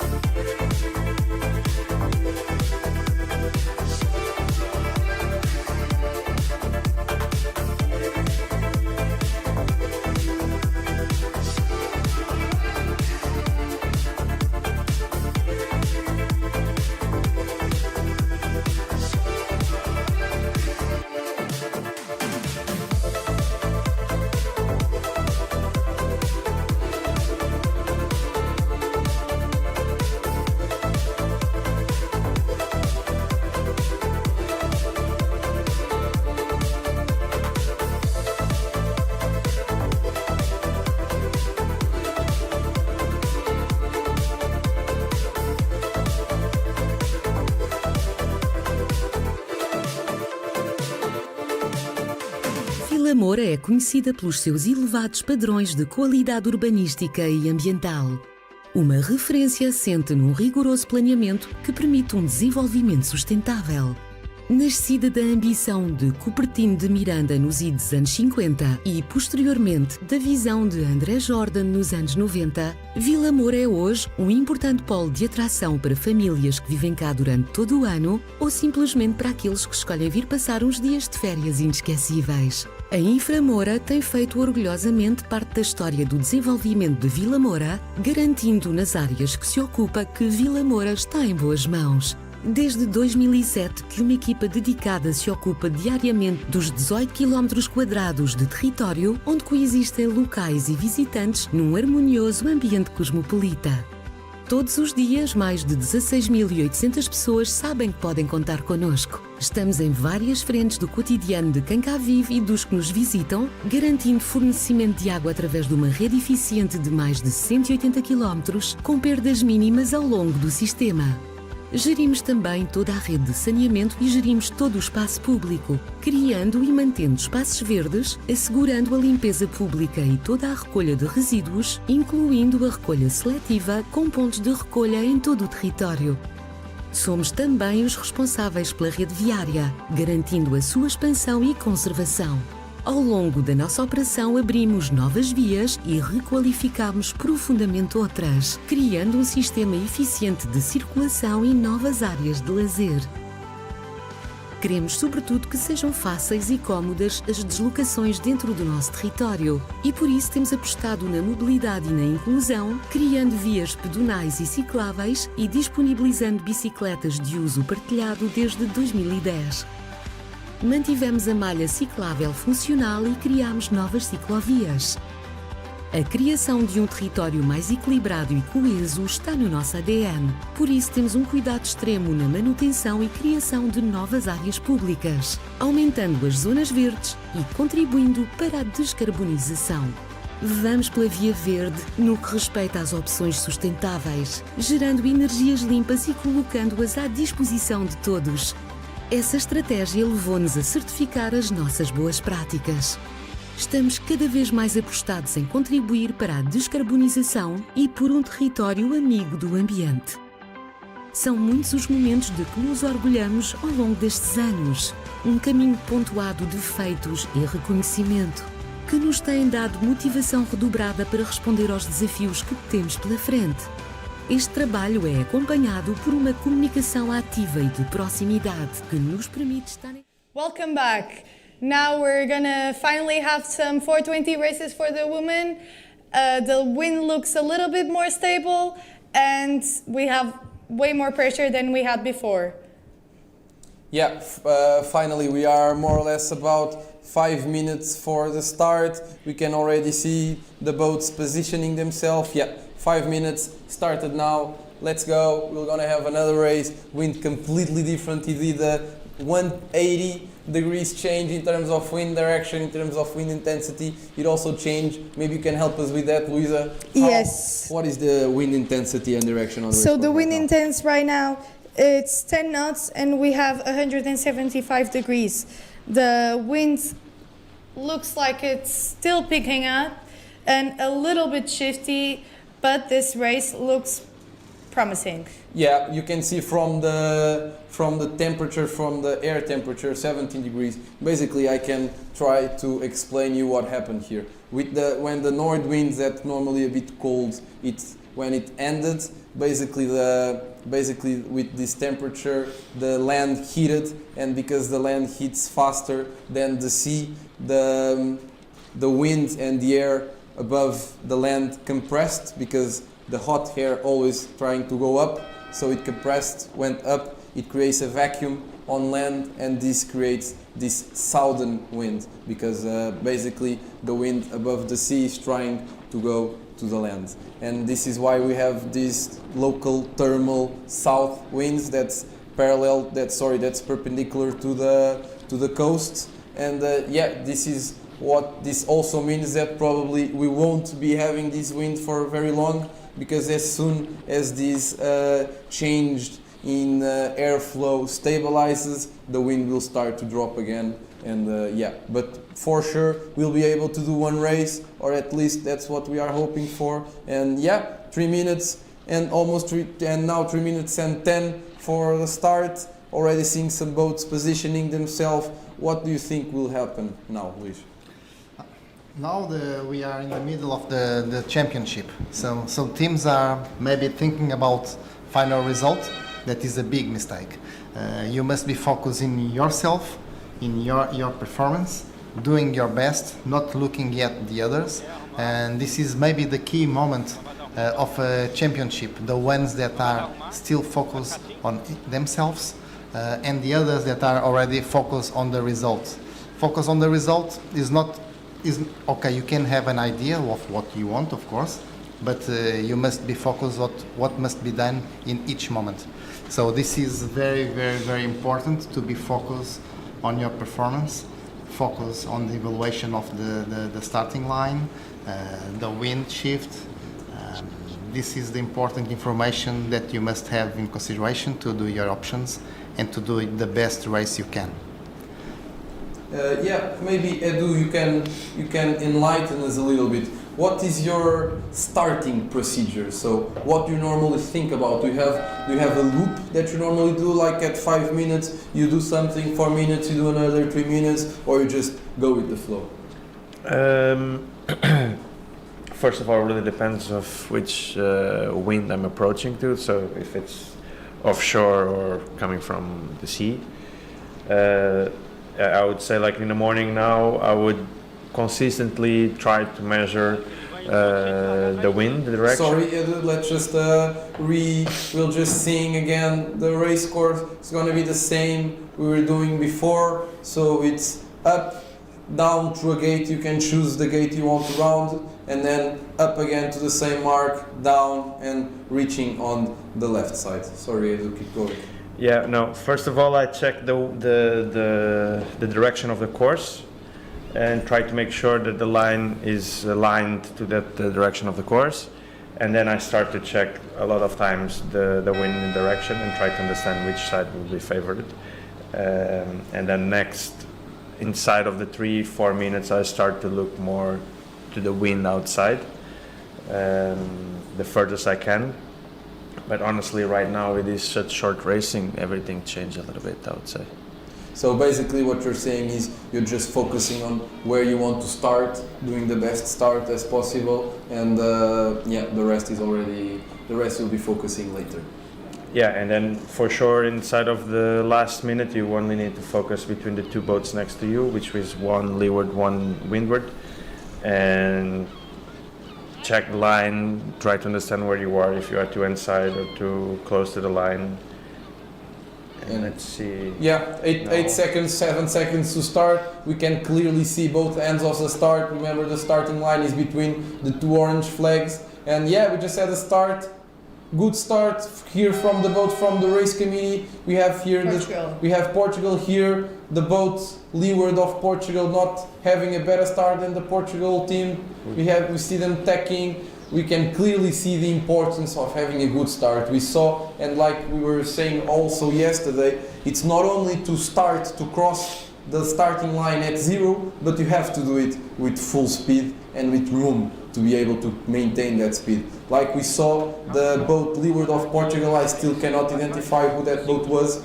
It was had an amazing start, crossed the line at 0, and it was in full speed, so it was already crossing and overtaking the other boats leeward of them. What do you think about starting, Luis?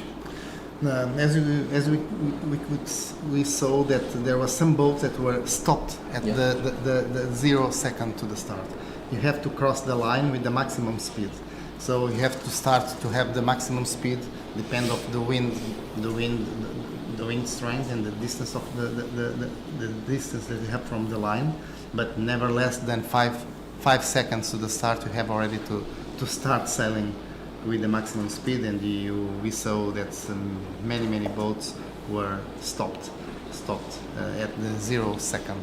Yeah, actually I think that's quite important, and I used to have a lot of problems in starting, especially because sometimes you start going and you feel like you maybe will be crossing the starting line before, so then you stop again and then you start going again, and that's the worst thing you can do. So I agree, you should have limit time. So if it's 4 seconds or 5 seconds to the start and you're not moving, you just have to be accelerating and full speed. And don't worry about where the line is, because the only important thing is you have to be at full speed when the clock goes to 0. Edu, maybe enlighten us a little bit about tactics on this first upwind, because we saw some boats, especially the Portuguese boat, take immediately to the right, then tack back to the center. Looks like tacked again back to the right. I don't know what you think about this, but my point of view, especially in this light wind, it's very important. First of all, to don't do a lot of stacks, especially when it's not enough, when you're not gaining with that. Second, it's very important with these light winds to try to sail in the corners, because if you center too much, it's very messy, and you always have more wind on the corners. What do you think about this, Edu? Yeah, I agree with you. In this case, it felt like they were the first on the right side, and looked like a good strategy to go more to the right side. And then they tried to go into the middle, which I didn't understand what was the big reason, what they really saw. Something probably happened that we couldn't see from here. But then, now actually looks like way better the right side. As I was maybe we can predicting check as that well. on the tracking, Luisa. Yeah, we have to wait a little bit for the tracking. But it quite from this angle, it looks like the right side is paying off a lot. I don't know if it's a change in wind intensity or just the wind shift, but clearly the theory behind light wind sailing, especially when you have a big fleet, is you always have to sail in the corners, because basically what happens is the fleet is like a wall, so the wind hits the fleet and always accelerates and try to go around the wall. So the corners, the boats more on the side of the fleet always have more wind, so it's very important to be sailing in the corners, or at least in the front line, and also if you are at the corner and somebody tacks on you, it's quite easy to tack back again and have the clear lane. Here we can see the Portuguese from the right side, so after they center, they came back again to the right side. They have their crew trapezing, so probably looks like they have more wind than the other boats, and clearly we can see the wind is already dropping for sure. We're not having the 11 knots it was being measured before. Yes, so, that's correct, Lorenzo. So right now we only have 8 knots and the wind direction is 165 degrees. On the leaderboard by now on this race we have France in first, second GBR, and third Argentina.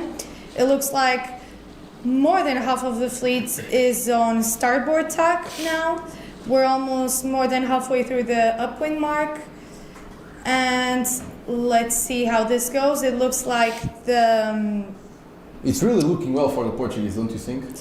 yeah, it is, but This boat's overall, on the right side. yes, that's for sure. I But think it looks better for the British. for the British, Yeah. yeah. But what do you think is happening here, Luis? It is the start, as we used to say, the start is a very key moment of the race. You must start. It's important to start and have the space enough to put in practice your speed. Most of the boats start with not so much space to the boat windward and leeward, so they are pointing and not having the speed. So at this first 2 minutes, if you have the speed, then you find the way to cross and to have a good position through the fleet. But at the beginning, it's important to have that speed and to go. That happened with the British. They did a good start, free. They just went to the right. When they gain meters enough to the others, they cross to the middle. Yeah, they have the control of the fleet. Now they are in a good position. The right side was losing some meters, and they take again, not going too much to the left side, but controlling the left boats and also controlling the boats on the right side.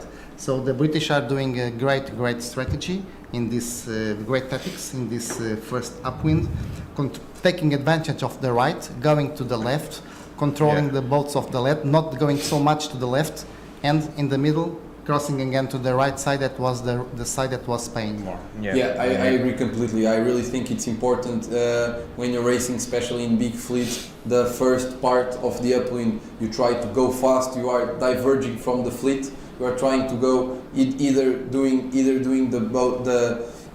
the tech that's approximating you more to the mark, or you are going to the place with more pressure. That's what you try to do on the first half of the fleet. Then when you have the gain, you try to maintain the gain. So after the first half of the upwind, you're trying to converge with the fleet and try to protect. And the British did that pretty well. They had an amazing start. They went to the right, they went to pick up more wind. As soon as they had the gain, they centered back. As soon as they already covering or on top of the left side, they went back to the right and they were protecting those other boats. It's a very good upwind from this GBR team. They were second overall yesterday. Amazing for them. So let's go through the results now. Not results, but the standings. The standings now. So we have GBR first, second Japan, third New Zealand, and fourth Portugal. So amazing race for the birthday girl, rounding fourth on the top mark, and we can say that the wind shifted 20 degrees, so now it's 180 and 8 knots. Let's they see didn't start how so good, and the this Portuguese goes. stuck in their face, and then they had to go back to the left, and they still rounded like 6, something like that. So Luis, can you maybe explain, as Luis is saying, we saw a big right shift, and they're all of them are jibing. Can you explain why they do this? Now they have the direction to the mark. It's straight if you jibe. That's the jibe set was the right decision to do with the wind shift that they found. Yeah, basically because they cannot do 180 degrees to the mark, they also have to jibe sometimes, so they'll never be pointing to the mark. So when you have a 20 degrees shift to the right, then the way to go closer and to sail more directly to the mark is actually to jibe. And most of them are either, if the wind keeps like this, they'll be doing the longer board first, and if the wind centers again, they're also gaining on that. So yes, sailing is just about geometry. Yeah, I agree. 100%. It's all about geometry. Yes. Not all, but a lot. We can see that the first boats that around the upwind mark went to the right-hand side of the downwind, while the rest of the boats still didn't jibe and continued through the left-hand side. So we'll see which one arrived to the downwind mark first. We're always almost halfway through the downwinds. It looks like the wind's a little bit more stable now, so the current wind is 170 degrees and 9 knots. So Ian, can you tell us the top 10 standings right now? It continues exactly the same. Actually, yeah, it's exactly the same. So Great Britain, Japan, France and Portugal. Yeah, and the spread of the fleet, I'm seeing a lot of boats going to the right side of the downwind, so left side of the screen. And yeah, can you tell us a little bit about the spread of the fleet? Yes, I can. So GBR in Japan already jabbed,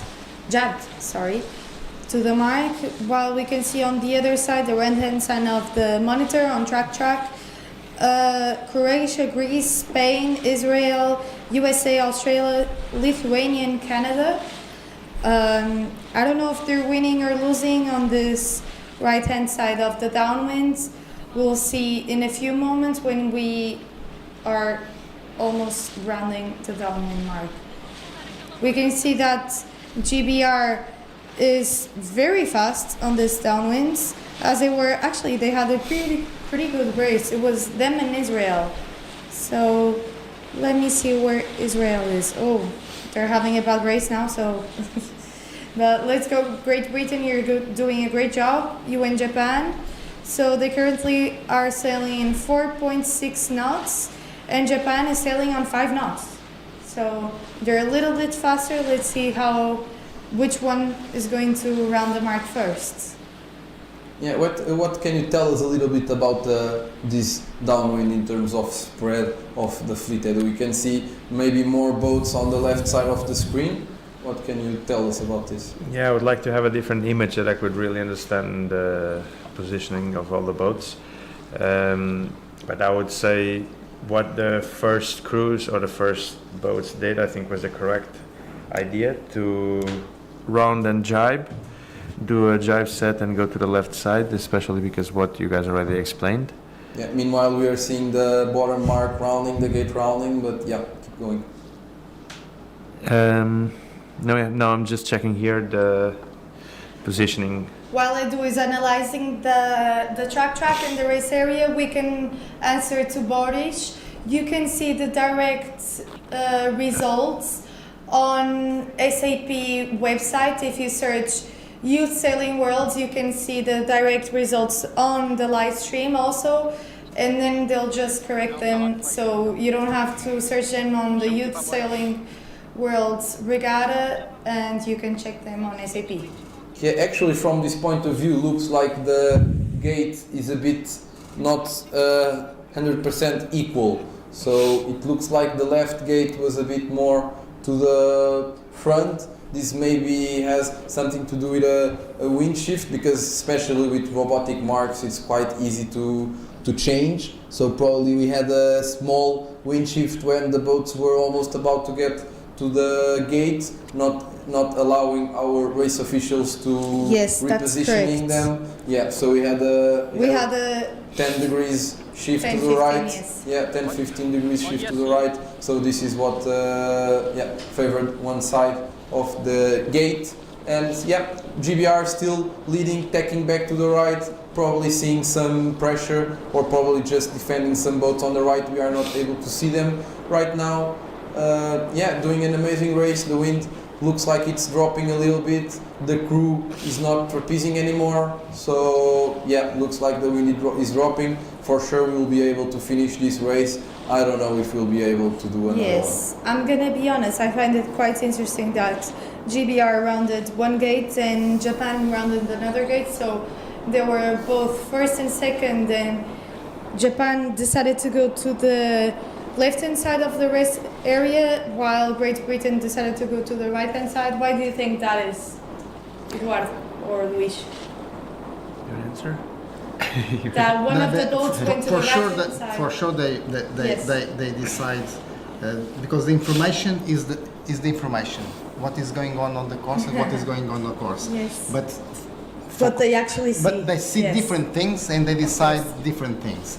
I think the GBR was looking to have some risking at the beginning of this this second upwind. That's why when they were going to the left, they decide to go again to the right. They were not doing a good cross. Maybe they are waiting for a new opportunity to cross to the left side. Yeah, clearly it looks. Yeah, now we can see a little bit from the left. Yeah, we were seeing the Japan. Okay, the GBR is taking, I think, like Luis was saying, they were waiting for an opportunity that probably they just got it. And it looks like it's being very close between the GBR pair and the Japanese pair. The other boats behind looking a bit more behind with a bigger difference between them. But it looks like now it's between Japan and GBR. What do you think about it? We can also see the French team in top 3. That's correct. Yesterday they won both races. The French showing being very able to sail in strong winds. Clearly winning both races. And what do you think about sailing? How was it upwind? I think Japan's now first. Yes, that's correct, Eduardo. They already crossed. Yeah, we already saw the Japan crossing. So probably what happened is, like we were saying, the wind went right when we were getting to the bottom mark, went around 15 degrees right. So probably I would say the wind came back to the same direction it was before. This is just, I'm just supposing, I don't know. But seeing the left side clearly paid. I would bet that was the case. And we just saw Japan now tacking, which probably means they're getting close to the top mark, or were they just covering the British? Actually, it was GBR that tacked. Japan is still going on the starboard tack. And I think now Great Britain is defending the Argentina. Yeah, Japan just tacked back again. Yes. So clearly Japan is defending the left side. As soon as the British crossed behind them, they tacked. They waited for them to tack, and they tacked on top. So they're trying to defend the left side. They clearly feel it's either the wind is going more to the left, or they have more wind on the left. Can we maybe see what happened to the rest of the fleet in terms of right versus left? Yes, we can. So more than half of the fleet decided to go to the right-hand side of the race area. Yeah, I think we only have a few boats on the left that are Turkey, Israel, Germany, and USA. All the rest of the fleet decided to go to the right-hand side. So right now we have Japan in first, second Great Britain, and third it shows New Zealand, but I don't think they're gonna cross in front of I would say that probably the boats that we are now seeing getting to the right ley line, they didn't actually went to the right side. Basically, when the wind that initially went right, then when it shifted left, that was what enabled Japan to cross in front. Probably all the boats tried to use that shift, and they sailed to the right because the wind shifted 15 degrees to the left, ended up all the boats in the right ley line. I would say that's more or less what happened here on this upwind. But clearly we can see most of the boats are on the right ley line now, which is actually that's what the boats leading. The boats leading want more to have all the boats behind you going to the same place, all on the right ley line, and you just have to tack on top of them. What do you think this is looking like, Luis? Honestly, the Japanese team, they did very nice second an amazing upwind. double tack here to round the top mark. Upwind. The British, they risk a little bit. They found them on the right side with not a good opportunity to defend that side. They lost the control of the fleet because most of the fleet went to the left side, but they found a good moment to make that difference smaller. So they are crossing they are going to the second downwind, close Still in the fight. Very close to the Japanese, so fighting for the first place. But more important than fighting for the first place, they are on the two first places. And if you finish a championship in all time in the three first places, you get the title. So what is important at the end is to do less points of your opponent. If you do less points, you finish in front. Yes. So this is you have to accept that sometimes you lose places, but you have to lose at least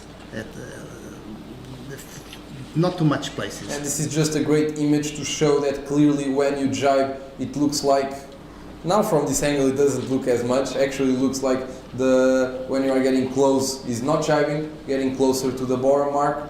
But yeah, let's see what's happening. You can see one of the first boats already jibed back to center themselves. And this is the last downwind. The boats are still very close together. Can we maybe have an idea of how the top... We are seeing the Portuguese here, almost in last place. So clearly something happened. Clearly something happened to them. And yeah, what can you tell me something about? Can you tell me the standings of the top 5, top 10? Yes, the standings actually changed a lot. So in first place we have Japan, second GBR, third Spain, fourth Israel, fifth Argentina, sixth France, seventh Croatia, eighth USA, 9 New Zealand, and 10th Greece.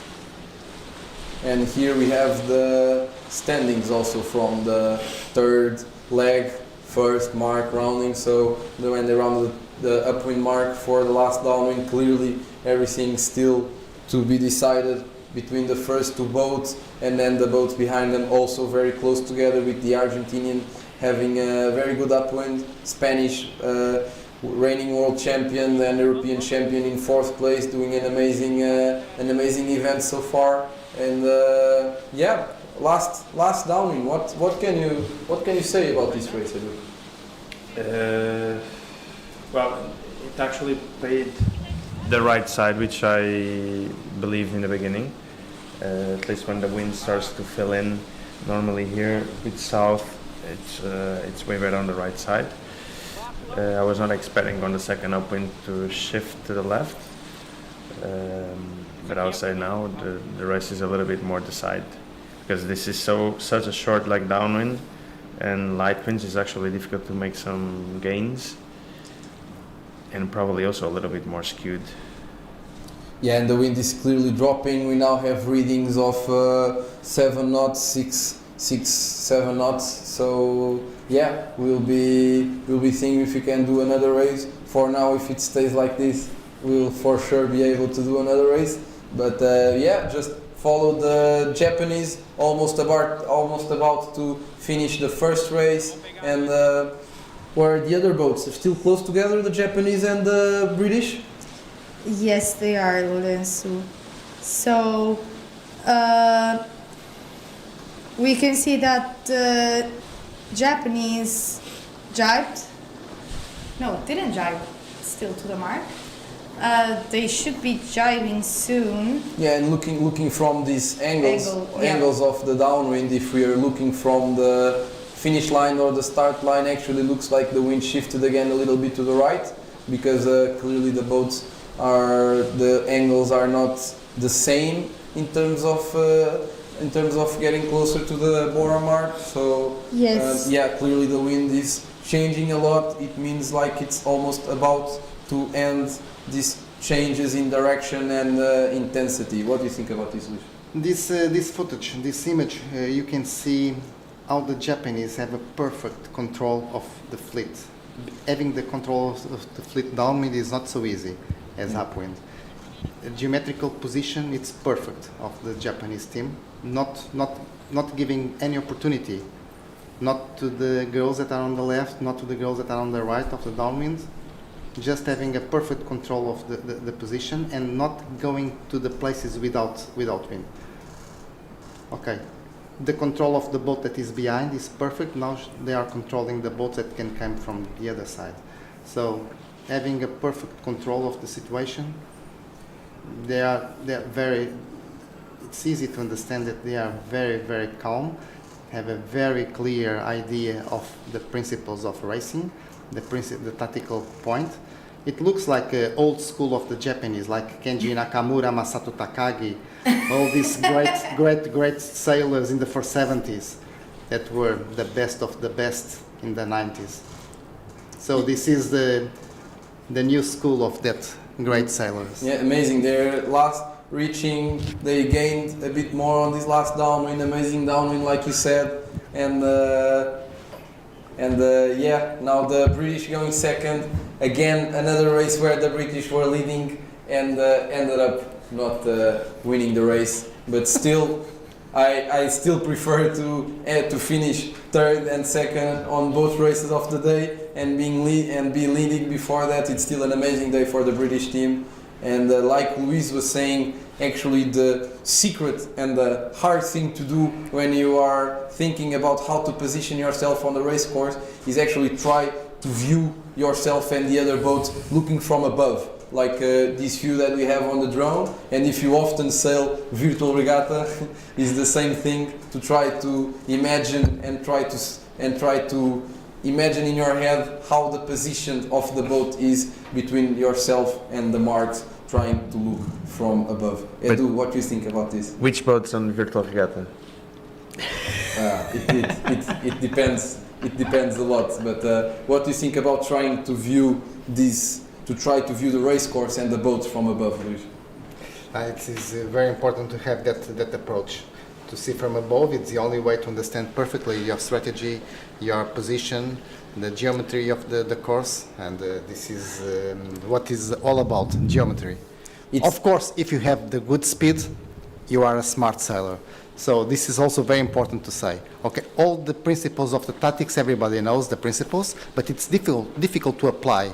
Having the speed, it's much easier to apply. Yeah, for sure. For sure, if you have the speed, you are able to do what you want. You are able to have a good start and to just sail away from the others, and it's actually easier to see because you don't have anyone in front of you. And clearly, although the Japanese had an amazing strategic and tactically and positioning concerning the other boats, they were also very fast and they were playing the shifts and doing very well. So congrats. Congrats to them. We can say, sorry to interrupt you, but we can say that the Japanese had a pretty good day. So in the first race they had a second, and in this race they had a first. So the overall leaderboard now is France, GBR, New Zealand, Japan, and Croatia. These are our top 5 sailors with 4 races. And with this, we have now the information that we won't be racing anymore the 420s, so this will be the last here just before they have the top 10 of this race. And yeah, this is going to be the end of the day for us. So it was a long day. We had north winds, then we had to wait a little bit. We had wind from south, some thermal wind helping us and allowing us to do one last race of the day. It was an amazing day of racing. Very good, sunny, hot, an amazing venue here in Vilamoura to race, as you can see. And yeah, we look forward for tomorrow. We still have 2 more days of racing until the end of this World Sailing Youth World's Championship. And yeah, keep engaging, keep seeing the races with us. Almost finishing. The last days are the most important and for sure the more stressful because everyone is, it's where everything is decided, it's the last few days. So first of all, thank you very much, Edu. Thank you very much, Luis. Thank you very much. Thank you. Tomorrow Edu will also be here with us. We'll also have another guest from Portuguese Federation. We'll have a bronze medalist coached by Luis, actually, Nuno Barreto. Bronze medalist in '96 in Atlanta in 470. Thank you very much, Luisa, also, and we'll see you tomorrow. Stay with the highlights of the day. Thank you.